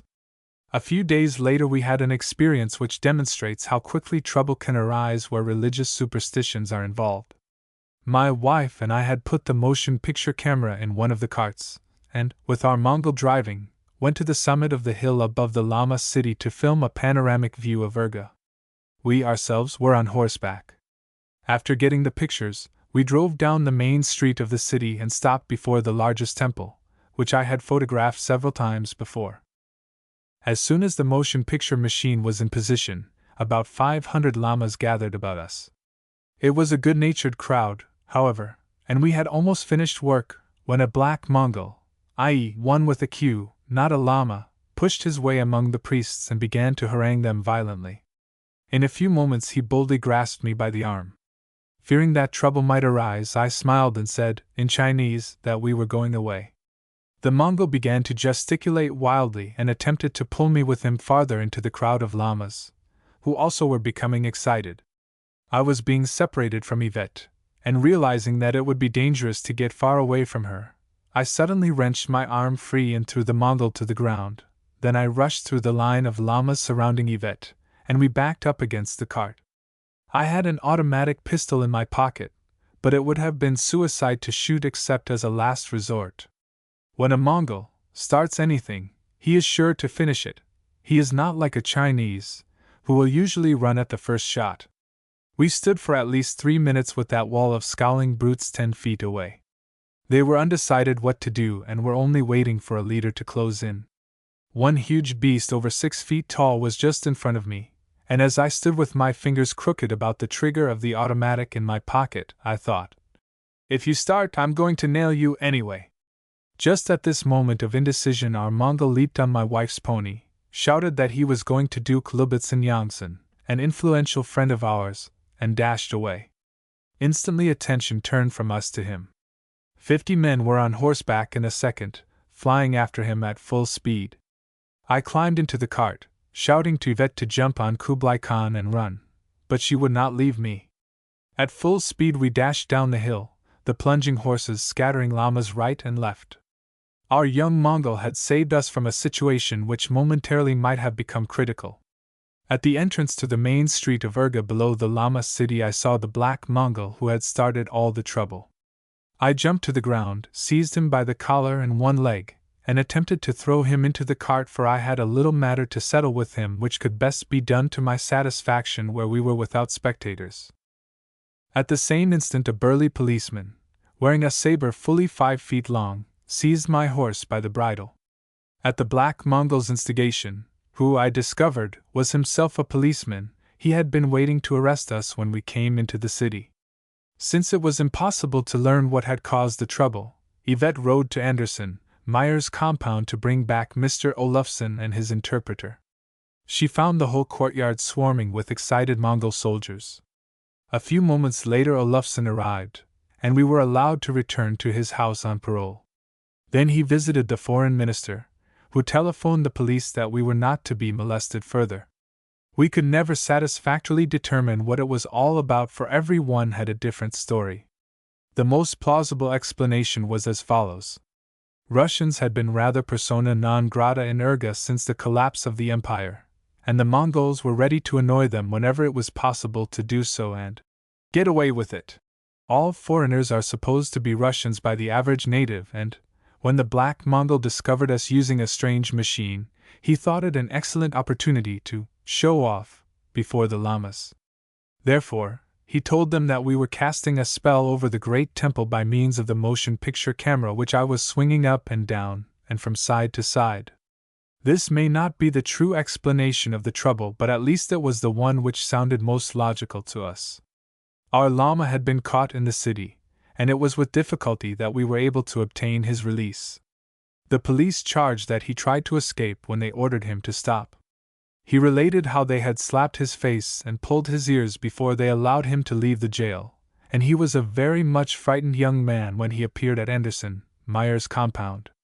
However, he was delighted to have escaped so easily, as he had had excellent prospects of spending a week or two in one of the prison coffins.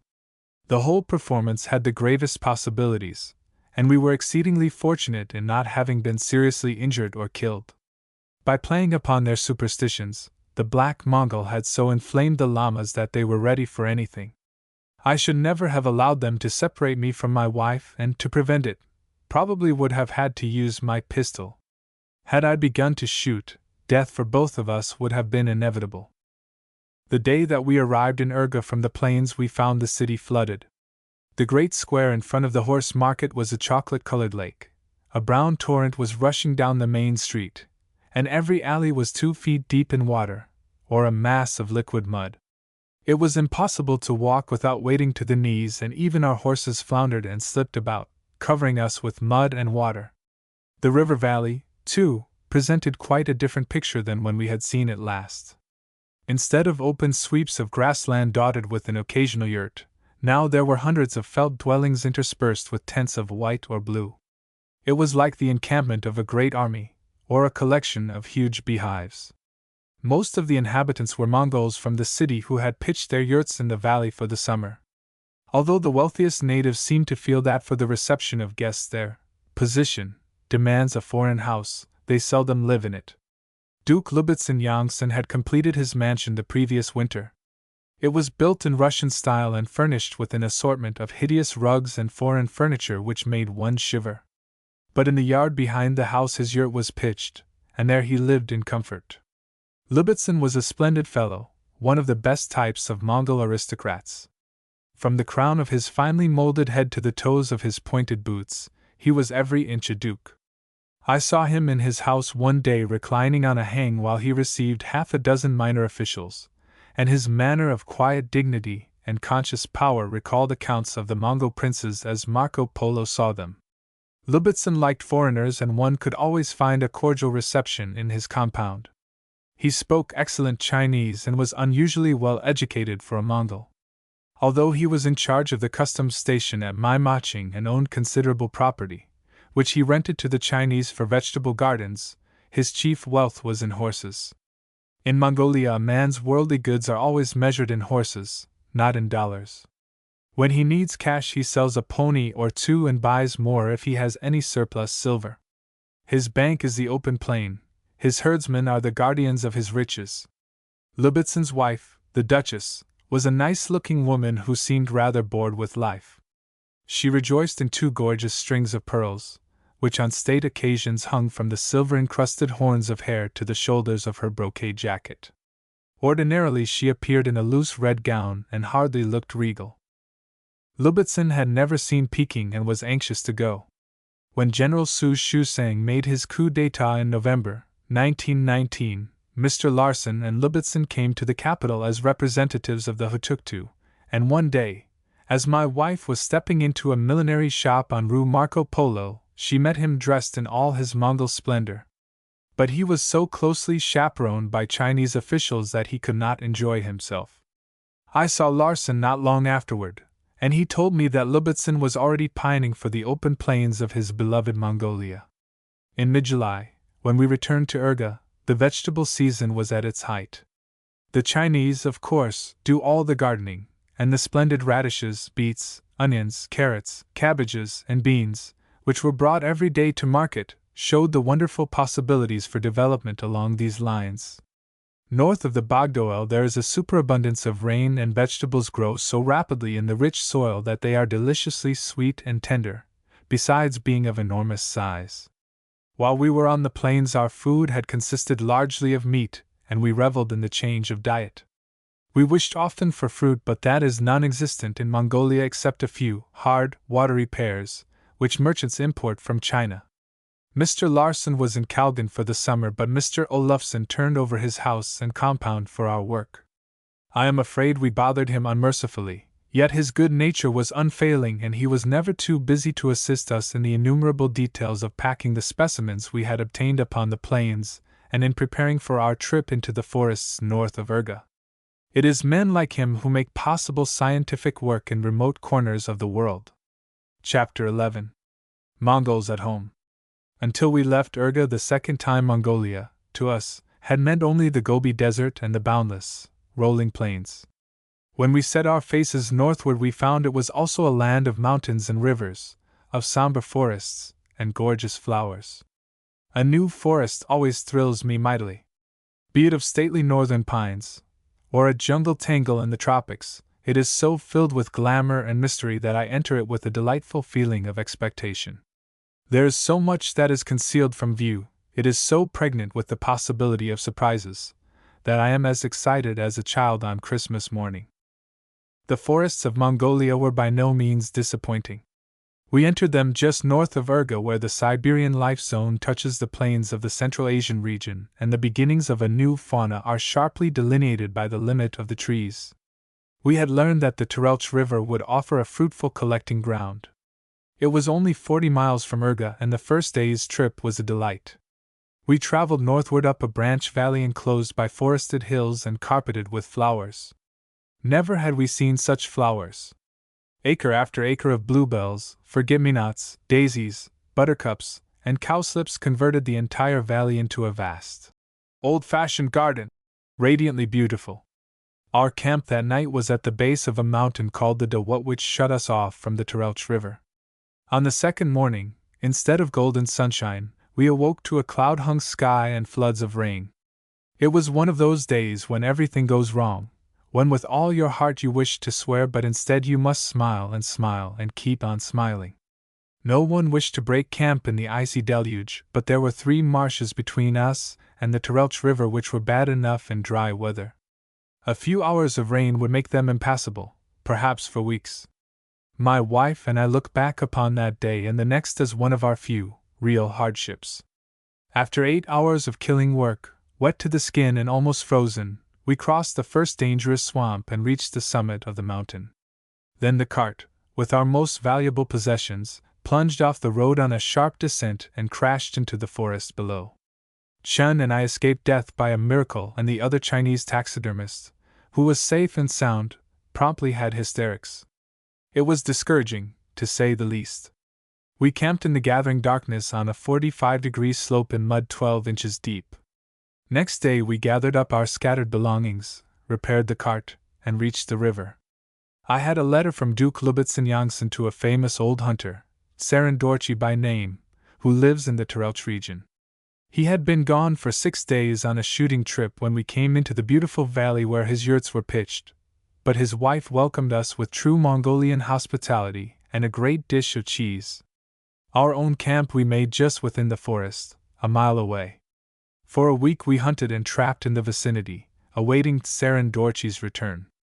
Our arrival created a deal of interest among the half-dozen families in the neighborhood, and, after each had paid a formal call, they apparently agreed that we were worthy of being accepted into their community. We were nomads for the time, just as they are for life. We had pitched our tents in the forest, as they had erected their yurts in the meadow beside the river.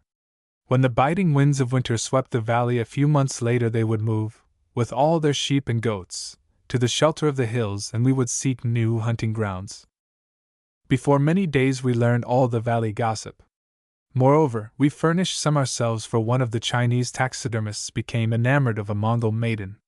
There were 2 of them, to be exact, and they both vamped him persistently. The toilettes with which they sought to allure him were marvels of brilliance, and one of them actually scrubbed her little face and hands with a cake of my yellow, scented soap. Our servant's affections finally centered upon the younger girl, and I smiled paternally upon the wildwood romance. Every night, with a sheepish grin, Chin would ask to borrow a pony. The responsibilities of chaperones sat lightly on our shoulders, but sometimes my wife and I would wander out to the edge of the forest and watch him to the bottom of the hill. Usually his love was waiting and they would ride off together in the moonlight. Where, we never asked. But we could not blame the boy. Those Mongolian nights were made for lovers. The marvel of them we hold among our dearest memories. Wherever we may be, the fragrance of pine trees or the sodden smell of a marsh carries us back in thought to the beautiful valley, and fills our hearts again with the glory of its clear, white nights. No matter what the day brought forth, we looked forward to the evening hunt as best of all. As we trotted our ponies homeward through the fresh, damp air, we could watch the shadows deepen in the somber masses of the forest, and on the hilltops see the ragged silhouettes of sentinel pines against the rose glow of the sky. Ribbons of mist, weaving in and out above the stream, clothed the alders in ghostly silver and rested in billowy masses upon the marshes. Ere the moon had risen, the stars blazed out like tiny lanterns in the sky. Over all the valley there was peace unutterable. We were soon admitted to a delightful comradeship with the Mongols of our valley. We shared their joys and sorrows and nursed their minor ills. First to seek our aid was the wife of the absent hunter, Saren Dorchi. She rode up one day with a 2-year-old baby on her arm. The little fellow was badly infected with eczema, and for 3 weeks one of the lamas in the tiny temple near their yurt had been mumbling prayers and incantations in his behalf, without avail. Fortunately, I had a supply of zinc ointment, and before the month was ended the baby was almost well. Then came the lama with his bill for services rendered, and Saren Dorchi contributed $100 to his priestly pocket. A young Mongol with a dislocated shoulder was my next patient, and when I had made him whole, the lama again claimed the credit and collected $50 as the honorarium for his prayers. And so it continued throughout the summer. I made the cures, and the priests got the fees. Although the Mongols all admitted the efficacy of my foreign medicines, nevertheless they could not bring themselves to dispense with the lama and his prayers. Superstition was too strong and fear that the priest would send an army of evil spirits, flocking to their yurts if they offended him, brought the money, albeit reluctantly, from their pockets. Although the lama never proposed a partnership arrangement, as I thought he might have done, he spent much time about our camp and often brought us bowls of curd milk and cheese. He was a wandering priest and not a permanent resident of the valley, but he evidently decided not to wander any farther until we, too, should leave, for he was with us until the very end. A short time after we had made our camp near the Turelch River, a messenger arrived from Urga with a huge package of mail. In it was a copy of Harper's Magazine containing an account of a flying visit which I had made to Urga in September 1918. 1. There were half a dozen Mongols near our tent, among whom was Madame Saren Dorchi. I explained the pictures to the hunter's wife in my best Chinese while Yvette stood by, with her camera, and watched results. Although the woman had visited Urga several times, she had never seen a photograph or a magazine, and for 10 minutes there was no reaction. Then she recognized a Mongol headdress similar to her own. With a gasp of astonishment, she pointed it out to the others and burst into a perfect torrent of guttural expletives. A picture of the great temple at Urga, where she once had gone to worship, brought forth another volume of Mongolian adjectives, and her friends literally fought for places in the front row. 1. News travels quickly in Mongolia, and during the next week men and women rode in from yurts 40 or 50 miles away to see that magazine. I will venture to say that no American publication ever received more appreciation or had a more picturesque audience than did that copy of Harper's. The absent Saren Dorchi returned one day when I was riding down the valley with his wife. We saw 2 strange figures on horseback emerging from the forest, each with a Russian rifle on his back. Their saddles were strung about with half-dried skins, for roebuck, a musk deer, a moose, and a pair of elk antlers in the velvet. Plate 11. With a joyful shout, Madame Saren Dorchi rode toward her husband. He was an oldish man, of 55 years perhaps, with a face as dried and weather-beaten as the leather beneath his saddle. He may have been glad to see her, but his only sign of greeting was a sigh, and a nod to include us both. Her pleasure was undisguised, however, and as we rode down the valley she chattered volubly between the business of driving in half a dozen horses and a herd of sheep. The monosyllabic replies of the hunter were delivered in a voice which seemed to come from a long way off or from out of the earth beneath his pony's feet.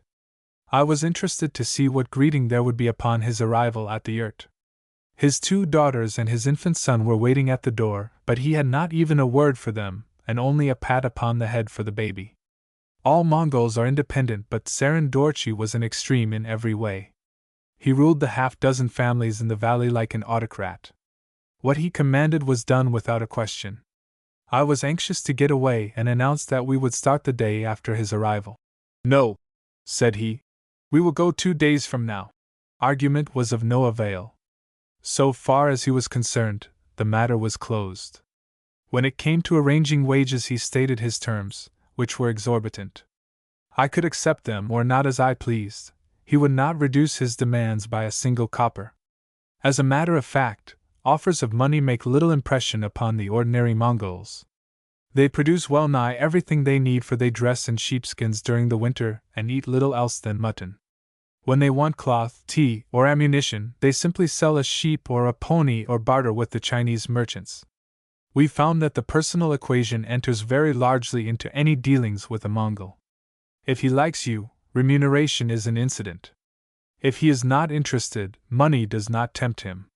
His independence is a product of the wild, free life upon the plains. He relies entirely upon himself, for he has learned that in the struggle for existence, it is he himself that counts. Of the Chinaman, the opposite is true. His life is one of the community, and he depends upon his family and his village. He is gregarious above all else, and he hates to live alone. In this dependence upon his fellow men he knows that money counts, and there is very little that a Chinaman will not do for money. On one of his trips across Mongolia, Mr. Coltman's car became badly mired within a stone's throw of a Mongol yurt. 2 or 3 oxen were grazing in front of the house, and Coltman asked the native to pull his car out of the mud. The Mongol, who was comfortably smoking his pipe in the sun, was not at all interested in the matter, but finally remarked casually that he would do it for $8. There was no argument. $8 was what he said, and $8 it would have to be, or he would not move. The entire operation of dragging the car to firm ground consumed just 4 minutes. But this instance was an exception, for usually a Mongol is the very essence of good nature and is ready to assist whenever a traveler is in difficulty. Tsarin Dorchi's independence kept us in a constant state of irritation, for it was manifested in a dozen different ways. We would gladly have dispensed with his services, but his word was law in the community, and if he had issued a bull against us, we could not have obtained another man. For all his age, he was an excellent hunter, and we came to be good friends. The old man's independence once led him into serious trouble. He had often looked at the Bogdoa with longing eyes and had made short excursions, without his gun, into its sacred forests. On one of these trips he saw a magnificent elk with antlers such as he had never dreamed were carried by any living animal. He could not forget that deer. Its memory was a thorn that pricked him wherever else he hunted. Finally he determined to have it, even if Mongolian law and the Lama Church had proclaimed it sacred.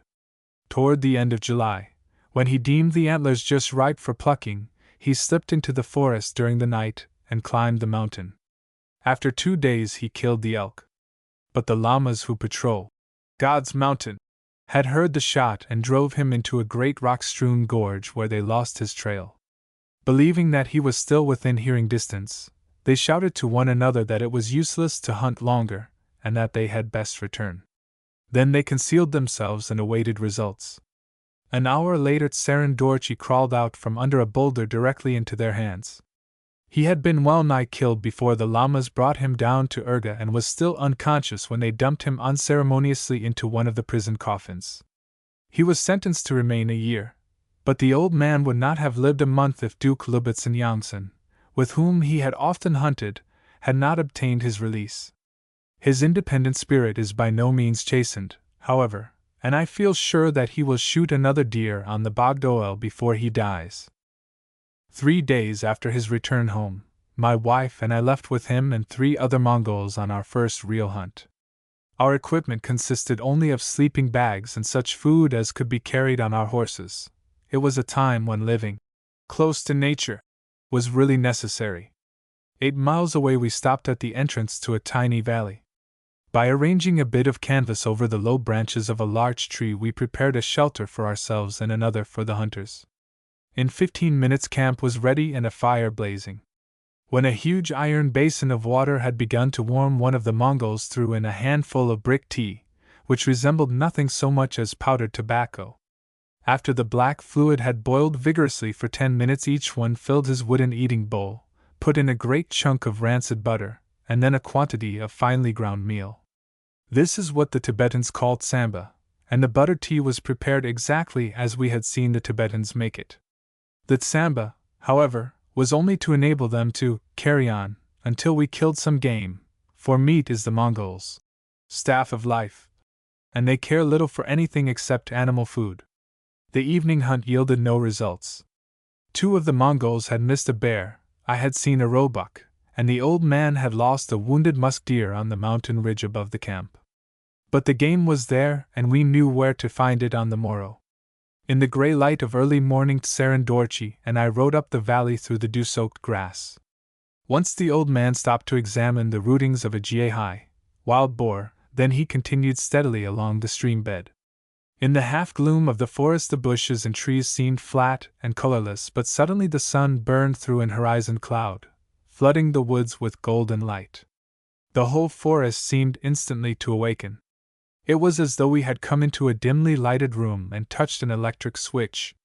The trees and bushes assumed a dozen subtle shades of green, and the flowers blazed like jewels in the gorgeous woodland carpet.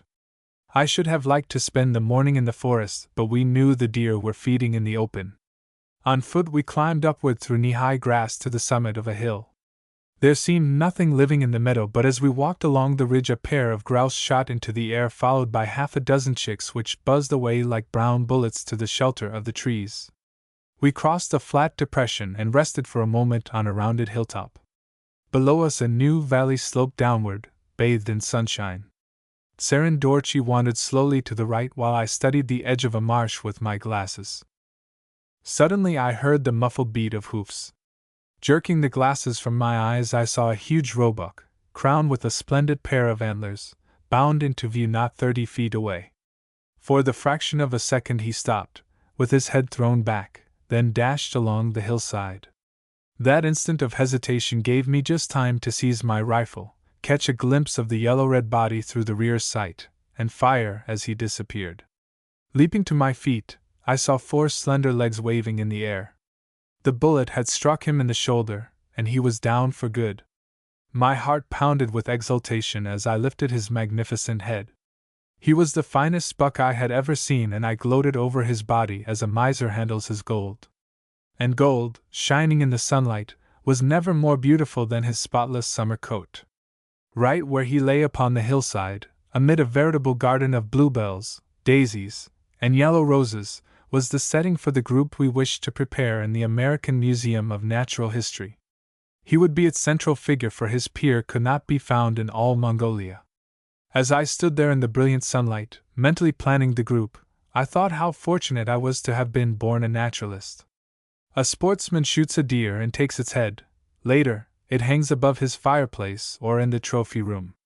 If he be one of imagination, in years to come it will bring back to him the feel of the morning air, the fragrance of the pine trees, and the wild thrill of exultation as the buck went down. But it is a memory picture only and limited to himself. The mounted head can never bring to others the smallest part of the joy he felt and the scene he saw. The naturalist shares his pleasure, and, after all, it is largely that which counts. When the group is constructed in the museum under his direction, he can see reproduced with fidelity, and in minutest detail, this hidden corner of the world. He can share with thousands of city dwellers the joy of his hunt, and teach them something of the animals he loves and the lands they call their own. To his scientific training he owes another source of pleasure. Every animal is a step in the solution of some one of nature's problems. Perhaps it is a new discovery, a species unknown to science. Asia is full of such surprises. I have already found many. Be the specimen large or small, if it has fallen to your trap or rifle, there is the thrill of knowing that you have traced one more small line on the white portion of nature's map. While I was gazing at the fallen buck, Tsarin Dorchi stood like a statue on the hilltop, scanning the forest and valley with the hope that my shot had disturbed another animal. In a few moments he came down to me. The old man had lost some of his accustomed calm and, with thumb upraised, murmured, "Sigh, sigh." Then he gave, in vivid pantomime, a recital of how he suddenly surprised the buck feeding just below the hill crest, and how he had seen me jerk the glasses from my eyes and shoot. Sitting down beside the deer, we went through the ceremony of a smoke. Then Tsarin Dorchi eviscerated the animal, being careful to preserve the heart, liver, stomach, and intestines.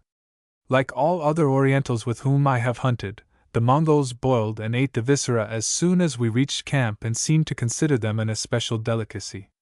Some weeks later we killed 2 elk and Tsarin Dorchi inflated and dried the intestines. These were to be used as containers for butter and mutton fat. After tanning the stomach, he manufactured from it a bag to contain milk or other liquids. His wife showed me some really beautiful leather which she had made from roebuck skins. Tanning hides and making felt were the only strictly Mongolian industries which we observed in the region visited by our expedition. The Mongols do a certain amount of logging and charcoal burning, and in the autumn they cut hay. But with these exceptions we never saw them do any work which could not be done from horseback. Our first hunting trip lasted 10 days, and in the following months there were many others. We became typical nomads, spending a day or 2 in some secluded valley only to move again to other hunting grounds. For the time we were Mongols in all essentials. The primitive instincts, which lie just below the surface in us all, responded to the subtle lure of nature, and without an effort we slipped into the carefree life of these children of the woods and plains. We slept at night under starlit skies in the clean, fresh forest.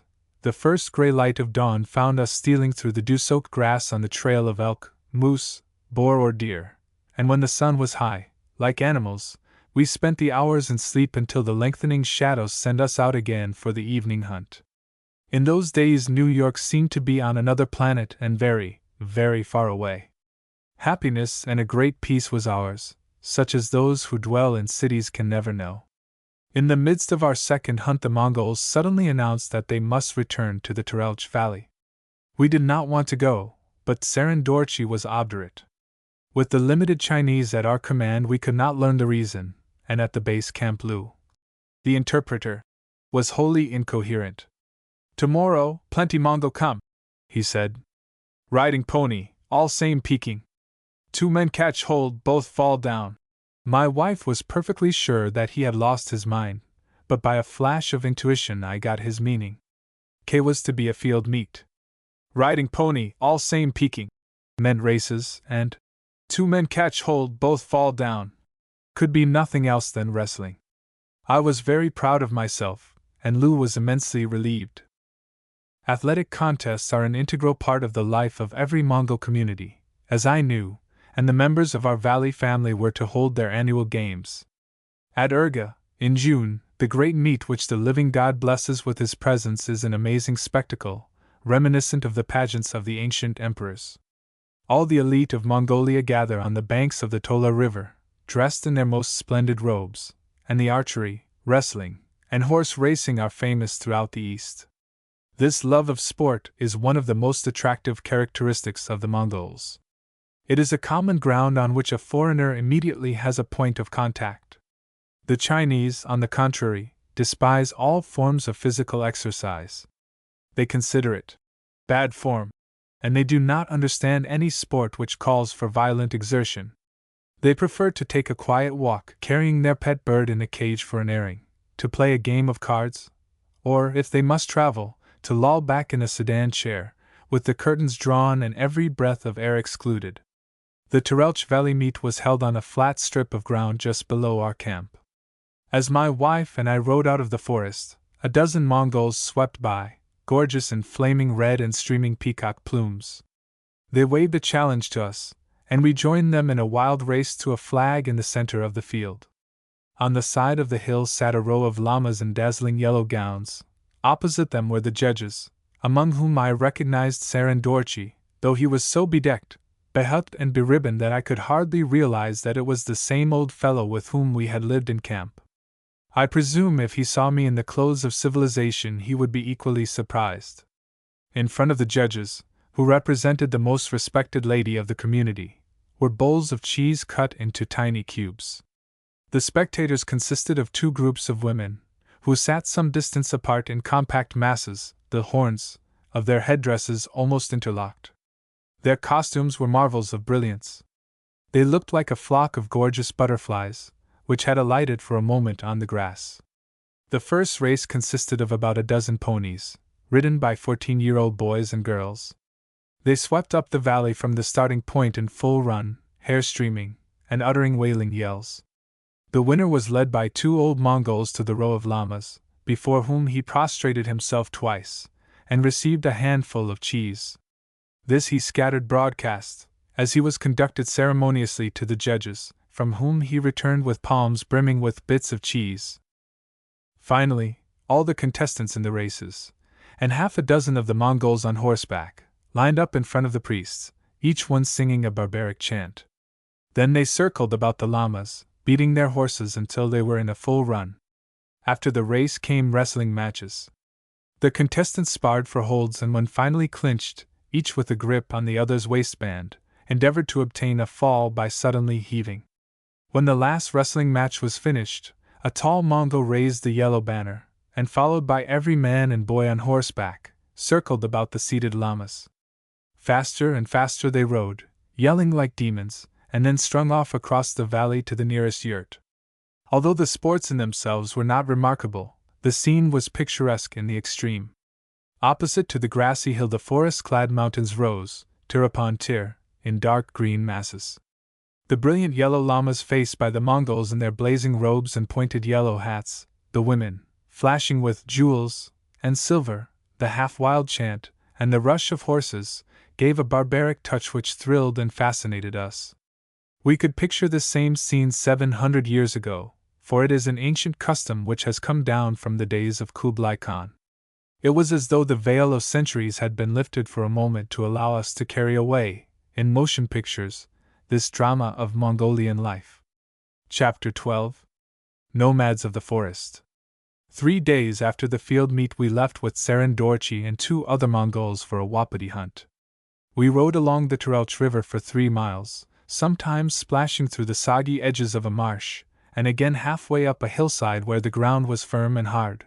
Then, turning west on a mountain slope, we came to a low plateau which rolled away in undulating sweeps of hushland between the edges of the dark pine woods. It was a truly boreal landscape. We were on the edge of the forest, which stretches in a vast, rolling sea of green far beyond the Siberian frontier. From the summit of the tableland we descended between dark walls of pine trees to a beautiful valley filled with park-like openings. Just at dark Sarandorchi turned abruptly into the stream and crossed to a pretty grove of spruces on a little island formed by 2 branches of the river. It was as secluded as a cavern, and made an ideal place in which to camp. 100 feet away the tent was invisible, and save for the tiny wreaths of smoke which curled above the treetops, there was no sign of our presence there. After dinner Sarandorchi shouldered a pack of skins and went to a salt lick, in a meadow west of camp, to spend the night. He returned in the first gray light of dawn, just as I was making coffee, and reported that he had heard wapiti barking, but that no animals had visited the lick. He directed me to go along the hillsides north of camp, while the Mongol hunters struck westward across the mountains. I had not been gone an hour, and had just worked across the lower end of a deep ravine, when I heard a wapiti bark above and behind me. It was a hoarse roar, exactly like a roebuck, except that it was deeper toned and louder. I was thrilled as though by an electric current. It seemed very far away, much farther than it really was, and as I crept to the summit of a ridge a splendid bull wapiti broke through the underbrush. He had been feeding in the bottom of the ravine, and saw my head instantly as it appeared above the sky line. There was no chance to shoot because of the heavy cover, and even when he paused for a moment on the opposite hillside a screen of tree branches was in my way. Absolutely disgusted with myself, I followed the animal's trail until it was lost in the heavy forest. The wapiti was gone for good, but on the way back to camp I picked up a roebuck which acted as some balm to my injured feelings.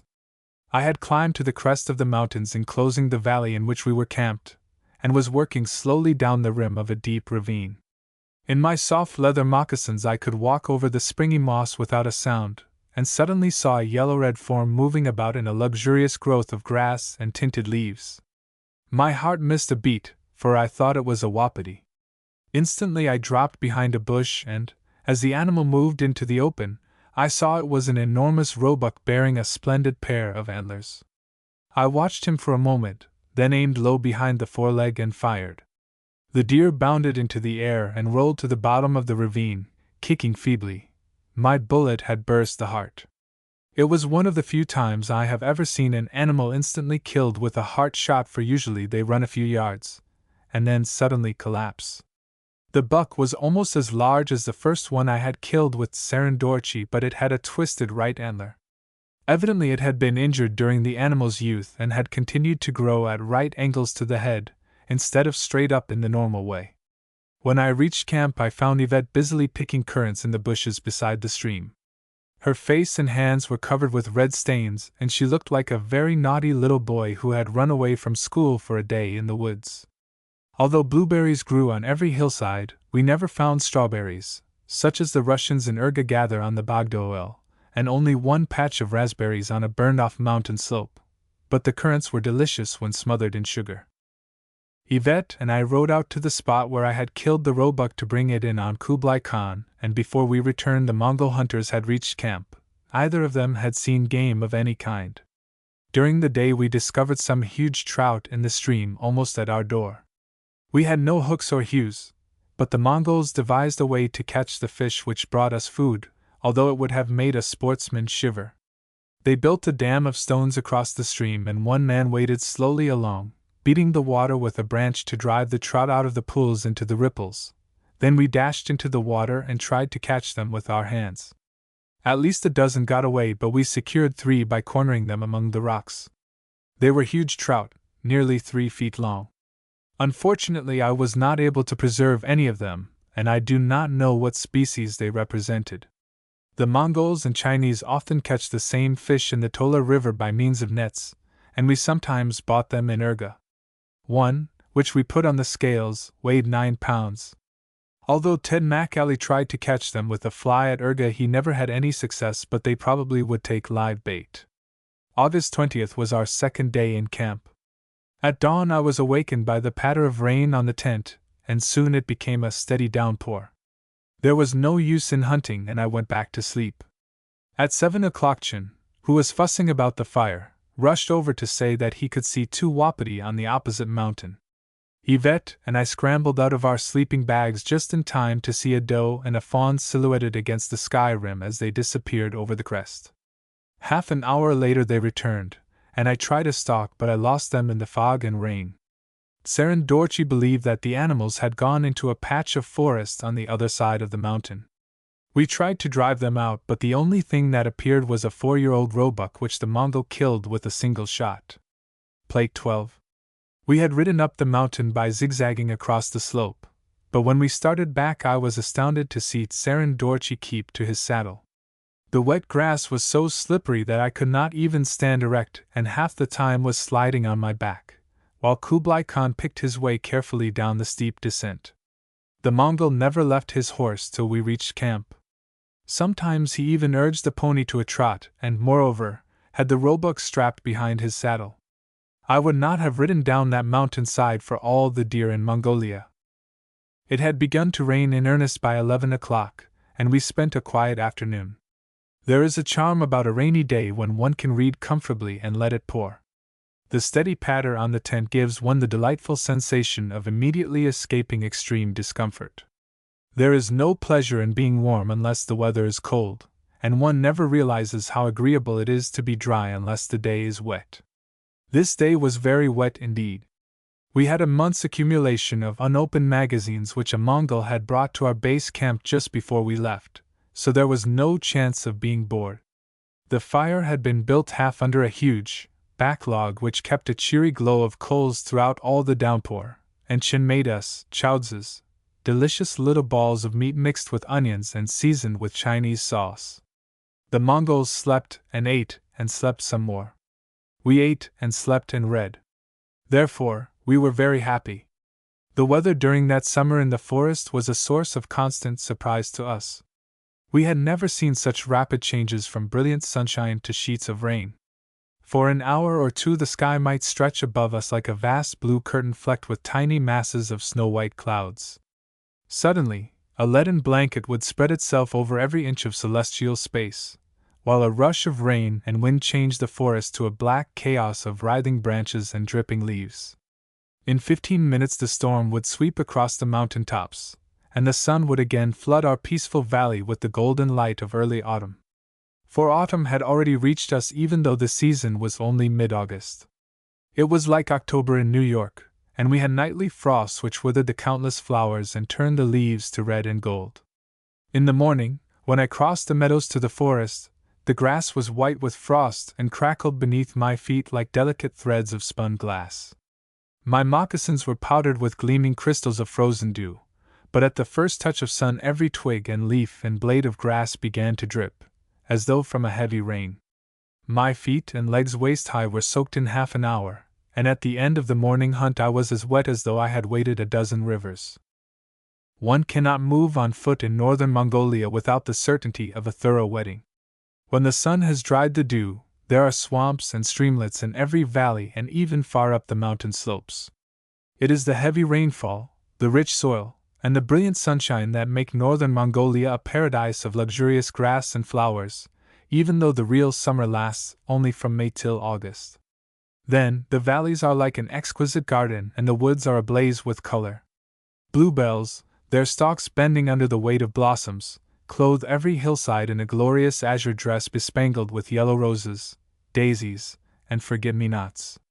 But I think I like the wild poppies best of all, for their delicate, fragile beauty is wonderfully appealing. I learned to love them first in Alaska, where their pale, yellow faces look up happily from the storm-swept hills of the Pribilof Islands in the Bering Sea. Besides its flowers, this northern country is one of exceeding beauty.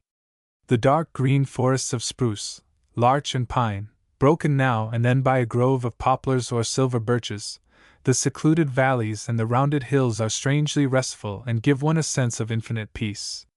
It is a place to go for tired nerves. Ragged peaks, towering mountains, and yawning chasms, splendid as they are, may be subtly disturbing, engendering a feeling of restlessness and vague depression. There is none of this in the forests of Mongolia. We felt as though we might be happy there all our lives. The mad rush of our other world seemed very far away and not much worthwhile. As yet this land has been but lightly touched by the devastating hand of man. A log road cuts the forest here and there, and sometimes we saw a train of ox carts winding through the trees, but the primitive beauty of the mountains remains unmarred, save where a hillside has been swept by fire. In all our wanderings through the forests we saw no evidences of occupation by the Mongols except the wood roads and a few scattered charcoal pits. These were old and moss-grown, and save for ourselves the valleys were deserted. One morning while I was hunting north of camp, I heard a wapiti roar on the summit of a mountain. I found its tracks in the soft earth of a game trail which wound through forests so dense that I could hardly see a dozen yards.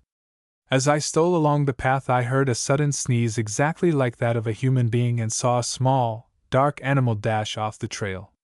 I stopped instantly and slowly sank to the ground, kneeling motionless, with my rifle ready. For 5 minutes I remained there, the silence of the forest broken only by the clucking of a hazel grouse above my head.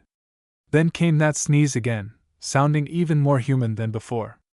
I heard a nervous patter of tiny hoofs, and the animal sneezed from the bushes at my right. I kept as motionless as a statue, and the sneezes followed each other in rapid succession, accompanied by impatient stampings and gentle rustlings in the brush. Then I saw a tiny head emerge from behind a leafy screen and a pair of brilliant eyes gazing at me steadily. Very, very slowly I raised the rifle until the stock nestled against my cheek. Then I fired quickly. Running to the spot where the head had been, I found a beautiful brown-gray animal lying behind a bush. It was no larger than a half-grown fawn, but on either side of its mouth two dagger-like tusks projected, slender, sharp, and ivory white. It was a musk deer, the first living, wild one I had ever seen. Even before I touched the body, I inhaled a heavy, not unpleasant, odor of musk and discovered the gland upon the abdomen. It was 3 inches long and 2 inches wide, but all the hair on the rump and belly was strongly impregnated with the odor. These little deer are eagerly sought by the natives throughout the Orient, as musk is valuable for perfume. In Urga, the Mongols could sell a pod for $5 silver, and in other parts of China it is worth considerably more. When we were in Yunnan, we frequently heard of a musk buyer whom the Paris perfumer, Pinot, maintained in the remote mountain village of Utunzi, on the Tibetan frontier. Because of their commercial value, the little animals are relentlessly persecuted in every country which they inhabit, and in some places they have been completely exterminated. Those in Mongolia are particularly difficult to kill, since they live only on the mountain summits and the thickest forests. Indeed, were it not for their insatiable curiosity, it would be almost impossible ever to shoot them. They might be snared, of course, but I never saw any traps or devices for catching animals which the Mongols used. They seem to depend entirely upon their guns. This is quite unlike the Chinese, Koreans, Manchus, Malays, and other Orientals with whom I have hunted, for they all have developed ingenious snares, pitfalls, and traps. The musk sac is present only in the male deer and is, of course, for the purpose of attracting the does. Unfortunately, it is not possible to distinguish the sexes except upon close examination, for both are hornless, and as a result the natives sometimes kill females which they would prefer to leave unmolested. The musk deer use their tusks for fighting and also to dig up the food upon which they live. I frequently found new pine cones which they had torn apart to get at the soft centers. During the winter they develop an exceedingly long, thick coat of hair which, however, is so brittle that it breaks almost like dry pine needles. Consequently, the skins have but little commercial value. Late one rainy afternoon, Sarandorchi and I rode into a beautiful valley not far from where we were camped. When well in the upper end, we left our horses and proceeded on foot toward the summit of a ridge on which he had killed a bear a month earlier. Motioning me to walk to the crest of the ridge from the other side, the old man vanished like a ghost among the trees. When I was nearly at the top, I reached the edge of a small patch of burned forest. In the half-darkness, the charred stumps and skeleton trees were as black as ebony. As I was about to move into the open, I saw an object which at first seemed to be a curiously shaped stump. I looked at it casually, then something about it arrested my attention. Suddenly a tail switched nervously and I realized that this stump was an enormous wild boar standing head-on, watching me. I fired instantly, but even as I pressed the trigger the animal moved and I knew that the bullet would never reach its mark. But my brain could not telegraph to my finger quickly enough to stop its action, and the boar dashed away unharmed. It was the largest pig I have ever seen. As he stood on the summit of the ridge, he looked almost as big as a Mongol pony. It was too dark to follow the animal, so I returned to camp, a very dejected man. I have never been able to forget that boar, and I suppose I never shall. Later, I killed others, but they can never destroy the memory of that enormous animal as he stood there looking down at me. Had I realized that it was a pig only the fraction of a second sooner, it would have been a different story. But that is the fortune of shooting. In no other sport is the line between success and failure so closely drawn. Of course, it is that which makes it so fascinating. At the end of a long day's hunt, one chance may be given, then all depends on a clear eye, a steady hand, and, above all, judgment. In your action in that single golden second rests the success or failure of, perhaps, a season's trip. You may have traveled thousands of miles, spent hundreds of dollars, and had just one shot at the head of heads. Some men tell me that they never get excited when they hunt.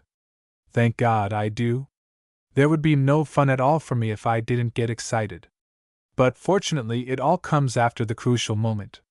When the stock of the rifle settles against my cheek and I look across the sights, I am as cold as steel. I can shoot, and keep on shooting, with every brain cell concentrated on the work in hand, but when it is done, for better or worse, I get the reaction which makes it all worthwhile. One morning, a week after we had been in camp, Dorchi and I discovered a cow and a calf wapiti feeding in an open forest. It was a delight to see how the old Mongol stalked the deer, slipping from tree to bush, sometimes on his knees or flat on his face in the soft moss carpet. When we were 200 yards away, we drew up behind a stump. I took the cow, whilst Dorchi covered the calf, and at the sound of our rifles both animals went down for good.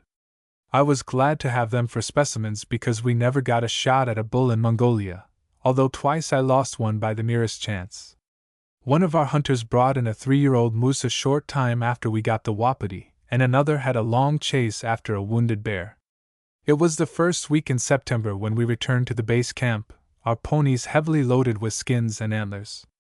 The Chinese taxidermists under my direction had made a splendid collection of small mammals, and we had pretty thoroughly exhausted the resources of the forests in the Turelch region. Therefore, Yvette and I decided that it would be well to ride into Urga and make arrangements for our return to Peking. We did the 50 miles with the greatest ease and spent the night with Maman and my matching. Next day Mr. and Mrs. Macaulay arrived, much to our delight. They were to spend the winter in Urga on business, and they brought a supply of much-needed ammunition, photographic plates, traps and my miniature rifle. This equipment had been shipped from New York 10 months earlier, but had only just reached Peking and been released from the customs through the heroic efforts of Mr. Guptill. We had another 2 weeks hunting trip before we said goodbye to Mongolia, but it netted few results. All the valleys, which had been deserted when we were there before, were filled with Mongols cutting hay for the winter feed of their sheep and goats. Of course, every camp was guarded by a dog or two, and their continual barking had driven the moose, elk, and bear far back into the deepest forests where we had no time to follow. Mr. and Mrs. Macaulay had taken a house in Urga, just opposite the Russian consulate, and they entertained us while I packed our collections which were stored in Anderson, Meyer's godown. It was a full week's work, for we had more than 1,000 specimens. The forests of Mongolia had yielded up their treasures as we had not dared to hope they would, and we left them with almost as much regret as we had left the plains. October 1st the specimens started southward on camel-back.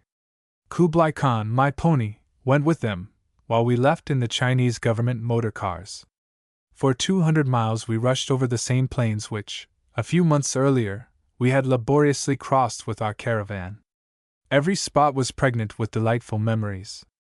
At this well we had camped for a week and hunted antelope. In that ragged mass of rocks we had killed a wolf. Out on the Turin plain we had trapped 26 marmots in an enormous colony. Those had been glorious days, and our hearts were sad as we raced back to Peking and civilization. But one bright spot remained: we need not yet leave our beloved East. Far to the south, in brigand-infested mountains on the edge of China, there dwelt a herd of bighorn sheep, the argali of the Mongols. Among them was a great ram, and we had learned his hiding place. How we got him is another story. Chapter 13. The Passing of Mongolian Mystery. I know of no other country about which there is so much misinformation as about Mongolia. Because the Gobi Desert stretches through its center, the popular conception appears to be that it is a waste of sand and gravel incapable of producing anything.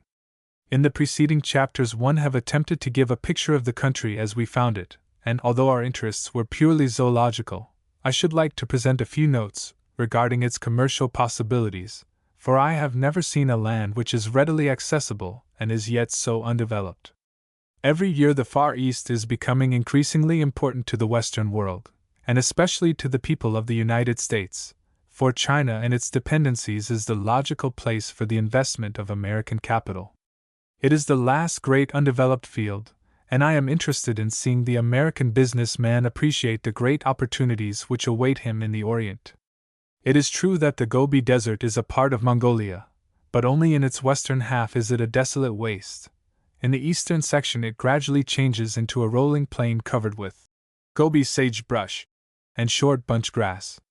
When one looks closely one sees that the underlying soil is very fine gravel and sand. There is little water in this region except surface ponds, which are usually dry in summer, and caravans depend upon wells.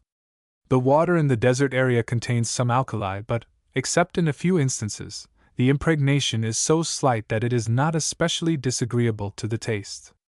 Mr. Larson told me that there is no part of the country between Kalgan and Urga in which water cannot be found within 10 or 20 feet of the surface. I am not prepared to say what this arid region could be made to produce. Doubtless, from the standpoint of agriculture, it would be of little importance, but sheep and goats could live upon its summer vegetation, I am sure. It is difficult to say where the Gobi really begins or ends when crossing it between Kalgan and Urga, for the grasslands both on the south and north merge so imperceptibly into the arid central part that there is no real edge to the desert. However, it is safe to take Panjkiang as the southern margin, and Turin as the northern limit, of the Gobi. Both in the north and south the land is rich and fertile, much like the plains of Siberia or the prairies of Kansas and Nebraska. Such is the eastern Gobi from June to mid-September. In the winter, when the dried vegetation exposes the surface soil, the whole aspect of the country is changed, and then it does resemble the popular conception of a desert. But what could be more desert-like than our North China landscape when frost has stripped away the green clothing of its hills and fields? The Chinese have already demonstrated the agricultural possibilities in the south, and every year they reap a splendid harvest of oats, wheat, millet, buckwheat, and potatoes. On the grass-covered meadowlands, both north and south of the Gobi, there are vast herds of sheep, goats, cattle, and horses, but they are only a fraction of the numbers which the pasturage could support. The cattle and sheep which are exported through China can be sent to Kalgan on the hoof, for since grass is plentiful, the animals can graze at night and travel during the day. This very materially reduces the cost of transportation. Besides the great quantities of beef and mutton which could be raised and marketed in the Orient, America, or Europe, thousands of pounds of wool and camel hair could be exported.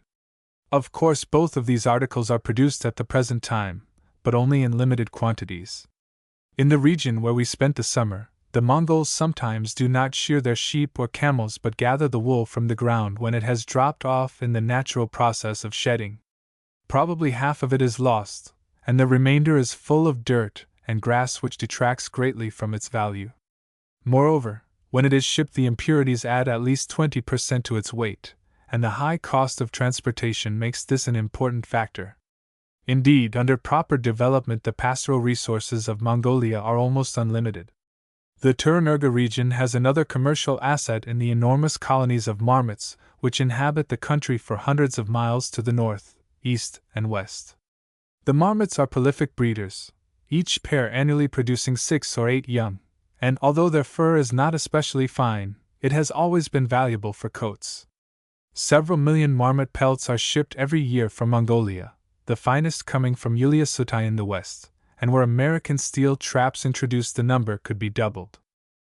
Urga is just being discovered as a fur market. Many skins which have been taken well across the Russian frontier are sold in Urga, and as the trade increases it will command a still wider area.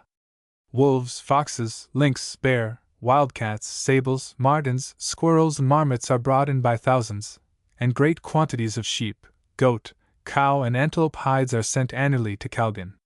Several foreign fur houses of considerable importance already have their representatives in Urga, and more are coming every year.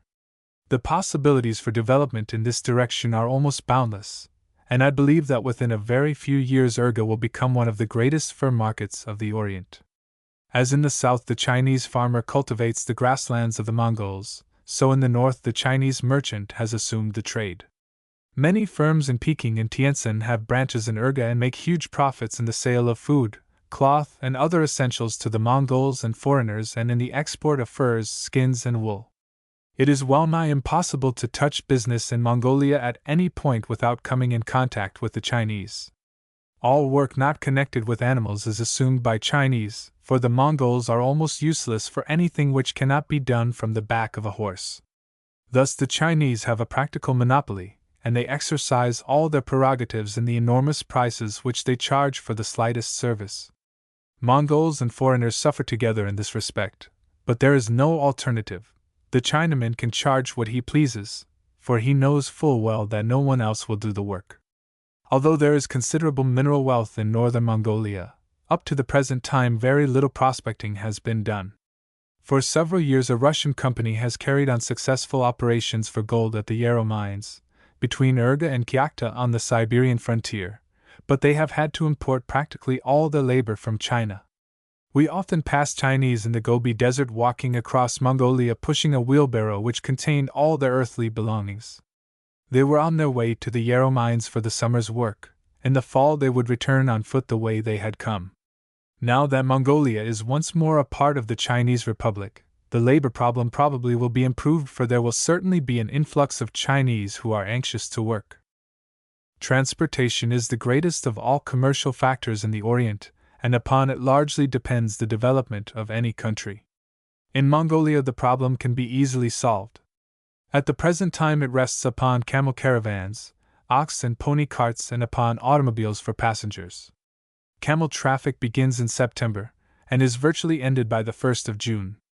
Then their places on the trail are taken by ox and pony carts. Camels make the journey from Kalgan to Urga in from 30 to 50 days, but the carts require twice as long. They travel slowly, at best, and the animals must be given time to graze and rest. Of course, they cannot cross the desert when the grass is dry, so that transportation is divided by the season, camels in winter and carts in summer. Each camel carries from 450 to 500 pounds, and the charges for the journey from Kalgan to Urga vary with conditions at from 5 to 15 cents, silver, per caddy, 1 1/3 pounds. Thus, by the time goods have reached Urga, their value has increased tremendously. I can see no reason why motor trucks could not make the trip, and am intending to use them on my next expedition.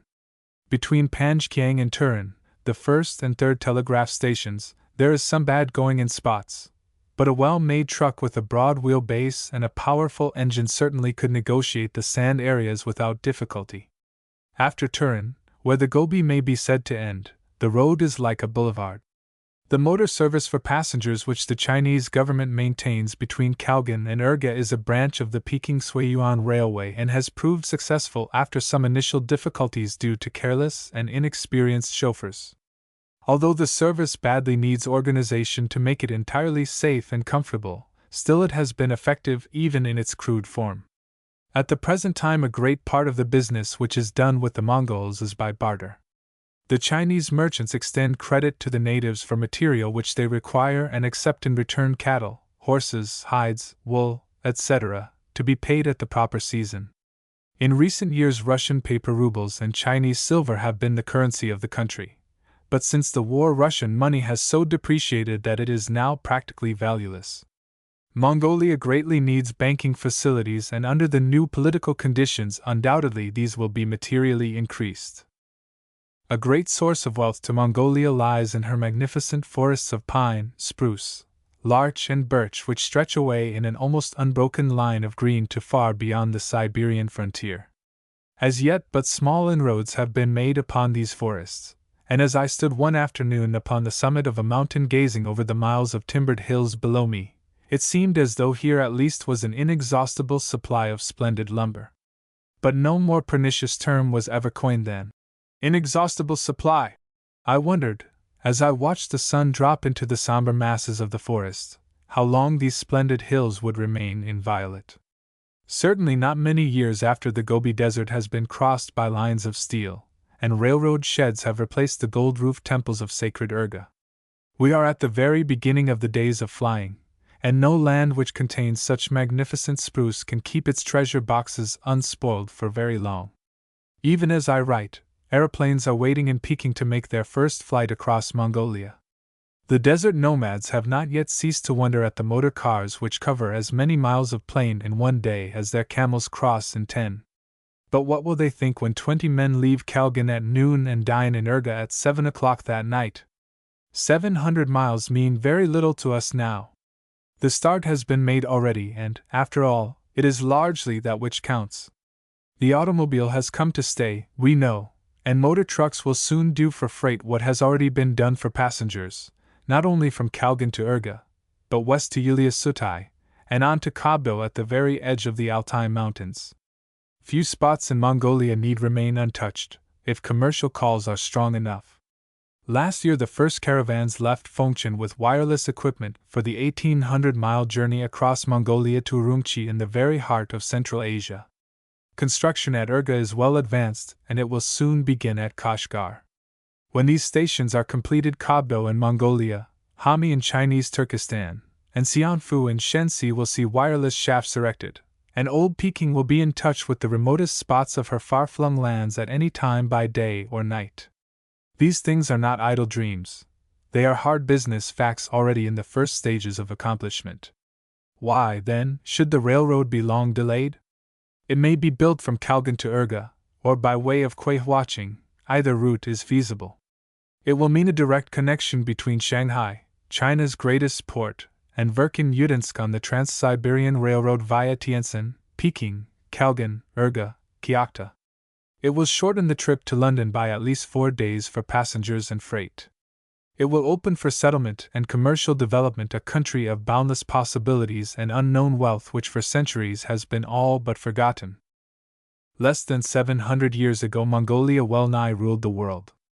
Her people were strong beyond belief, but her empire crumbled as quickly as it rose, leaving to posterity only a glorious tradition and a land of mystery. The tradition will endure for centuries, but the motor car and aeroplane and wireless have dispelled the mystery forever. Chapter 14. The Great Ram of the Shanxi Mountains. Away up in northern China, just south of the Mongolian frontier, is a range of mountains inhabited by bands of wild sheep. They are wonderful animals, these sheep, with horns like battering rams. But the mountains are also populated by brigands, and the two do not form an agreeable combination from the sportsman's standpoint. In reality, they are perfectly nice, well-behaved brigands, but occasionally they forget their manners and swoop down upon the caravan road less than a dozen miles away. This is done only when scouts bring word that cargo valuable enough to make it worthwhile is about to pass. Each time the brigands make a foray, a return raid by Chinese soldiers can be expected. Occasionally these are real, honest-to-goodness fights, and blood may flow on both sides, but the battle sometimes takes a different form. With bugles blowing, the soldiers march out to the hills. Through middlemen, the battleground has been agreed upon, and a David is chosen from the soldiers to meet the Goliath of the brigands. But David is particularly careful to leave his gun behind, and to have his sling well stuffed with rifle shells.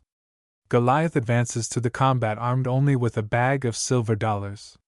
Then an even trade ensues, $1 for a cartridge, and the implement of war changes hands. Plate 13. An Asiatic Wapiti. The soldiers return to the city with bugles sounding as merrily as when they left. The commander sends a report to Peking of a desperate battle with the brigands. He says that, through the extreme valor of his soldiers, the bandits have been dispersed and many killed, that hundreds of cartridges were expended in the fight. Therefore, kindly send more as soon as possible. All this because the government has an unfortunate way of forgetting to pay its soldiers in the outlying provinces. When no money is forthcoming and none is visible on the horizon, it is not surprising that they take other means to obtain it. Battles of this type are by no means exceptions, they are more nearly the rule in many provinces of China. But what has all this to do with the wild sheep? Its relation is very intimate, for the presence of brigands in those Shanxi mountains has made it possible for the animals to exist. The hunting grounds are only 5 days' travel from Peking, and many foreigners have turned longing eyes toward the mountains. But the brigands always had to be considered. Since Sir Richard Dane, formerly Chief Inspector of the Salt Gabelle, and Mr. Charles Coltman were driven out by the bandits in 1915, the Chinese government has refused to grant passports to foreigners who wish to shoot in that region. The brigands themselves cannot waste cartridges at $1 each on the sheep, so the animals have been allowed to breed unmolested. Nevertheless, there are not many sheep there. They are the last survivors of great herds which once roamed the mountains of North China. The technical name of the species is Ovis camosa, formerly O.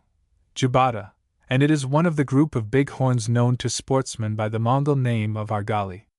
In size, as well as ancestry, the members of this group are the grandfathers of all the sheep. The largest ram of our Rocky Mountains is a pygmy compared with a full-grown argali. Hundreds of thousands of years ago the bighorns, which originated in Asia, crossed into Alaska by way of the Bering Sea, where there was probably a land connection at that time. From Alaska they gradually worked southward, along the mountains of the western coast, into Mexico and Lower California. In the course of time, changed environment developed different species, but the migration route from the old world to the new is there for all to read. The supreme trophy of a sportsman's life is the head of a Mongolian bighorn sheep. I think it was Rex Beach who said, "Some men can shoot but not climb. Some can climb but not shoot. To get a sheep you must be able to climb and shoot, too." For its Hall of Asiatic Life, the American Museum of Natural History needed a group of argali. Moreover, we wanted a ram which would fairly represent the species, and that meant a very big one. The Reverend Harry R. Caldwell, with whom I had hunted tiger in South China, volunteered to get them with me. The brigands did not worry us unduly, for we both have had considerable experience with Chinese bandits, and we feel that they are like animals. If you don't tease them, they won't bite. In this case, the teasing takes the form of carrying anything that they could readily dispose of, especially money. I decided that my wife must remain in Peking. She was in open rebellion, but there was just a possibility that the brigands might annoy us, and we had determined to have those sheep regardless of consequences. Although we did not expect trouble, I knew that Harry Caldwell could be relied upon in any emergency.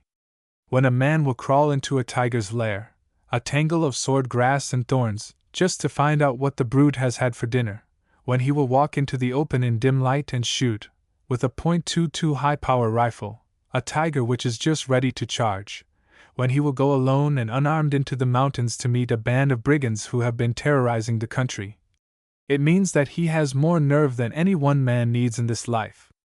After leaving the train at Fengchen, the journey was like all others in North China.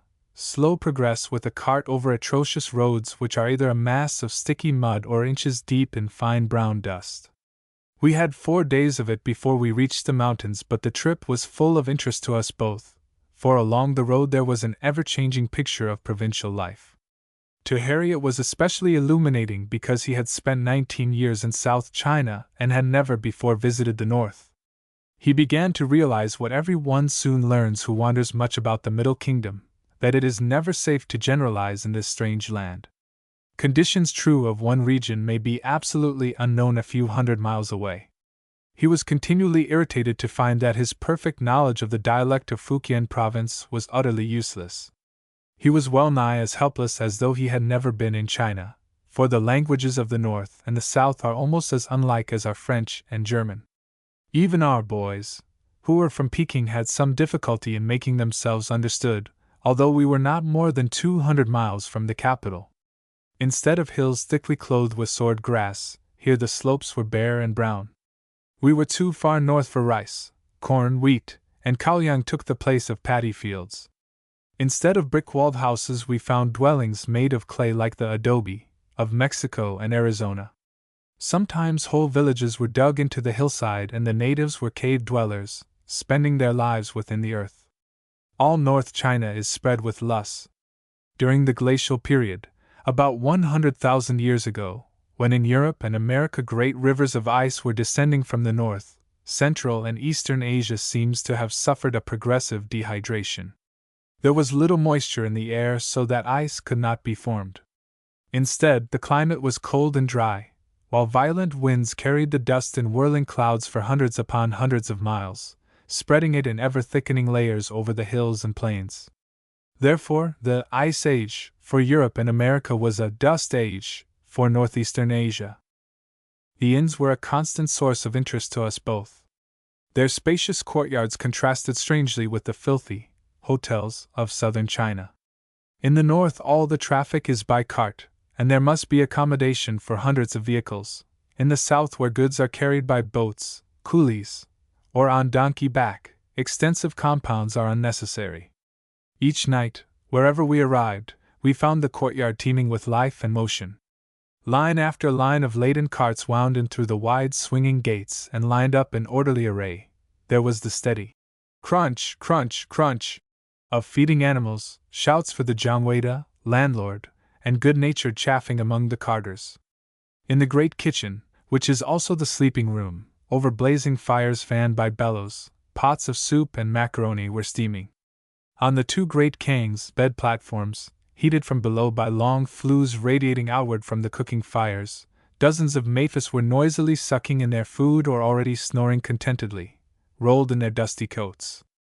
Many kinds of folk were there, rich merchants enveloped in splendid sable coats, and traveling in padded carts, peddlers with packs of trinkets for the women, wandering doctors selling remedies of herbs, tonics made from deer horns or tiger's teeth, and wonderful potions of dragon's bones.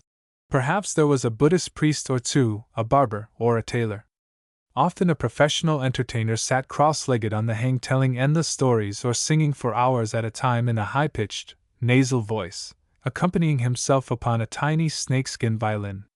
It was like a stage drama of concentrated Chinese country life. Among this polyglot assembly perhaps there may be a single man who has arrived with a pack upon his back. He is indistinguishable from the other travelers and mingles among the maphis, helping now and then to feed a horse or adjust a load. But his ears and eyes are open. He is a brigand scout who is there to learn what is passing on the road.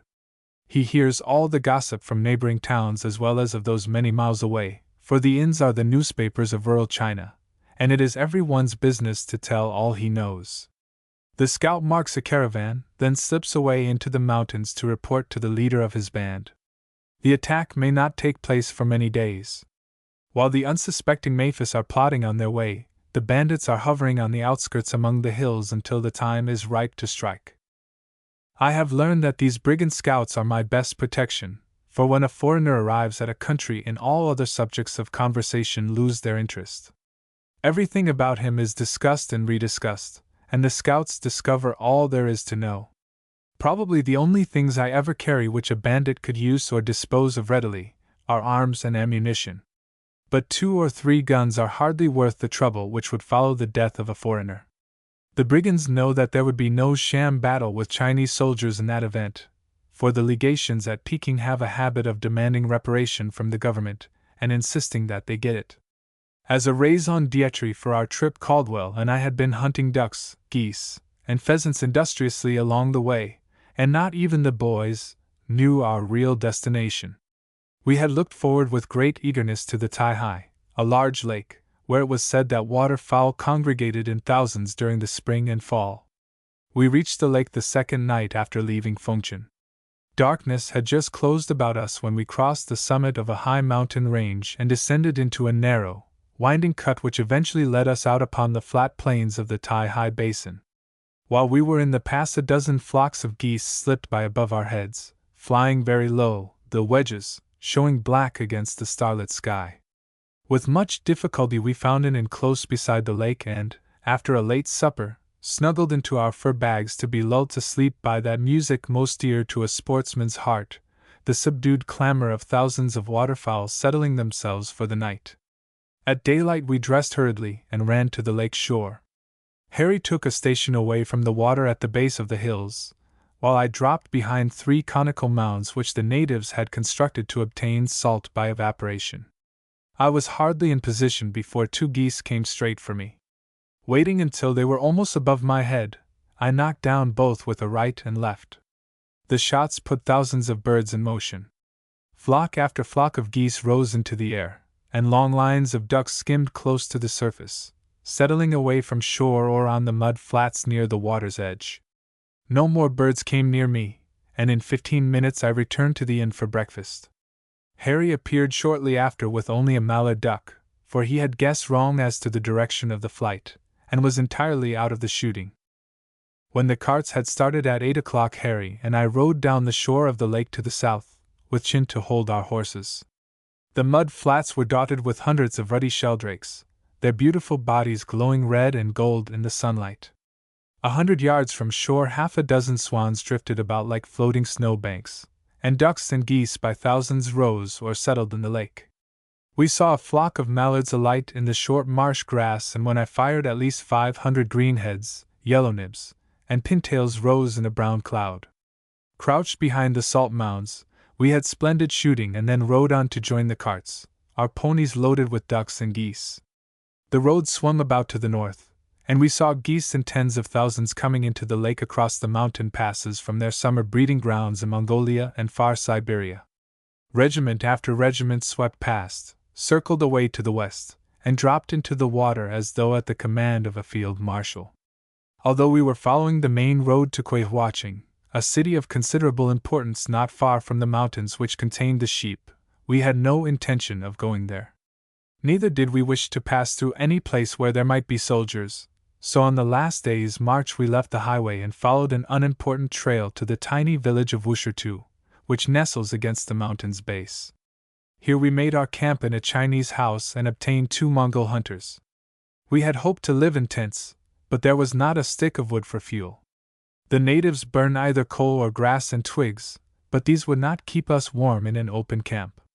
About the village rose a chaotic mass of saw-toothed mountains cut, to the east, by a stupendous gorge. We stood silent with awe when we first climbed a winding, white trail to the summit of the mountain and gazed into the abysmal depths. My eye followed an eagle which floated across the chasm to its perch on a projecting crag, thence down the sheer face of the cliff 1,000 feet to the stream which has carved this colossal cannon from the living rock. Like a shining silver tracing it twisted and turned, foaming over rocks and running in smooth, green sheets between vertical walls of granite. To the north we looked across at a splendid panorama of saw-toothed peaks and ragged pinnacles tinted with delicate shades of pink and lavender. Beneath our feet were slabs of pure white marble and great blocks of greenish feldspar. Among the pieces were deep ravines and, farther to the east, rolling uplands carpeted with grass. There the sheep are found. We killed only 1 gorrel and a roebuck during the first 2 days, for a violent gale made hunting well nigh impossible. On the 3rd morning the sun rose in a sky as blue as the waters of a tropic sea, and not a breath of air stirred the silver poplar leaves as we crossed the rocky stream bed to the base of the mountains north of camp. 1,500 feet above us towered a ragged granite ridge which must be crossed ere we could gain entrance to the grassy valleys beyond the barrier. We had toiled halfway up the slope, when my hunter sank into the grass, pointed upward, and whispered, "Panyan, wild sheep." There, on the very summit of the highest pinnacle, stood a magnificent ram silhouetted against the sky. It was a stage introduction to the greatest game animal in all the world. Motionless, as though sculptured from the living granite, it gazed across the valley toward the village whence we had come. Through my glasses I could see every detail of its splendid body, the wash of gray with which many winters had tinged its neck and flanks, the finely drawn legs, and the massive horns curling about a head as proudly held as that of a Roman warrior. He stood like a statue for half an hour, while we crouched motionless in the trail below. Then he turned deliberately and disappeared. When we reached the summit of the ridge the ram was nowhere to be seen, but we found his tracks on a path leading down a knife-like outcrop to the bottom of another valley. I felt sure that he would turn eastward toward the grassy uplands, but Na Manjin, my Mongol hunter, pointed north to a sea of ragged mountains. We groaned as we looked at those towering peaks. Moreover, it seemed hopeless to hunt for a single animal in that chaos of ravines and canyons. We had already learned, however, that the Mongol knew almost as much about what a sheep would do as did the animal itself. It was positively uncanny. Perhaps we would see a herd of sheep half a mile away. The old fellow would seat himself, nonchalantly fill his pipe and puff contentedly, now and then glancing at the animals. In a few moments he would announce what was about to happen, and he was seldom wrong. Therefore, when he descended to the bottom of the valley we accepted his dictum without a protest. At the creek bed Harry and his young hunter left us to follow a deep ravine which led upward a little to the left, while Na Manjin and I climbed to the crest by way of a precipitous ridge. Not 15 minutes after we parted, Harry's rifle banged 3 times in quick succession, the reports rolling out from the gorge in majestic waves of sound. A moment later the old Mongol saw 3 sheep silhouetted for an instant against the sky as they scrambled across the ridge. Then a voice floated faintly up to me from out the cannon. "I've got a FINERM," it said. "A BE2I." And even at that distance I could hear its happy ring. Good for Harry, I thought. He certainly deserved it after his work of last night. For on the way home his hunter had seen an enormous ram climbing a mountain side, and they had followed it to the summit only to lose its trail in the gathering darkness. Harry had stumbled into camp, half dead with fatigue, but with his enthusiasm undiminished. When Mongolian and I had reached the highest peak and found a trail which led along the mountainside just below the crest, we kept steadily on, now and then stopping to scan the grassy ravines and valleys which radiated from the ridge like the ribs of a giant fan. At 11:30, as we rounded a rocky shoulder, I saw 4 sheep feeding in the bottom of a gorge far below us. Quite unconscious of our presence, they worked out of the ravine across a low spur and into a deep gorge where the grass still showed a tinge of green. As the last one disappeared, we dashed down the slope and came up just above the sheep. With my glasses I could see that the leader carried a fair pair of horns, but that the other 3 rams were small, as our Gali go. Lying flat, I pushed my rifle over the crest and aimed at the biggest ram. 3 or 4 tiny grass stems were directly in my line of sight, and fearing that they might deflect my bullet, I drew back and shifted my position a few feet to the right. One of the sheep must have seen the movement, although we were directly above them, and instantly all were off. In 4 jumps they had disappeared around a boulder, giving me time for only a hurried shot at the last one's white rump patch. The bullet struck a few inches behind the ram, and the valley was empty. Looking down where they had been so quietly feeding only a few moments before, I called myself all known varieties of a fool. I felt very bad indeed that I had bungled hopelessly my first chance at an argali. But the sympathetic old hunter patted me on the shoulder and said in Chinese, "Never mind. They were small ones anyway, not worth having." They were very much worth having to me, however, and all the lights seemed to have gone out of the world. We smoked a cigarette, but there was no consolation in that, and I followed the hunter around the peak with a heart as heavy as lead. Half an hour later we sat down for a look around.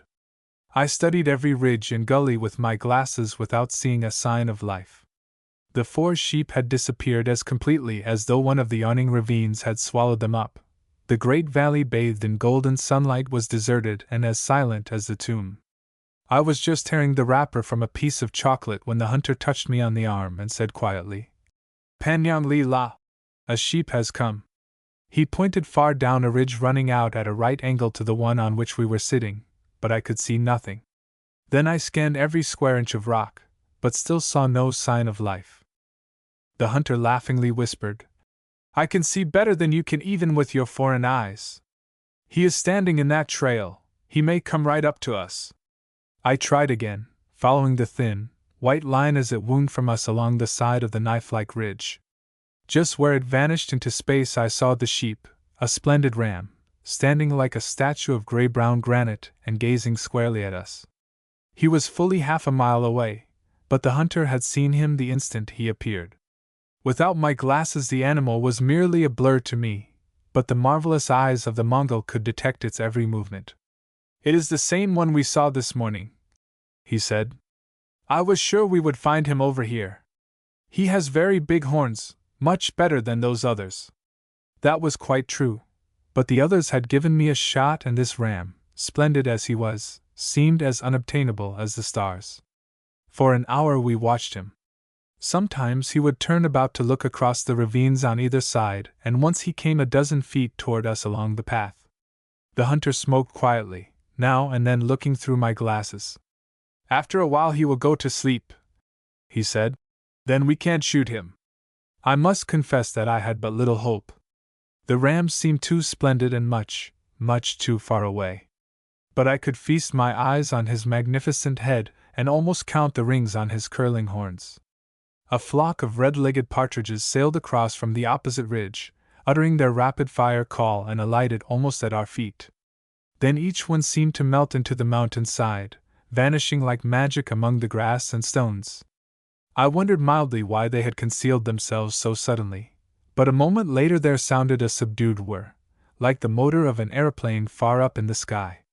3 shadows drifted over, and I saw 3 huge black eagles swinging in ever-lowering circles about our heads. I knew then that the partridges had sought the protection of our presence from their mortal enemies, the eagles. When I looked at the sheep again he was lying down squarely in the trail, lazily raising his head now and then to gaze about. The hunter inspected the ram through my glasses and prepared to go. We rolled slowly over the ridge and then hurried around to the projecting spur at the end of which the ram was lying. The going was very bad indeed. Pieces of crumbled granite were continually slipping underfoot, and at times we had to cling like flies to a wall of rock with a sheer drop of hundreds of feet below us.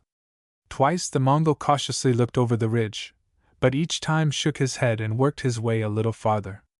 At last he motioned me to slide up beside him. Pushing my rifle over the rock before me, I raised myself a few inches and saw the massive head and neck of the ram 200 yards away. His body was behind a rocky shoulder, but he was looking squarely at us, and in a second would be off. I aimed carefully just under his chin, and at the roar of the high-power shell, the ram leaped backward.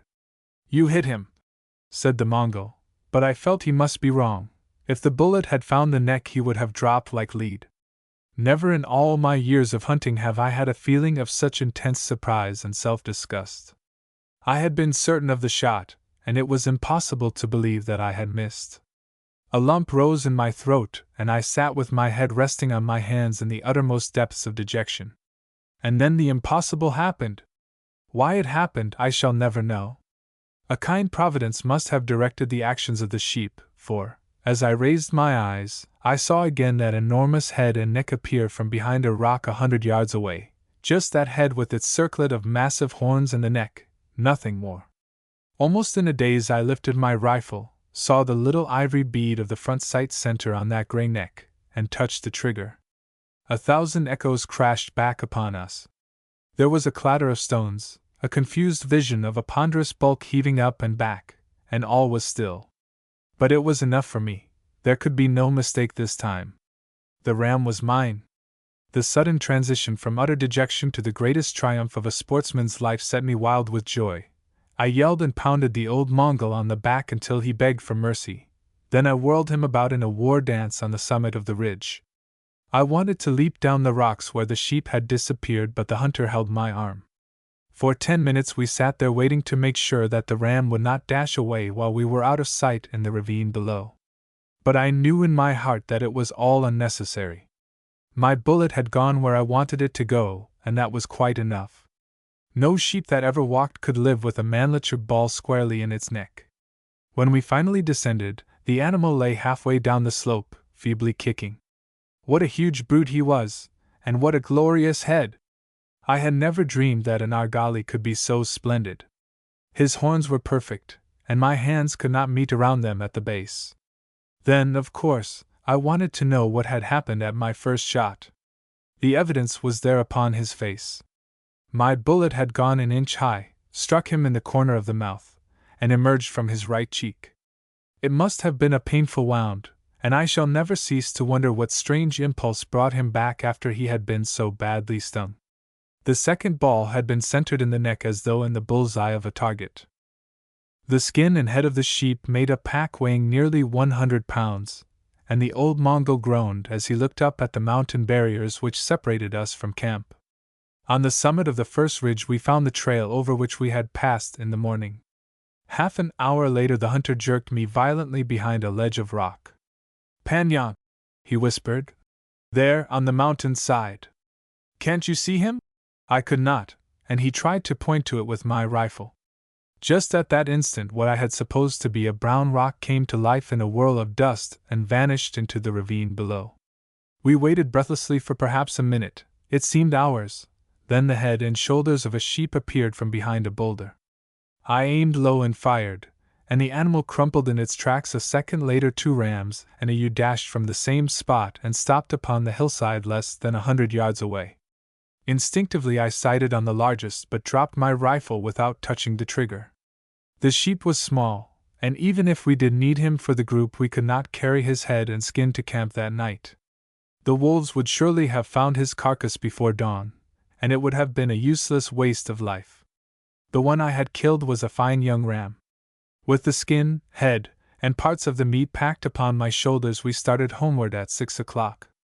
Our only exit lay down the river bed in the bottom of a great cañon, for in the darkness it would have been dangerous to follow the trail along the cliffs. In half an hour it was black night in the gorge. The vertical walls of rock shut out even the starlight, and we could not see more than a dozen feet ahead. I shall never forget that walk. After wading the stream 28 times I lost count. I was too cold and tired and had fallen over too many rocks to have it make the slightest difference how many more than 28 times we went into the icy water. The 100-pound pack upon my back weighed more every hour, but the thought of those 2 splendid rams was as good as bread and wine. Harry was considerably worried when we reached camp at 11 o'clock, for in the village there had been much talk of bandits.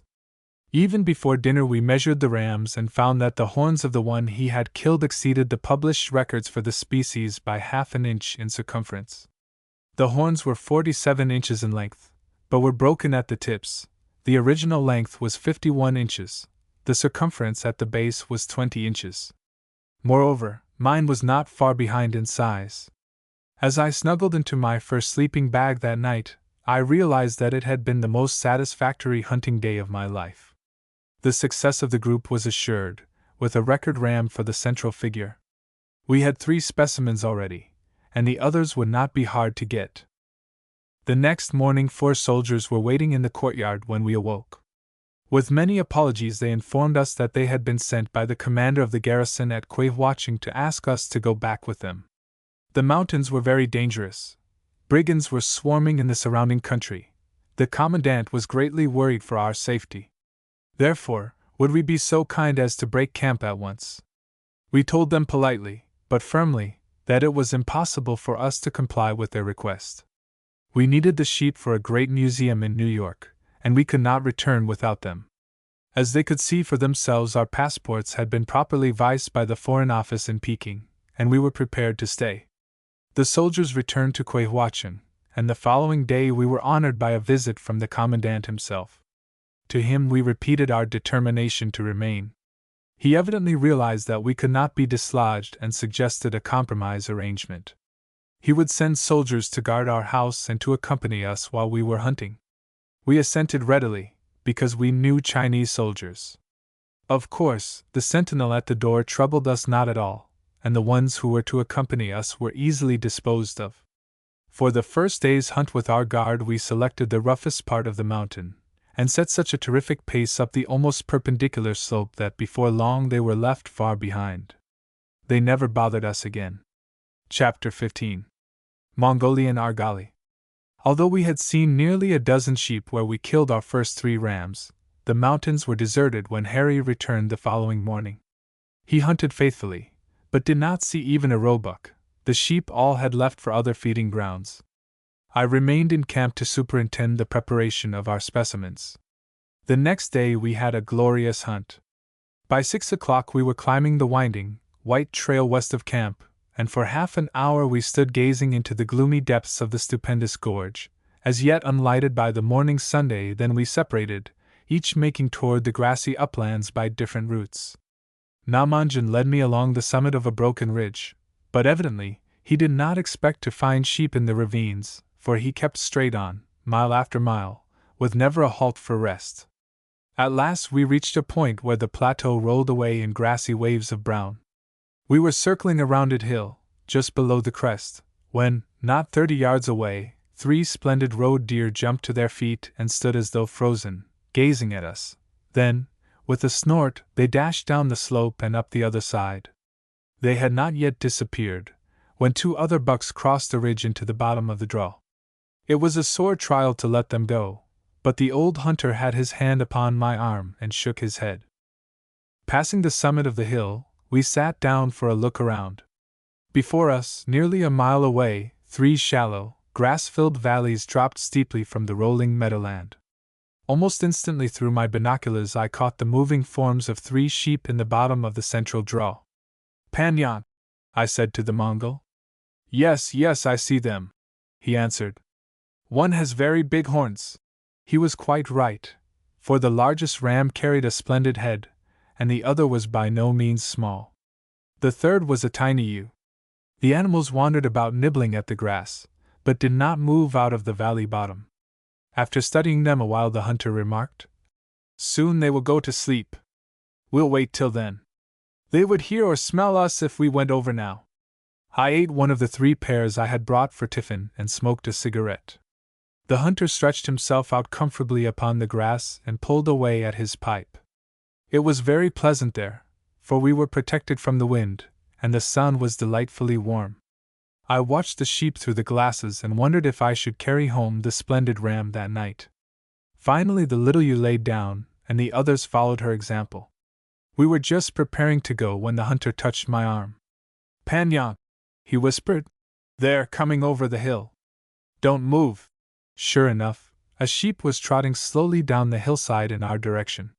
Why he did not see or smell us, I cannot imagine, for the wind was in his direction. But he came on, passed within 100 feet, and stopped on the summit of the opposite swell. What a shot! He was so close that I could have counted the rings on his horns, and they were good horns too, just the size we wanted for the group. But the hunter would not let me shoot. Hi! Heart was set upon the big ram peacefully sleeping a mile away. "A bird in the hand is worth two in the bush," is a motto which I have followed with good success in hunting, and I was loath to let that argali go even for the prospect of the big one across the valley. But I had a profound respect for the opinion of my hunter. He usually guessed right, and I had found it safe to follow his advice. So we watched the sheep walk slowly over the crest of the hill. The Mongol did not tell me then, but he knew that the animal was on his way to join the others, and his silence cost us the big ram. You may wonder how he knew it. I can only answer that what that Mongol did not know about the ways of sheep was not worth learning. He seemed to think as the sheep thought, but withal, was a most intelligent and delightful companion. His ready sympathy, his keen humor, and his interest in helping me get the finest specimens of the animals I wanted, endeared him to me in a way which only a sportsman can understand. His Shanxi dialect and my limited Mandarin made a curious combination of the Chinese language, but we could always piece it out with signs, and we never misunderstood each other on any important matter. We had many friendly differences of opinion about the way in which to conduct a stalk, and his childlike glee when he was proved correct was most refreshing. One morning I got the better of him, and for days he could not forget it. We were sitting on a hillside, and with my glasses I picked up a herd of sheep far away on the uplands. "Yes," he said, "one is a very big ram." How he could tell at that distance was a mystery to me, but I did not question his statement, for he had proved too often that his range of sight was almost beyond belief. We started toward the sheep, and after half a mile I looked again. Then I thought I saw a grass cutter, and the animals seemed like donkeys. I said as much, but the hunter laughed. "Why, I saw the horns," he said. "One is a big one, a very big one." I stopped a second time and made out a native bending over, cutting grass. But I could not convince the Mongol. He disdained my glasses and would not even put them to his eyes. "I don't have to, I know they are sheep," he laughed. But I, too, was sure. "Well, we'll see," he said. When we looked again, there could be no mistake, the sheep were donkeys. It was a treat to watch the Mongol's face, and I made much capital of his mistake, for he had so often teased me when I was wrong. But to return to the sheep across the valley which we were stalking on that sunlit Thursday noon. After the ram had disappeared, we made our way slowly around the hilltop, whence he had come, to gain a connecting meadow which would bring us to the ravine where the argali were sleeping. On the way I was in a fever of indecision. Ought I to have let that ram go? He was just what we wanted for the group, and something might happen to prevent a shot at the others. It was a bird in the hand again, and I had been false to the motto which had so often proved true. Then the something I had feared did happen. We saw a grass cutter with two donkeys emerge from a ravine on the left and strike along the grassy bridge 500 yards beyond us. If he turned to the right across the upper edge of the meadows, we could whistle for our sheep. Even if he kept straight ahead, possibly they might scent him. The Mongol's face was like a thundercloud. I believe he would have strangled that grass cutter could he have had him in his hands. But the fates were kind, and the man with his donkeys kept to the left across the uplands. Even then my Mongol would not hurry. His motto was, "Slowly, slowly," and we seemed barely to crawl up the slope of the shallow valley which I hoped still held the sheep. On the summit of the draw the old hunter motioned me behind him and cautiously raised his head. Then a little farther. Another step and a long look. He stood on tiptoe, and settling back, quietly motioned me to move up beside him. Just then a gust of wind swept across the hilltop and into the ravine. There was a rush of feet, a clatter of sliding rock, and 3 argali dashed into view on the opposite slope. They stopped 200 yards away. My hunter was frantically whispering, "One more. Don't shoot. Don't shoot." I was at a loss to understand, for I knew there were only 3 sheep in the draw. The 2 rams both seemed enormous, and I let drive at the leader. He went down like lead, shot through the shoulders. The 2 others ran a few yards and stopped again. When I fired, the sheep whirled about but did not fall. I threw in another shell and held the sight well down. The putt of a bullet on flesh came distinctly to us, but the ram stood without emotion. The 3rd shot was too much, and he slumped forward, rolled over, and crashed to the bottom of the ravine. All the time Namanjan was frantically whispering, "Not right. Not right. The big one. The big one." As the 2nd sheep went down, I learned the reason. Out from the valley directly below us rushed a huge ram, washed with white on the neck and shoulders and carrying a pair of enormous, curling horns. I was too surprised to move. How could 4 sheep be there, when I knew there were only 3? Usually I am perfectly cool when shooting and have all my excitement when the work is done, but the unexpected advent of that ram turned on the thrills a bit too soon. I forgot what I had whispered to myself at every shot. "Aim low, aim low. You are shooting downhill."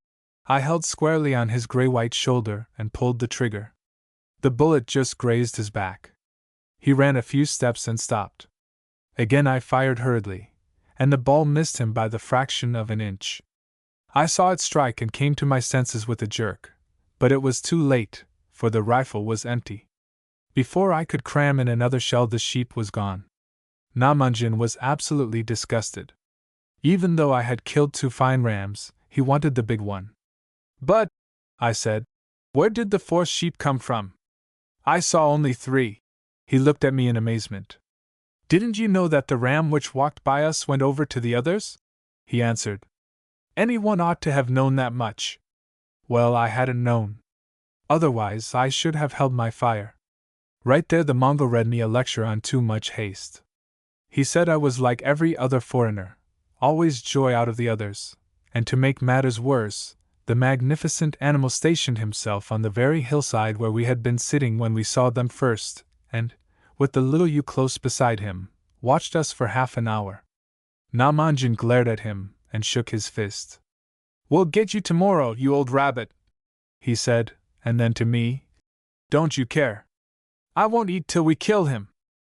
For the next 10 minutes the kindly old Mongol devoted himself to bringing a smile to my lips.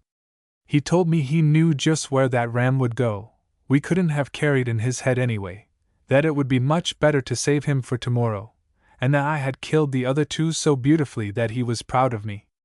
I continued to feel better when I saw the 2 dead argali. They were both fine rams, in perfect condition, with beautiful horns. One of them was the sheep which had walked so close to us. There was no doubt of that, for I had been able to see the details of his face and figure. Every argali has its own special characters which are unmistakable. In the carriage of his head, the curve of his horns, and in coloration, he is as individual as a human being. While we were examining the sheep, Harry and his hunter appeared upon the rim of the ravine. They brought with them, on a donkey, the skin and head of a fine 2-year-old ram which he had killed an hour earlier far beyond us on the uplands. It fitted exactly into our series, and when we had another big ram and 2 ewes, the group would be complete. Poor Harry was hobbling along, just able to walk. He had strained a tendon in his right leg the previous morning, and had been enduring the most excruciating pain all day. He wanted to stay and help us skin the sheep, but I would not let him. We were a long way from camp, and it would require all his strength to get back at all. At 4:30 we finished with the sheep, and tied the skins and much of the meat on the 2 donkeys which Harry had commandeered. Our only way home lay down the river bed, for in the darkness we could not follow the trail along the cliffs. By 6 o'clock it was black night in the gorge. The donkeys were our only salvation, for by instinct, it couldn't have been sight, they followed the trail along the base of the cliffs. By keeping my hands upon the back of the rearmost animal, and the 2 Mongols close to me, We got out of the cannon and into the wider valley. When we reached the village, I was hungry enough to eat chips, for I had had only 3 pairs since 6 o'clock in the morning, and it was then 9 at night. Harry, limping into camp just after dark, had met my cousin, Commander Thomas Hutchins, naval attaché of the American legation, and Major Austin Barker of the British Army, whom we had been expecting. They had reached the village about 10 o'clock in the morning and spent the afternoon shooting hares near a beautiful temple which Harry had discovered among the hills 3 miles from camp. The boys had waited dinner for me, and we ate it amid a gale of laughter. We were always laughing during the 5 days that Tom and Barker were with us. Harry was out of the hunting the next day because his leg needed a complete rest. I took Tom out with me, while Barker was piloted by an old Mongol who gave promise of being a good hunter. Tom and I climbed the white trail to the summit of the ridge, while Barker turned off to the left to gain the peaks on the other side of the gorge. Namandjan was keen for the big ram which I had missed the day before. He had a very definite impression of just where that sheep was to be found, and he completely ignored the ravines on either side of the trail. Not half a mile from the summit of the pass, the Mongol stopped and said, "Panyang, on that ridge across the valley." He looked again and turned to me with a smile. "It is the same ram," he said. "I knew he would be here." Sure enough, when I found the sheep with my glasses, I recognized our old friend. The little ewe was with him, and they had been joined by another ram carrying a circlet of horns, not far short of the big fellows in size. For half an hour we watched them while the Mongols smoked. The sheep were standing on the very crest of a ridge across the river, moving a few steps now and then, but never going far from where we first discovered them. My hunter said that soon they would go to sleep, and in less than half an hour they filed downhill into the valley. Then we, too, went down, crossed a low ridge, and descended to the river's edge. The climb up the other side was decidedly stiff, and it was nearly an hour before we were peering into the ravine where the sheep had disappeared. They were not there, and the hunter said they had gone either up or down the valley. He could not tell which way. We went up first, but no sheep. Then we crossed to the ridge where we had first seen the argali and cautiously looked over a ledge of rocks. There they were, about 300 yards below, and on the alert, for they had seen Tom's hunter, who had carelessly exposed himself on the crest of the ridge. Tom fired hurriedly, neglecting to remember that he was shooting downhill, and consequently overshot the big ram. They rushed off, 2 shots of mine falling short at nearly 400 yards as they disappeared behind a rocky ledge. My Mongol said that we might intercept them if we hurried, and he led me a merry chase into the bottom of the ravine and up the other side. The sheep were there, but standing in an amphitheater formed by inaccessible cliffs. I advocated going to the ridge above and trying for a shot, but the hunter scoffed at the idea. He said that they would surely scent or hear us long before we could see them. Tom and his Mongol joined us in a short time, and for an hour we lay in the sunshine waiting for the sheep to compose themselves. It was delightfully warm, and we were perfectly content to remain all the afternoon amid the glorious panorama of encircling peaks. At last Namandjan prepared to leave. He indicated that we were to go below, and that Tom's hunter was to drive the sheep toward us. When we reached the river, the Mongol placed Tom behind a rock at the mouth of the amphitheater. He took me halfway up the slope, and we settled ourselves behind 2 boulders. I was breathing hard from the strenuous climb, and the old fellow waited until I was ready to shoot. Then he gave a signal, and Tom's hunter appeared at the very summit of the rocky amphitheater. Instantly the sheep were on the move, running directly toward us. They seemed to be as large as elephants, for never before had I been as close to a living argali. Just as the animals mounted the crest of a rocky ledge, not more than 50 yards away, Namandjan whistled sharply, and the sheep stopped as though turned to stone. "No," he whispered. "Shoot." As I brought my rifle to the level, it banged in the air. I had been showing the hunters how to use the delicate set trigger, and had carelessly left it on. The sheep instantly dashed away, but there was only one avenue of escape, and that was downhill past me. My second shot broke the hind leg of the big ram. The third struck him in the abdomen, low down, and he staggered, but kept on. The sheep had reached the bottom of the valley before my 4th bullet broke his neck. Tom opened fire when the other ram and the ewe appeared at the mouth of the amphitheater, but his rear sight had been loosened in the climb down the cliff, and his shots went wild. It was hard luck, for I was very anxious to have him kill an argali. The abdomen shot would have finished the big ram eventually, and I might have killed the other before it crossed the creek. But experience has taught me that it is best to take no chances with a wounded animal in rough country such as this. I have lost too many specimens by being loath to finish them off when they were badly hit. Plate 14. My ram was a beauty. His horns were almost equal to those of the record head which Harry had killed on the first day, but one of them was marred by a broken tip. The old warrior must have weathered nearly a score of winters and have had many battles. But his new coat was thick and fine, the most beautiful of any we had seen. As he lay in the bottom of the valley, I was impressed again by the enormous size of an argali's body. There was an excellent opportunity to compare it with the donkey's, for before we had finished our smoke, a Mongol arrived driving 2 animals before him. The sheep was about 1/3 larger than the donkey, and with his tremendous neck and head must have weighed a great deal more. After the ram had been skinned, Tom and I left the men to pack in the meat, skin, and head, while we climbed to the summit of the pass and wandered slowly home in the twilight. Major Barker came in shortly after we reached the village.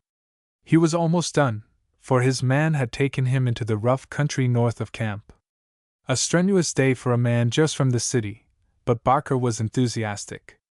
Even though he had not killed a ram, he had wounded one in the leg and had counted 20 sheep, more than either Harry or I had seen during the entire time we had been at Wusher 2. When we awoke at 5 o'clock in the morning, Tom stretched himself very gingerly, and remarked that the only parts of him which weren't sore were his eyelids. Harry was still hors de combat with the strained tendon in his leg, and I had the beginning of an attack of influenza. Barker admitted that his joints creaked considerably. Still, he was full of enthusiasm. We started off together but separated when 6 miles from camp. He found sheep on the uplands almost at once, but did not get ahead. Barker was greatly handicapped by using a special Model U.S. Army Springfield rifle, which weighed almost as much as a machine gun, and could not have been less fitted for hunting in rough country. No man ever worked harder for an argali than he did, and he deserved the best head in the mountains. By noon I was burning with fever and almost unable to drag myself back to camp. I arrived at 4 o'clock, just after Tom returned. He had not seen a sheep. The Major hunted next day, but was unsuccessful, and none of us went to the mountains again, for I had nearly a week in bed, and Harry was only able to hobble about the court.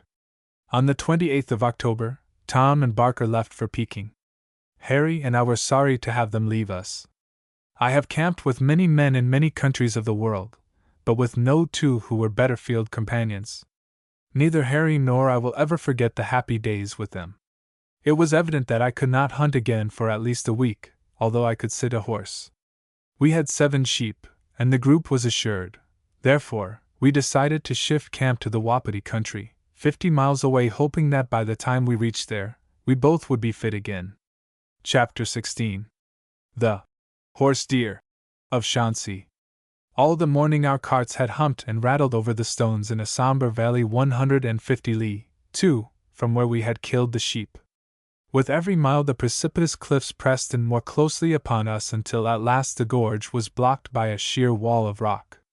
Our destination was a village named Wutaihai, but there appeared to be no possible place for a village in that narrow canon. 2.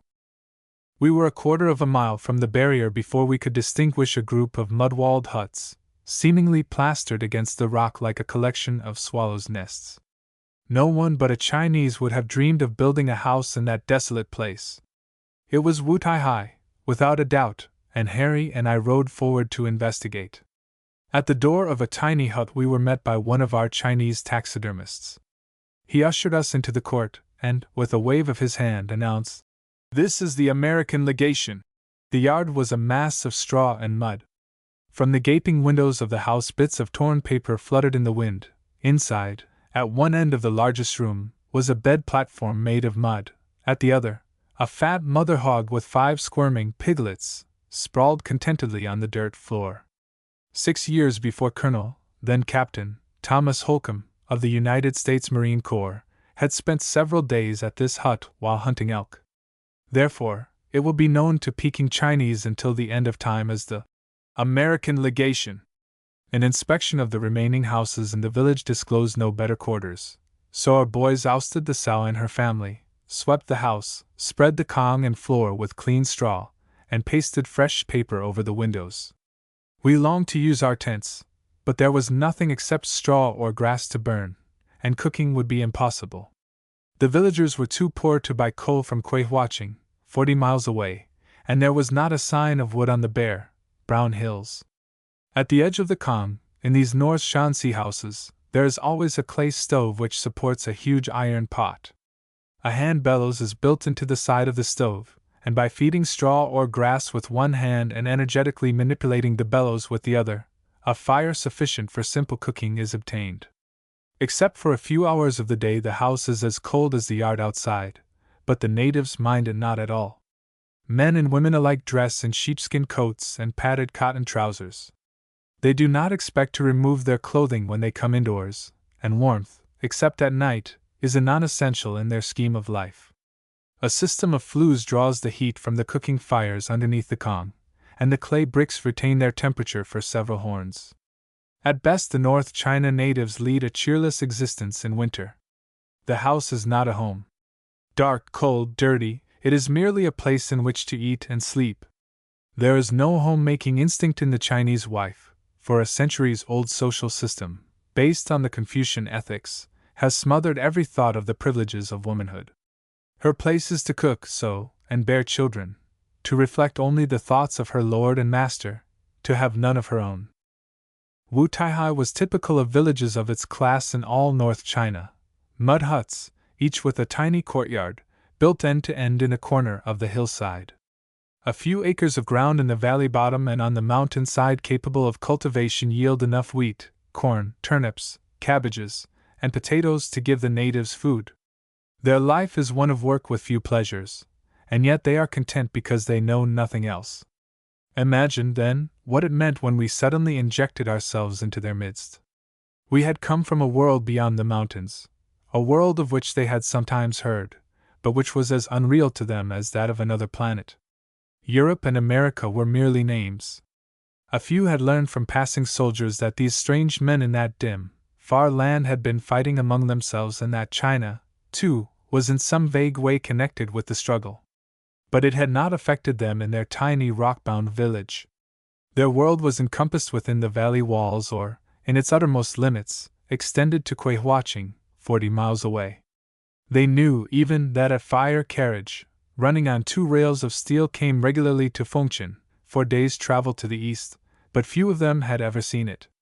So it was almost as unreal as stories of the war and aeroplanes and automobiles.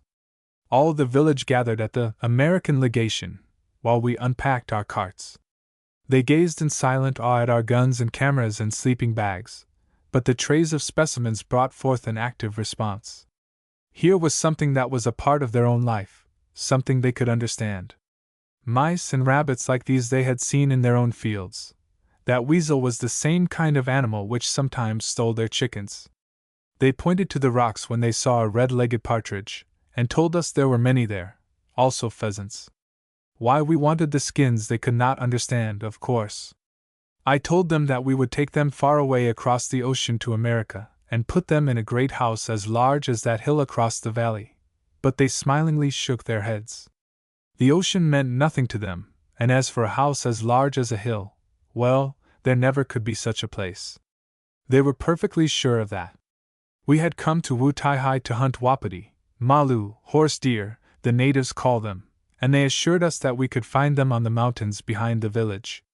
Only last night, said one of the men, he had seen 4 standing on the hillside. 2 had antlers as long as that stick, but they were no good now, the horns were hard. We should have come in the spring when they were soft. Then each pair was worth $150, at least, and big ones even more. The doctors make wonderful medicine from the horns. Only a little of it would cure any disease, no matter how bad it was. They themselves could not get the malu, for the soldiers had long since taken away all their guns, but they would show us where they were. It was pleasant to hear all this, for we wanted some of those wapiti very badly indeed. It is one of the links in the chain of evidence connecting the animals of the Old World and the New, the problem which makes Asia the most fascinating hunting ground of all the earth. When the early settlers first penetrated the forests of America, they found the great deer which the Indians called wapiti. It was supposed for many years that it inhabited only America, but not long ago similar deer were discovered in China, Manchuria, Korea, Mongolia, Siberia, and Turkestan, where undoubtedly the American species originated. Its white discoverers erroneously named the animal elk, but as this title properly belongs to the European moose, sportsmen have adopted the Indian name, wapiti, to avoid confusion. Of course, changed environment developed different species in all the animals which migrated from Asia either to Europe or America, but their relationships are very close, indeed.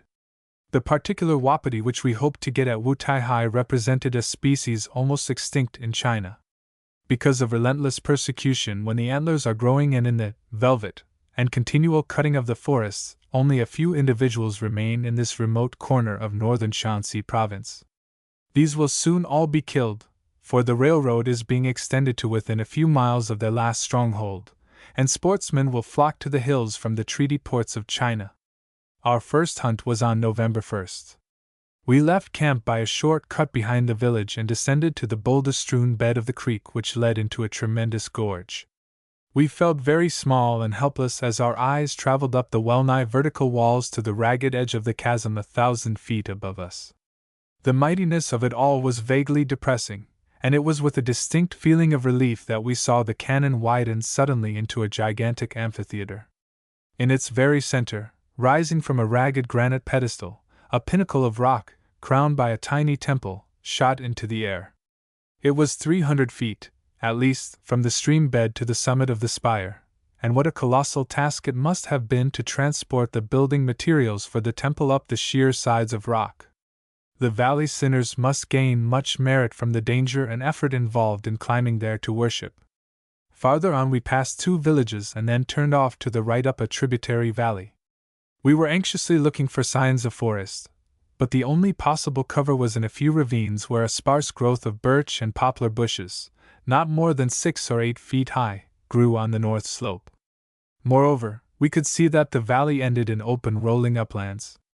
Plate 15. Turning to Namanjin, I said, "How much farther are the Malu?" "Here," he answered. "We have already arrived. They are in the bushes on the mountain side." Caldwell and I were astounded. The idea of looking for wapiti in such a place seemed too absurd. There was hardly enough cover successfully to conceal a rabbit, to say nothing of an animal as large as a horse. Nevertheless, the hunters assured us that the Malu were there, and we began to take a new interest in the birch scrub. Almost immediately we saw 3 roebuck near the rim of one of the ravines, their white rump patches showing conspicuously as they bobbed about in the thin cover. We could have killed them easily, but the hunters would not let us shoot, for we were after larger game. A few moments later we separated, Harry keeping on up the main valley, while my hunter and I turned into a patch of brush directly above us. We had not gone 50 yards when there was a crash, a rush of feet, and 4 wapiti dashed through the bushes. The 3 cows kept straight on, but the bull stopped just on the crest of the ridge directly behind a thick screen of twigs. My rifle was sighted at the huge body dimly visible through the branches. In a moment I would have touched the trigger, but the hunter caught my arm, whispering frantically, "Don't shoot! Don't shoot!" Of course I knew it was a long chance, for the bullet almost certainly would have been deflected by the twigs, but those splendid antlers seemed very near and very, very desirable. I lowered my rifle reluctantly, and the bull disappeared over the hill crest whence the cows had gone. "They'll stop in the next ravine," said the hunter, but when we cautiously peered over the ridge the animals were not there, nor were they in the next. At last we found their trail leading into the grassy uplands, but the possibility of finding wapiti, these animals of the forests, on those treeless slopes seemed too absurd even to consider. Yet the old Mongol kept straight on across the rolling meadow. Suddenly, off at the right, Harry's rifle banged 3 times in quick succession, then an interval, and 2 more shots. 10 seconds later 3 wapiti cows showed black against the skyline. They were coming fast and straight toward us. We flattened ourselves in the grass, lying as motionless as 2 gray boulders, and a moment later another wapiti appeared behind the cows. As the sun glistened on his branching antlers there was no doubt that he was a bull, and a big one, too. The cows were headed to pass about 200 yards above us and behind the hill crest. I could easily have reached the summit where they would have been at my mercy, but lower down the big bull also was coming, and the hunter would not let me move. Wait, he whispered. We'll surely get him. Wait, we can't lose him. What about that ravine? I answered. He'll go into the cover. He will never come across this open hillside. I'm going to shoot. No, he won't turn there. I am sure he won't. The Mongol was right. The big fellow ran straight toward us until he came to the entrance to the valley. My heart was in my mouth as he stopped for an instant and looked down into the cover. Then, for some strange reason, he turned and came on. 300 yards away he halted suddenly, swung about, and looked at the ravine again as if half decided to go back. He was standing broadside, and at the crash of my rifle we could hear the soft thud of the bullet striking flesh. But without a sign of injury he ran forward and stopped under a swell of ground. I could see just 10 inches of his back and the magnificent head. It was a small target at 300 yards, and I missed him twice. With the greatest care I held the little ivory bead well down on that thin brown line, but the bullet only creased his back. It was no use, I simply could not hit him. Running up the hill a few feet, I had his whole body exposed, and the first shot put him down for good. With a whoop of joy my old Mongol dashed down the steep slope. I had never seen him excited while we were hunting sheep, but now he was wild with delight. Before he had quieted we saw Harry coming over the hill where the wapiti had first appeared. He told us that he had knocked the bull down at long range, and had expected to find him dead until he heard me shooting. We found where his bullet had struck the wapiti in the shoulder, yet the animal was running as though untouched. I examined the bull with the greatest interest, for it was the first Asiatic wapiti of this species that I had ever seen. Its splendid antlers carried 11 points, but they were not as massive in the beam or as sharply bent backward at the tips as are those of the American elk. Because of its richer coloration, however, it was decidedly handsomer than any of the American animals.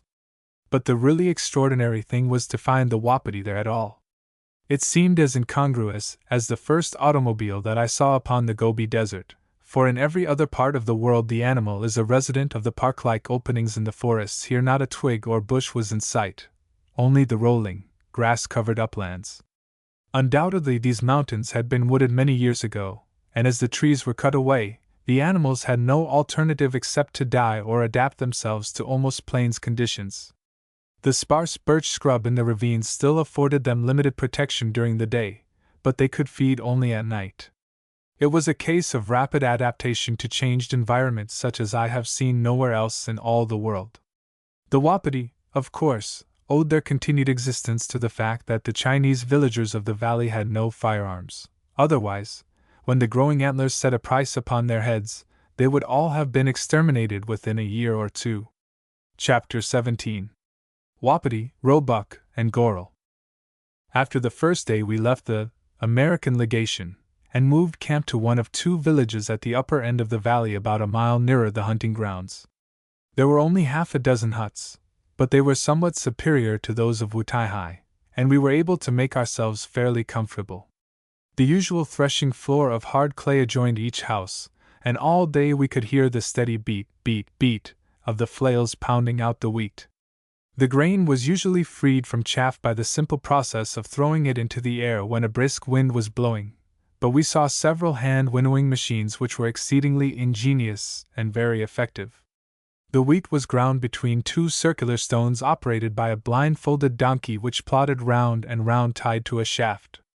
Of course, had the animal been able to see he would not have walked continuously in a circle without giving trouble to his master. Behind our new house the cliffs rose in sheer walls for hundreds of feet, and red-legged partridges, or chukars, were always calling from some ledge or boulder.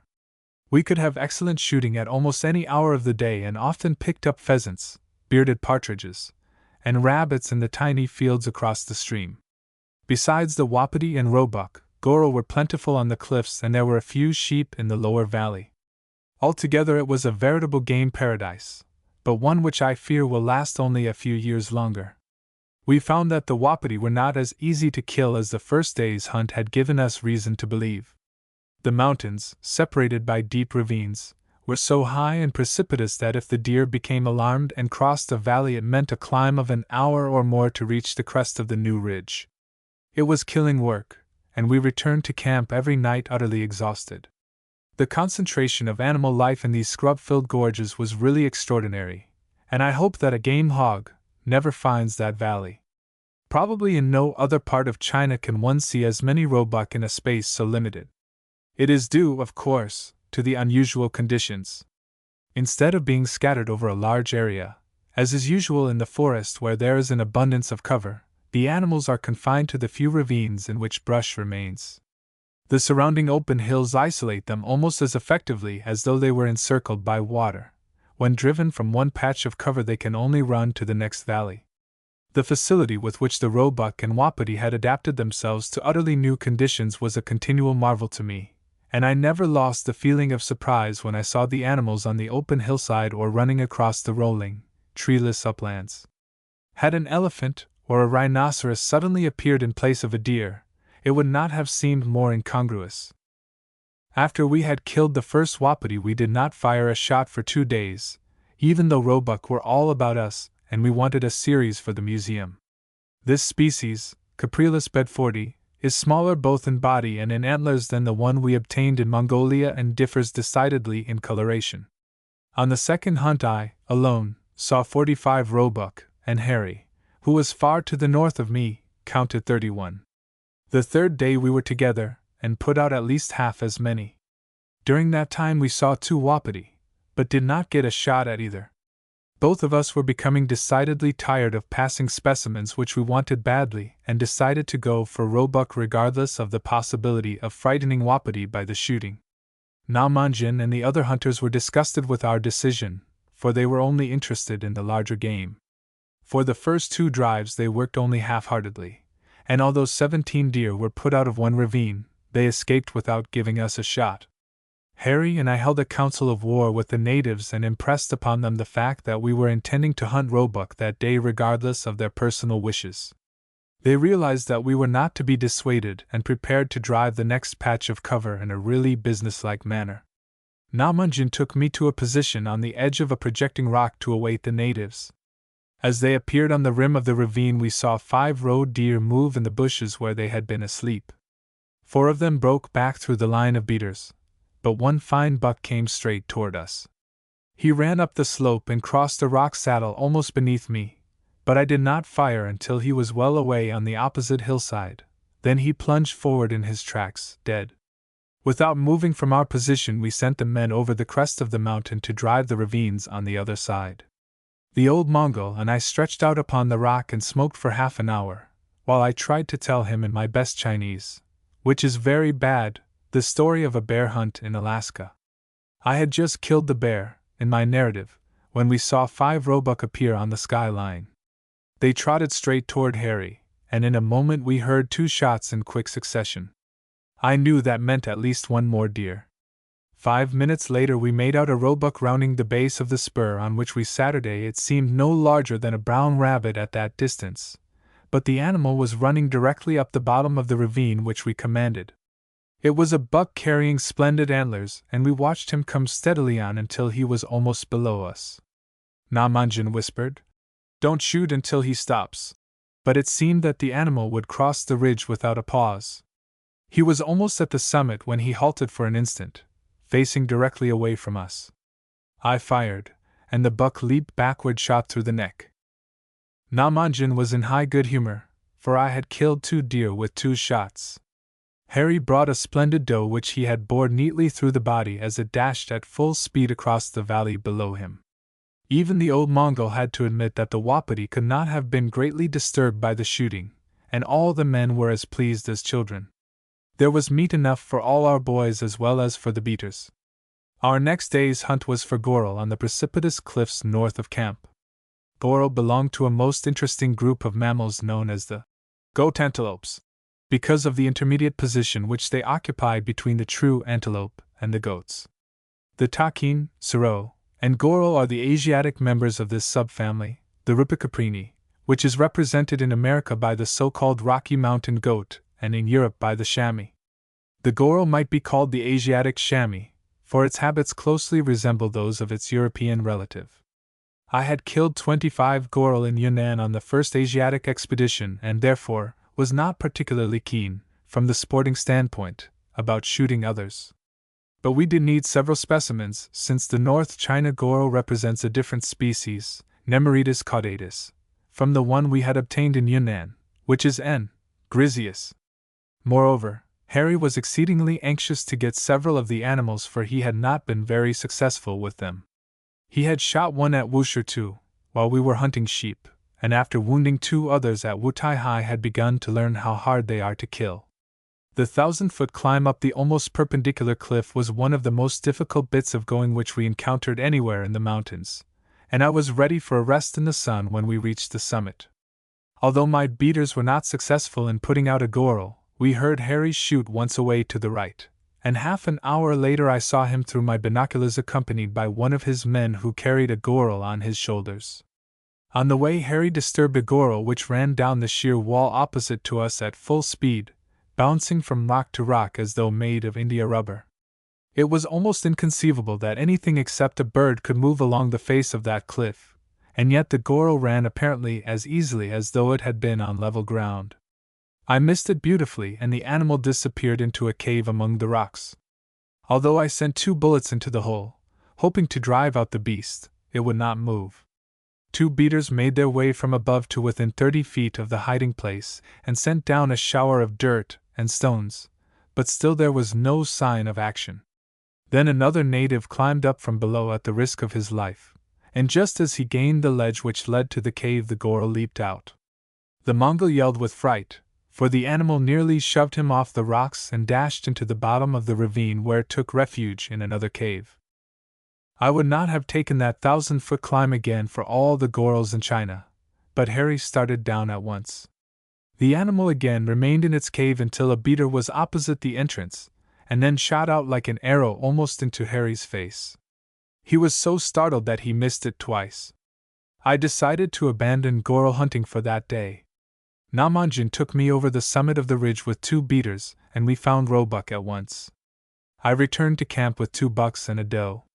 In the lower valley I met Harry carrying a shotgun and accompanied by a boy strung about with pheasants and chukars.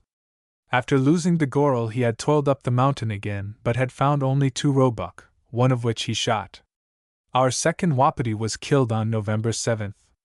It was a raw day with an icy wind blowing across the ridges where we lay for half an hour while the beaters bungled a drive for 12 roebuck which had gone into a scrub-filled ravine. The animals eluded us by running across a hilltop which should have been blocked by a native, and I got only 1 shot at a fox. The report of my rifle disturbed 8 wapiti which the beaters discovered as they crossed the uplands in the direction of another patch of cover a mile away.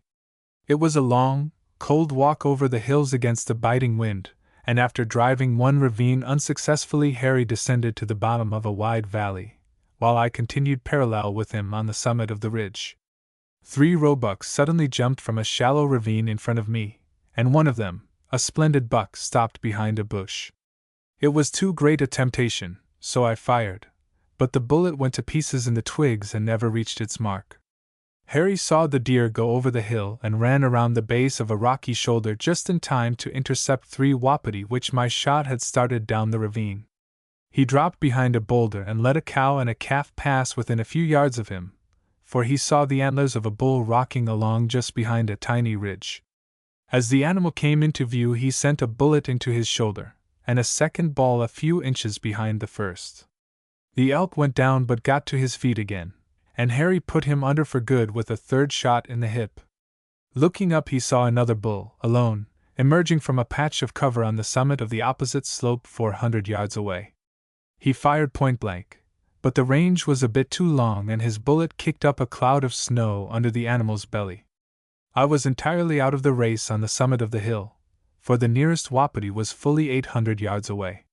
Harry's bull was somewhat smaller than the first one we had killed, but had an even more beautiful coat. We were pretty well exhausted from the week's strenuous climbing and spent Sunday resting and looking after the small mammal work which our Chinese taxidermists had been carrying on under my direction. Monday morning we were on the hunting grounds shortly after sunrise. At the first drive a beautiful buck roe deer ran out of a ravine into the main valley where I was stationed.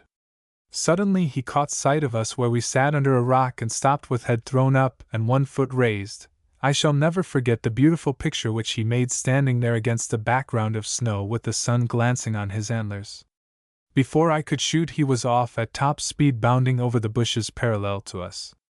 My first shot just creased his back, but the second caught him squarely in the shoulder, while he was in midair, turning him over in a complete somersault. A few moments later we saw the two beaters on the hill run toward each other excitedly, and felt sure they had seen something besides roebuck. When they reached us they reported that 7 wapiti had run out directly between them and over the ridge. The climb to the top of the mountain was an ordeal. It was the highest ridge on that side of the valley, and every time we reached what appeared to be the crest, another and higher summit loomed above us. We followed the tracks of the animals into a series of ravines which ran down on the opposite side of the mountain and tried a drive. It was too large a territory for our 4 beaters, and the animals escaped unobserved up one of the valleys. Namangin and I sat on the hillside for an hour in the icy wind. We were both shaking with cold, and I doubt if I could have hit a wapiti if it had stopped 50 feet away. Harry saw a young elk go into a mass of birch scrub in the bottom of the valley, and when he descended to drive it out, his hunter discovered a huge bull walking slowly up a ravine not 200 yards from me but under cover of the hill and beyond my sight. A little before dark we started home by way of a deep ravine which extended out to the main valley. We were talking in a low tone and I was smoking a cigarette, my rifle slung over my shoulder. Suddenly Harry exclaimed, "Great Scott, Roy! There's a Malu!" On the instant his rifle banged, and I looked up just in time to see a bull wapiti stop on an open slope of the ravine about 90 yards away. Before I had unslung my rifle Harry fired again, but he could not see the notch in his rear sight and both bullets went high. Through the peep sight in my manlature the animal was perfectly visible, and when I fired, the bull dropped like lead, rolling over and over down the hill. He attempted to get to his feet but was unable to stand, and I put him down for good with a second shot. It all happened so quickly that we could hardly realize that a day of disappointment had ended in success. On our way back to camp Harry and I decided that this would end our hunt, for we had 3 fine bulls, and it was evident that only a very few wapiti remained.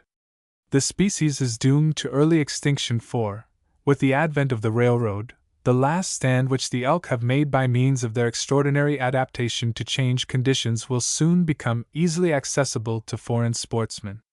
We at least could keep our consciences clear and not hasten the inevitable day by undue slaughter. In western China other species of wapiti are found in greater numbers, but there can be only one end to the persecution to which they are subjected during the season when they are least able to protect themselves. It is too much to hope that China will make effective game laws before the most interesting and important forms of her wildlife have disappeared, but we can do our best to preserve in museums for future generations records of the splendid animals of the present. Not only are they a part of Chinese history, but they belong to all the world, for they furnish some of the evidence from which it is possible to write the fascinating story of those dim, dark ages when man first came upon the earth. Chapter 18. Wild Pigs, Animal and Human. Shanxi Province is famous for wild boar among the sportsmen of China.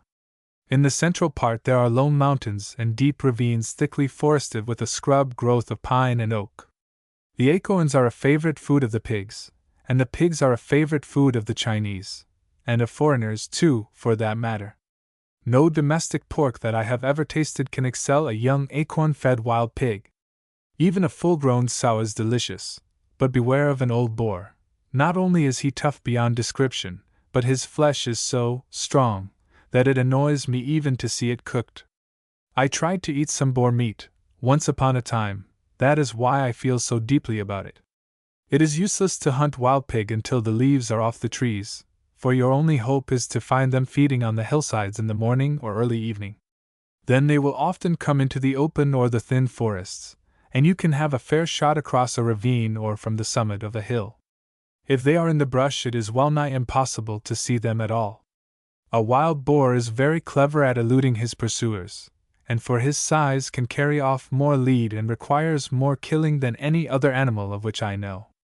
Therefore, you may be sure of a decidedly interesting hunt. On the other hand, an unsuspecting pig is easy to stalk, for his eyesight is not good, his sense of smell is not much better, and he depends largely upon hearing to protect him from enemies. In Tientsin and Shanghai there are several sportsmen who year after year go to try for record tusks. They are the real authorities on wild boar hunting. My own experience has been limited to perhaps a dozen pigs killed in Korea, Mongolia, Celebes, and various parts of China. Harry Caldwell and I returned from our bighorn sheep and wapiti hunt on November 19th. He was anxious to go with me for wild boar, but business required his presence in Foochow, and Everett Smith, who had been my companion on a trip to the Eastern Tombs the previous spring, volunteered to accompany me. We left on November 28th by the Peking-Hankow Railroad for Pingtingchou, arriving the following afternoon at 2 o'clock. There we obtained donkeys for pack and riding animals. All the traffic in this part of Shanxi is by mules or donkeys. As a result, the inns are small, with none of the spacious courtyards which we had found in the north of the province. They were not particularly dirty, but the open coal fires which burned in every kitchen sometimes drove us outside for a breath of untainted air. How it is possible for human beings to exist in rooms so filled with coal gas is beyond my knowledge. Of course, death from gas poisoning is not unusual, but I suppose the natives have become somewhat immune to its effects. Our destination was a tiny village in the mountains about 8 miles beyond Hoshun, a city of considerable size in the very center of the province. Taiyuanfu, the capital, at the end of the railway, is a famous place for pigs, but they have been hunted so persistently in recent years that few remain within less than 2 or 3 days' journey from the city. It was a 3 days' trip from the railroad to Hoshun, and there was little of interest to distinguish the road from any other in North China. It is always monotonous to travel with pack animals or carts, for they go so slowly that you can make only 2 or 3 miles an hour, at best. If there happens to be shooting along the way, as there is in most parts of Shanxi, it helps to pass the time. We picked up a few pheasants, some chukars, and a dozen pigeons, but did not stop to do any real hunting until we entered a wooded valley and established ourselves in a fairly comfortable Chinese hut at the little village of Kaochiachuang. On the way in we met a party of Christian brother missionaries who had been hunting in the vicinity for 5 days. They had seen 10 or 12 pigs and had killed a splendid boar weighing about 350 pounds as well as 2 roebuck. The mountains near the village had been so thoroughly hunted that there was little chance of finding pigs, but nevertheless we decided to stay for a day or two. I killed a 2-year-old roebuck on the first afternoon, and the next morning, while Smith and I were resting on a mountain trail, one of our men saw an enormous wild boar trot across an open ridge and disappear into a heavily forested ravine. I selected a post on a projecting shoulder, while one Chinese went with Smith to pick up the trail of the pig. There were so many avenues of escape open to the boar that I had to remain where it was possible to watch a large expanse of country.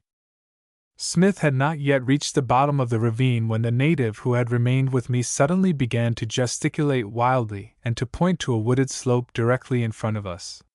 He hopped about like a man who has suddenly lost his mind and succeeded in keeping in front of me so that I could see nothing but his waving arms and writhing body.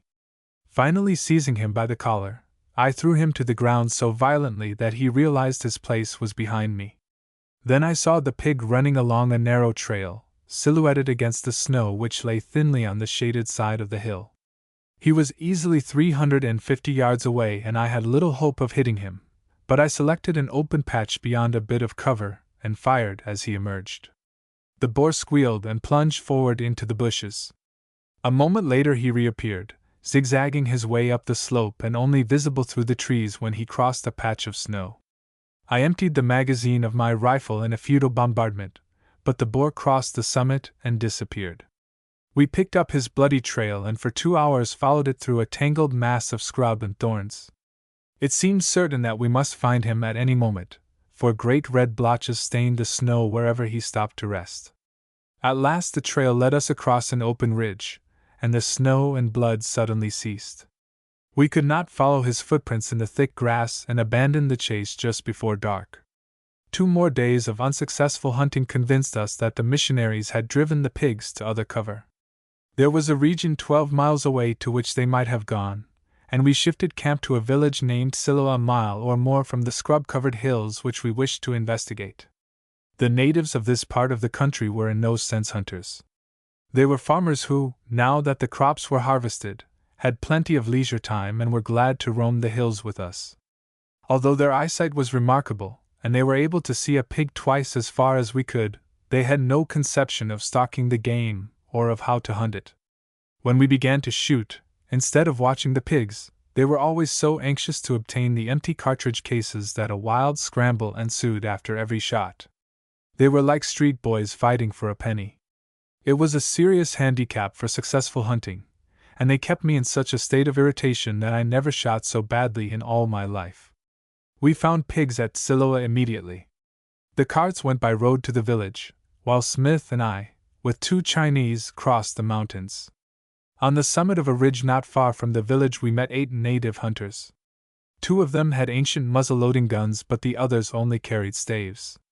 Evidently their method of hunting was to surround the pigs and drive them close up to the men with firearms.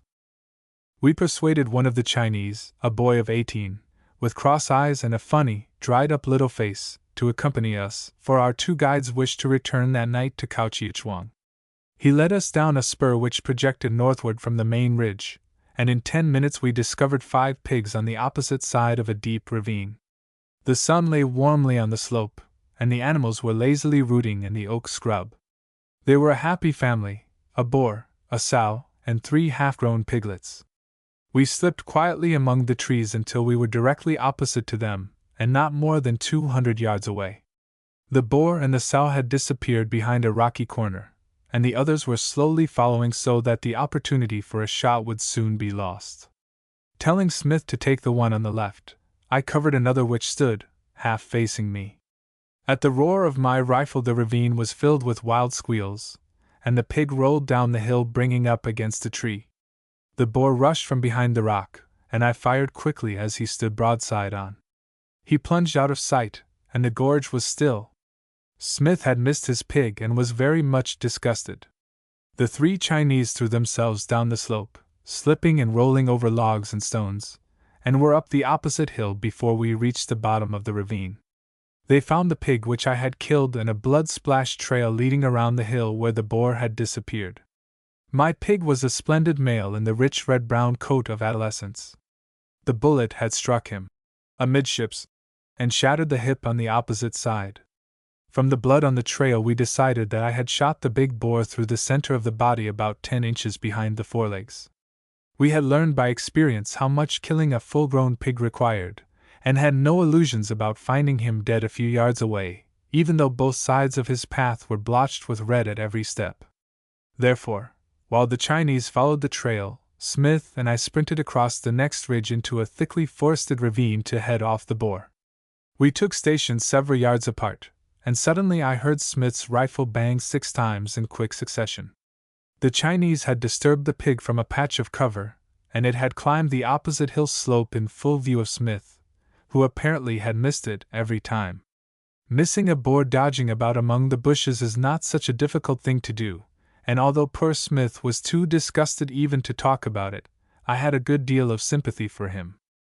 We had little hope of getting the animal when we climbed to the summit of the ridge and saw the tangle of brush into which it had disappeared, but nevertheless we followed the trail which was still showing blood. I was in front, and was just letting myself down a snow-covered boulder, when far below me I saw a huge sow and a young pig walking slowly through the trees.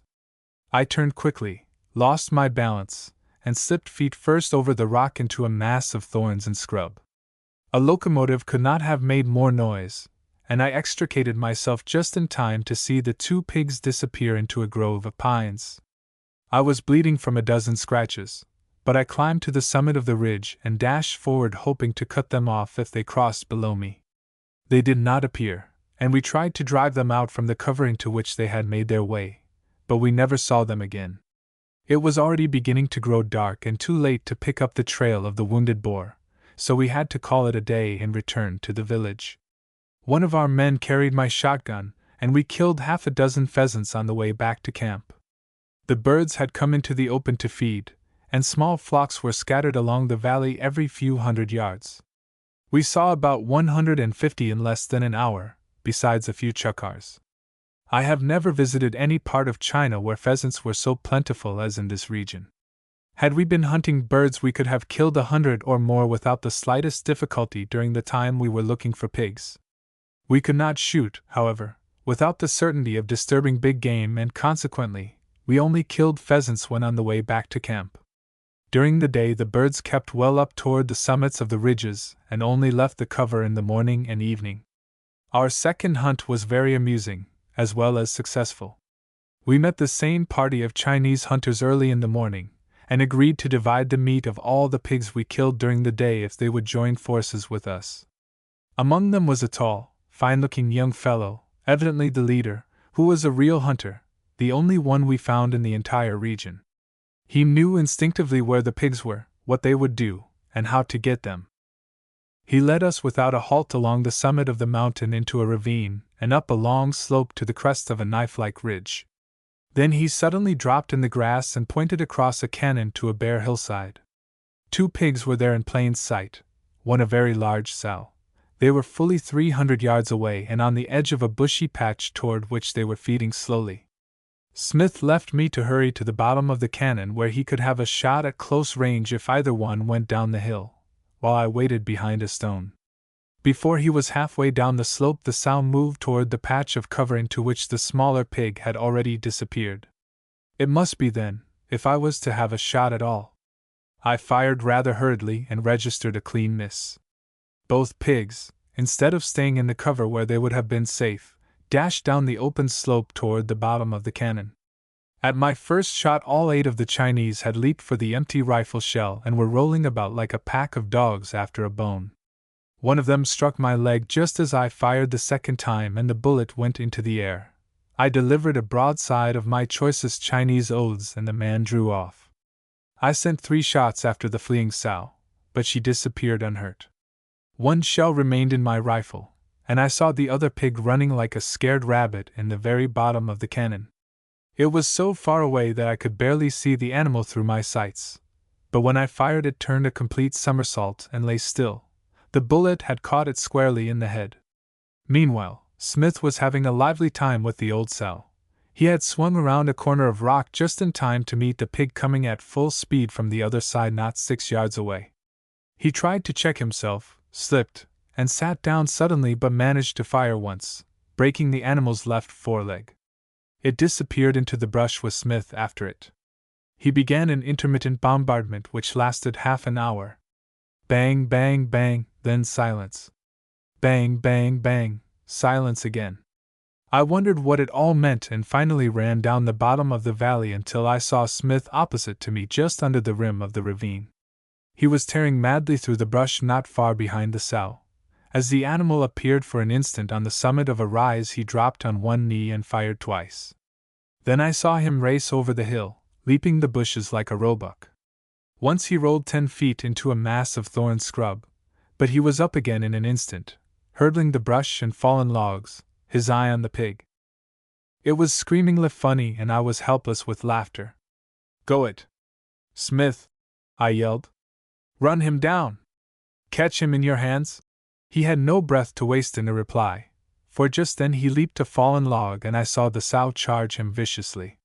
The animal had been lying under a tree, almost done, but still had life enough to damage Smith badly if it had reached him. As the man landed on his feet, he fired again at the pig which was almost on him. The bullet caught the brute in the shoulder at the base of the neck and rolled it over, but it struggled to its feet and ran uncertainly a few steps. Then it dropped in a little gully.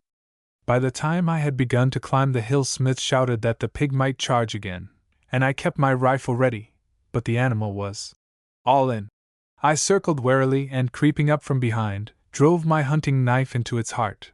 Even then it struggled to get at me before it rolled over dead. Smith was streaming blood from a score of scratches, and his clothes were in ribbons, but his face was radiant. "I'd have chased the blasted pig clear to Peking," he said.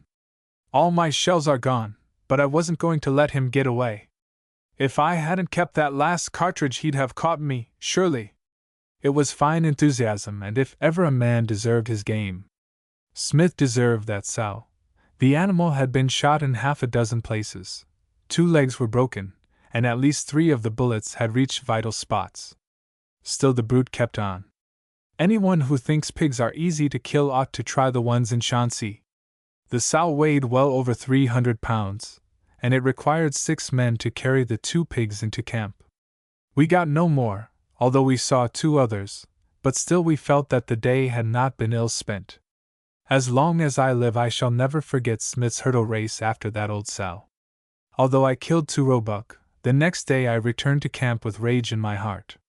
Smith and I had separated late in the afternoon, and I was hunting with an old Chinese when we discovered 3 pigs, a huge boar, a sow, and a shoat, crossing an open hill.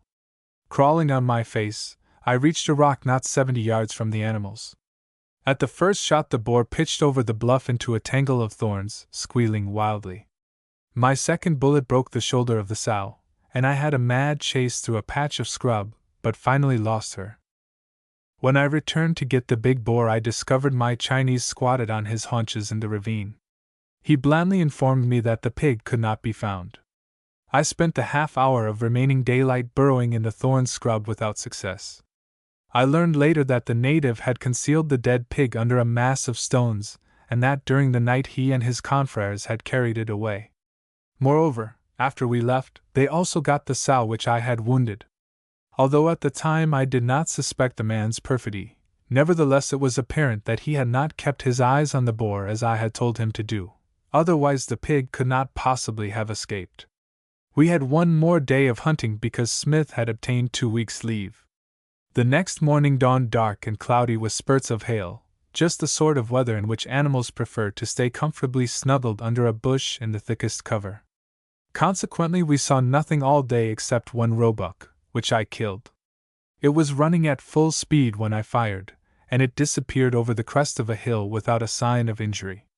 Smith was waiting on the other side, and I wondered why he did not shoot, until we reached the summit and discovered the deer lying dead in the grass. Smith had seen the buck plunge over the ridge, and just as he was about to fire, it collapsed. We found that my bullet had completely smashed the heart, yet the animal had run more than 100 yards. As it fell, one of its antlers had been knocked off and the other was so loose that it dropped in my hand when I lifted the head. This was on December 11th. The other bucks which I had killed still wore their antlers, but probably they would all have been shed before Christmas. The growth takes place during the winter, and the velvet is all off the new antlers by the following May. On the way back to camp we saw a huge boar standing on an open hillside. Smith and I fired hurriedly and both missed a perfectly easy shot. With one of the Chinese I circled the ridge, while Smith took up the animal's trail. We arrived on the edge of a deep ravine just as the boar appeared in the very bottom. I fired as it rushed through the bushes, and the pig squealed but never hesitated. The second shot struck behind it, but at the third it squealed again and dived into a patch of cover. When we reached the spot we found a great pool of blood and bits of entrails, but no pig. A broad red patch led through the snow, and we followed, expecting at every step to find the animal dead. Instead, the track carried us down the hill, up the bottom of a ravine, and onto a hill bare of snow but thickly covered with oak scrub. While Smith and I circled ahead to intercept the pig, the Chinese followed the trail. It was almost dark when we went back to the men, who announced that the blood had ceased and that they had lost the track. It seemed incredible, but they had so trampled the trail where it left the snow that we could not find it again in the gloom. Then Smith and I suspected what we eventually found to be true, viz., that the men had discovered the dead pig and had purposely led us astray. We had no proof, however, and they denied the charge so violently that we began to think our suspicions were unfounded. We had to leave at daylight next morning in order to reach Peking before Smith's leave expired. 2 days after we left, one of my friends arrived at Kaohsiung, where we had first hunted, and reported that the Chinese had brought in all 4 of the pigs which we had wounded. One of them, probably the boar we lost on the last night, was an enormous animal which the natives said weighed more than 500 pounds. Of course, this could not have been true, but it probably did reach nearly 400 pounds. What Smith and I said when we learned that the scoundrels had cheated us would not look well in print. However, it taught us several things about boar hunting which will prove of value in the future. The Chinese can sell wild pig meat for a very high price since it is considered to be a great delicacy. Therefore, if I wound a pig in the future, I shall, myself, follow its trail to the bitter end. Moreover, I learned that, to knock over a wild boar and keep him down for good, one needs a heavy rifle.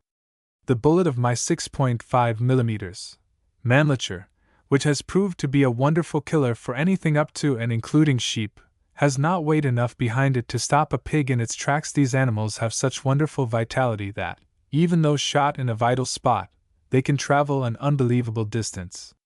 Next time I shall carry a rifle especially designed for pigs and thieving Chinese. Chapter 19. The Great Park of the Eastern Tombs. The sunshine of an early spring day was flooding the flower-filled courtyards of Duke Tsaitse's palace in Peking when Dr. G. D. Wilder, Everett Smith, and I alighted from our car at the huge brass-hound gate. We came by motor instead of rickshaw, for we were on an official visit which had been arranged by the American minister. We would have suffered much loss of face had we come in any lesser vehicle than an automobile, for we were to be received by a Royal Highness, an imperial duke, and a man in whose veins flowed the bluest of Manchu blood. Although living in retirement, Duke Tsaitse is still a powerful and a respected man. We were ushered through court after court into a large reception hall furnished in semi-foreign style but in excellent taste. A few moments later the Duke entered, dressed in a simple gown of dark blue silk. Had I met him casually on the street I should have known he was a personality. His high-bred features were those of a maker of history, of a man who has faced the ruin of his own ambitions, who has seen his emperor deposed and his dynasty shattered, but who has lost not one whit of his poise or self-esteem. He carried himself with a quiet dignity, and there was a royal courtesy in his greeting which inspired profound respect. Had he been marked for death in the Revolution, I am sure that he would have received his executioners in the same calm way that he met us in the reception hall. He listened with a courteous interest while we explained the object of our visit. We had come, we told him, to ask permission to collect natural history specimens in the great hunting park at the Tungling, Eastern Tombs. Here, and at the Xiling, or Western Tombs, the Manchu emperors and their royal consorts sleep in splendid mausoleums among the fragrant pines. The emperors are buried at the lower end of a vast, walled park, more than 100 miles in length. True to their reverence for the dead, the Chinese conquerors have never touched these sacred spots, and doubtless will never do so. They belong unquestionably to the Manchus, even if their dynasty has been overthrown by force of arms. According to custom, some member of the royal court is always in residence at the Eastern Tombs. This fact Tsaitse gravely explained, and said that he would commend us in a letter to Duke Cho, who would be glad to grant us the privileges we asked. Then, by touching his teacup to his lips, he indicated that our interview was ended. With the same courtesy he would have shown to a visiting diplomat, he ushered us through the courtyards, while at each doorway we begged him to return. Such is the custom in China. That same afternoon a messenger from the Duke arrived at my house in Wuliangtajin Hudong bearing a letter beautifully written in Chinese characters. Everett Smith and I left next morning for the Eastern Tombs. We went by train to Tungchou, 12 miles away, where a Mafu was waiting with our ponies and a cart for baggage. The way to the Tungling is a delight, for along it North China country life passes before one in panoramic completeness. For centuries this road has been an imperial highway. I could imagine the gorgeous processions that had passed over it, and the pomp and ceremony of the visits of the living emperors to the resting places of the dead. Most vivid of all was the picture in my mind of the last great funeral only 9 years ago. I could see the imperial yellowbeard slowly, solemnly, borne over the gray peaking hills. In it lay the dead body of the Dowager Empress, Tziushi, most dreaded yet most beloved, the greatest empress of the last century, the woman who tasted of life and power through the sweetest joys to their bitter core. We spent the first night at an inn on the outskirts of a tiny village. It was a clean inn, too, very different from those in South China. The great courtyard was crowded with arriving carts.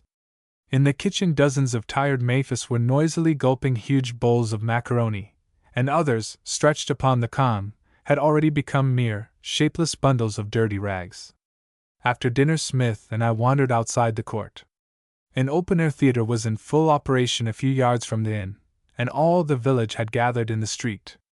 But we were of more interest to the audience than the drama itself, and in an instant a score of men and women had surrounded us. They were all good-natured but frankly curious. Finally an old man joined the crowd. "Why," said he, "there are 2 foreigners." Immediately the hum of voices ceased, for age was speaking. "They've got foreign clothes," he exclaimed. "And what funny hats! It is true that foreign hats are much bigger than Chinese caps, and they cost a lot more, too. See that gun the tall one is carrying? He could shoot those pigeons over there as easily as not, all of them with one shot. Probably he will in a minute." The old man continued the lecture until we strolled back to the inn. Undoubtedly he is still discussing us, for there is little to talk about in a Chinese village, except crops and weather and local gossip. We reached the eastern tombs in the late afternoon of the same day. Emerging from a rocky gateway on the summit of a hill, we had the whole panorama of the Tongling spread out before us. It was like a vast green sea where wave after wave of splendid forests rolled away to the blue haze of distant mountains. The islands in this forest ocean were the yellow-roofed tombs, which gave back the sun in 1,000 points of golden light. After the monotonous brown of the bare North China hills, the vivid green of the trees was as refreshing as finding an unknown oasis in a sandy desert. To the right was the picturesque village of Mongolian, the residence of Duke Cho. From the wide veranda of the charming temple which we were invited to occupy we could look across the brown village to the splendid park and the glistening yellow roofs of the imperial tombs. We found next day that it is a veritable paradise, a spot of exquisite beauty where profound artistic sentiment has been magnificently expressed. Broad, paved avenues, bordered by colossal animals sculptured in snow-white marble, lead through the trees to imposing gates of red and gold. There is, too, a delightful appreciation of climax. As one walks up a spacious avenue, passing through gate after gate, each more magnificent than the last, one is being prepared by this cumulative splendor for the tomb itself. One feels everywhere the dignity of space. There is no smallness, no crowding. One feels the greatness of the people that has done these things, a race that looks at life and death with a vision as broad as the skies themselves. At the Tongling nature has worked hand in hand with man to produce a harmonious whole. Most of the trees about the tombs have been planted, but the work has been cleverly done. There is nothing glaringly artificial, and you feel as though you were in a well-groomed forest where every tree has grown just where, in nature's scheme of things, it ought to be. Although the tombs are alike in general plan, they are, at the same time, as individual as were the emperors themselves. Each is a subtle expression of the character of the one who sleeps beneath the yellow roof. The tomb of Xianlong, the artist emperor, lies not far away from that of the Empress Dowager. Stately, beautiful in its simplicity, it is an indication of his life and deeds. In striking contrast is the palace built by the Empress for her eternal dwelling. A woman of iron will, holding her place by force and intrigue, a lover of lavish display, she has expressed it all in her gorgeous tomb. The extravagance of its decoration and the wealth of gold and silver seem to declare to all the world her desire to be known even in death as the greatest of the great. It is said that her tomb cost $10 million, and I can well believe it. But 100 years from now, when Xianlong's mausoleum, like the painting of an old master, has grown even more beautiful by the touch of age, that of the Empress will be worn and tarnished. Charmed with the calm, the peace, the exquisite beauty of the spot, we spent a delightful day wandering among the red and gold pavilions. But fascinating as were the tombs, we were really concerned with the hinterland, the hunting park itself. 60 miles to the north, but still within the walls, are towering mountains and glorious forests. These were what we had come to see. All day, behind 3 tiny donkeys, we followed a tortuous, foaming stream in the bottom of a splendid valley, ever going upward. At night we slept in the open, and next day crossed the mountain into a forest of oak and pines sprinkled with silver birches. Hundreds of woodcutters passed us on the trail, each carrying a single log upon his back. Before we reached the village of Xinglungshan, we came into an area of desolation. Thousands of splendid trees were lying in a chaos of charred and blackened trunks. It was the wantonness of it all that depressed and horrified me. The reason was perfectly apparent.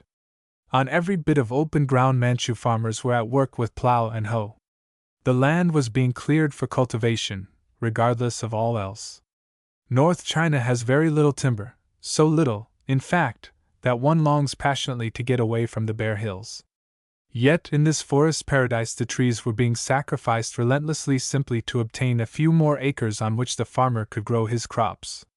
If it had to be done, and heaven knows it need not have been, the trees might have been utilized for timber. Many have been cut, of course, but thousands upon thousands have been burned simply to clear the hillside. At Xinglungshan we met our hunters and continued up the valley for 3 hours. With every mile there were fewer open spaces. We had come to a region of vast mountains, gloomy valleys, and heavy forests. The scenery was superb. It thrilled me as did the mountains of Yunnan and the gorges of the Yangtze. Yet all this grandeur is less than 100 miles from Peking. On a little ridge between 2 foaming streams we made our camp in the forest. From the door of the tent we could look over the tops of the trees into the blue distance of the valley. Behind us was a wall of forests broken only by the winding corridor of the mountain torrent. We had come to the Tungling especially to obtain specimens of the Sika deer, Cervus hortulorum, and the Reeves's pheasant, Cermaticus reevesi. The former, a noble animal about the size of our Virginia deer in America, has become exceedingly rare in North China. The latter, one of the most beautiful of living birds, is found now in only 2 localities, near Ichang on the Yangtze River and at the Tungling. When the forests of the eastern tombs have been cleared, this species will be extinct in all North China. Early in the morning we left with 6 hunters. Our way led up the bottom of the valley toward a mountain ridge north of camp. As we walked along the trail, suddenly one of the hunters caught me by the arm and whispered, "Sangchi, wild chicken." There was a whir of wings, a flash of gold, and I registered a clean miss. The bird alighted on the mountain side, and in the bliss of ignorance Smith and I dashed after it. 10 minutes later we were exhausted from the climb and the pheasant had disappeared. We learned soon that it is useless to chase a Reeves's pheasant when it has once been flushed, for it will invariably make for a mountain side, run rapidly to the top, and once over the summit, fly to another ridge. On the way home I got my first pheasant, and an hour later put up half a dozen. I should have had 2 more, but instead of shooting I only stared, fascinated by the beauty of the thing I saw. It was late in the afternoon, and the sun was drawing oblique paths of shimmering golden light among the trees. In a clearing near the summit of a wooded shoulder I saw 6 pheasants feeding, and I realized that, by skirting the base of the ridge, I could slip up from behind and force them to fly across the open valley. The stalk progressed according to schedule. When I crossed the ridge there was a whir of wings and 6 birds shot into the air not 30 feet away. The sun, glancing on their yellow backs and streaming plumes, transformed them into golden balls, each one with a comet trail of living fire. The picture was so indescribably beautiful that I watched them sail across the valley with the gun idle in my hands. Not for worlds would I have turned one of those glorious birds into a crumpled mass of flesh and feathers. For centuries the barred-tail plumes, which sometimes are 6 feet long, have been worn by Chinese actors, and the bird is famous in their literature.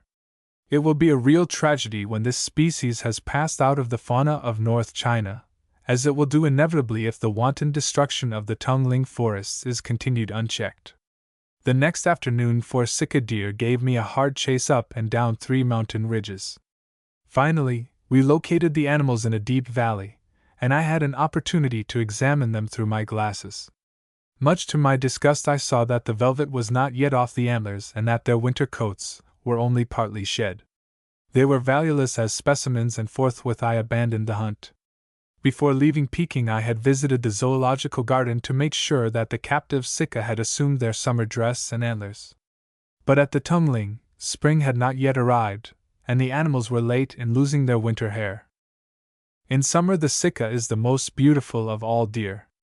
Its bright red body, spotted with white, is, when seen among the green leaves of the forest, one of the loveliest things in nature. We wished to obtain a group of these splendid animals for the new Hall of Asiatic Life in the American Museum of Natural History, but the specimens had to be in perfect summer dress. My hunter was disgusted beyond expression when I refused to shoot the deer.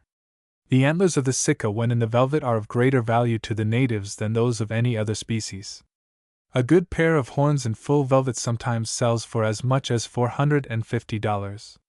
The growing antlers are called shuchao, blood horns, by the Chinese, who consider them of the highest efficacy as a remedy for certain diseases. Therefore, the animals are persecuted relentlessly, and very few remain even in the Tungling. The antlers of the wapiti are also of great value to the native druggists, but strangely enough they care little for those of the moose and the roebuck. Hundreds of thousands of deer horns are sent from the interior provinces of China to be sold in the large cities, and the complete extermination of certain species is only a matter of a few decades. Moreover, the female elk, just before the calving season, receive unmerciful persecution, for it is believed that the unborn fawns have great medicinal properties. Since the roebuck at the Tungling were in the same condition as the sika, they were useless for our purposes. The goral, however, which live high up on the rocky peaks, had not begun to shed their hair, and they gave us good shooting. One beautiful morning Smith killed a splendid ram just above our camp. We had often looked at a ragged, granite outcrop, sparsely covered with spruce and pine trees, which towered 1,000 feet above us. We were sure there must be goral somewhere on the ridge, and the hunters told us that they had sometimes killed them there.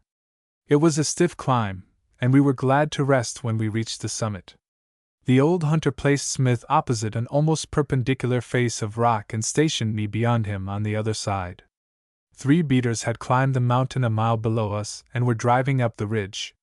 For half an hour I lay stretched out in the sun, luxuriating in the warmth and breathing in the fragrant odor of the pines. While I was lazily watching a Chinese green woodpecker searching for grubs in a tree nearby, there came the faintest sound of a loosened pebble on the cliff above my head. Instantly I was alert and tense. A second later Smith's rifle banged once. Then all was still. In a few moments he shouted to me that he had fired at a big goral, but that it had disappeared behind the ridge, and he was afraid it had not been hit. The old hunter, however, had seen the animal scramble into a tiny grove of pine trees. As it had not emerged, I was sure the goral was wounded, and when the men climbed up the cliff they found it dead, bored neatly through the center of the chest. Gorals, sika, and roebuck are by no means the only big game animals in the Tungling. Bears and leopards are not uncommon, and occasionally a tiger is killed by the natives. Among other species is a huge flying squirrel, nearly 3 feet long, badgers, and chipmunks, a beautiful squirrel with tufted ears which is almost black in summer and now is very rare, and dozens of small animals. But perhaps most interesting of all the creatures of these noble forests are the only wild monkeys to be found in northeastern China. The birds are remarkable in variety and numbers. Besides the Reeves's pheasant, of which I have spoken, there are 2 other species of this most beautiful family. One, the common ringneck pheasant, is very abundant. The other is the rare pucrasia, a gray bird with a dark red breast, and a yellow striped head surmounted by a conspicuous crest. It is purely a mountain form requiring a mixed forest of pine and oak and, although more widely distributed than the Reeves's pheasant, it occurs in comparatively few localities of North China. One morning as Smith and I were coming back from hunting we saw our 3 boys perched upon a ledge above the stream peering into the water. They called to us, "Would you like some fish?" "Of course," we answered. "But how can you get them?"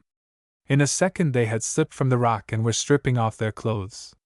Then one went to the shallows at the lower end of the pool and began to beat the surface with a leafy branch, while the other 2 crouched on the boulders in midstream. Suddenly, One of the boys plunged his head and arms into the water and emerged with a beautiful speckled trout clutched tightly in both hands. He had seen the fish swim beneath the rock where it was cornered and had caught it before it could escape. For an hour the two boys sat like kingfishers, absolutely motionless except when they dived into the water.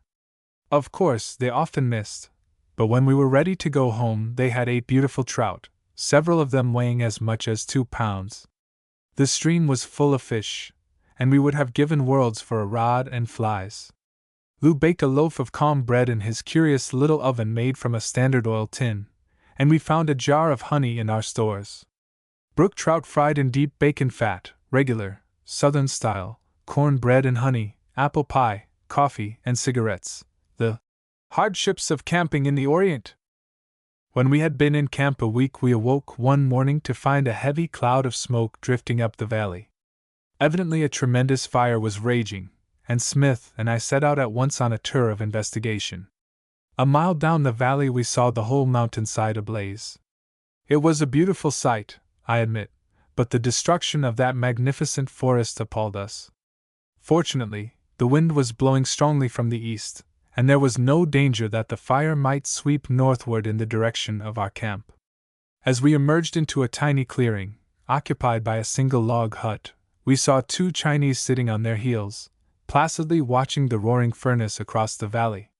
With a good deal of excitement we asked them how the fire possibly could have originated. "Oh," said one, "we started it ourselves." "In the name of the 5 gods, why did you do it?" Smith asked. "Well, you see," returned the Chinese, "there was quite a lot of brush here in our clearing, and we had to get rid of it. Today the wind was right, so we set it on fire. But don't you see that you have burned up that whole mountain side, destroyed thousands of trees, and absolutely ruined this end of the valley?" "Oh, yes, but never mind, it can't be helped," the native answered. Then I exploded. I frankly confessed that I cursed that Chinese and all his ancestors, which is the only proper way to curse in China. I assured him that he was an old rabbit, and that his father and his grandfather and his great-grandfather were rabbits. To tell a man that he is even remotely connected with a rabbit is decidedly uncomplimentary in China. But when it was all said I had accomplished nothing. The man looked at me in blank amazement as though I had suddenly lost my mind. He had not the faintest idea that burning up that beautiful forest was reprehensible in the slightest degree. To him and all his kind, the only thing worthwhile was to clear that bit of land in the valley. If every tree on the mountain was destroyed in the process, what difference did it make? It would be done eventually anyway. Land, whether it be on a hill or in a valley, was made to grow crops and to be cultivated by Chinese farmers. The wanton destruction which is being wrought at the Tongling makes me sick at heart. Here is one of the most beautiful spots in all China, within less than 100 miles of Peking, which is being ruined utterly as fast as axe and fire can do the work. One can travel the length and breadth of the whole republic and not find elsewhere so much glorious scenery in so small a space. Moreover, it is the last sanctuary of much of North China's wildlife. When the forests of the Tongling are gone, half a dozen species of birds and mammals will become extinct. How much of the original flora of North China exists today only in these forests I would not dare say, for I am not a botanist, but it can be hardly less than the fauna of which I know. If China could but realize before it is too late how priceless a treasure is being hewed and burned to nothingness, and take the first step in conservation by making a national park of the Eastern Tombs. Politically there are difficulties, it is true. The Tongling, and all the surroundings, as I have said, belong unquestionably to the Manchus, and they can do as they wish with their own. But it is largely a question of money, and were the Republic to pay the price for the forests and mountains beyond the tombs it would not be difficult to do the rest. No country on earth ever had a more splendid opportunity to create for the generations of the present and the future a living memorial to its glorious past. The end.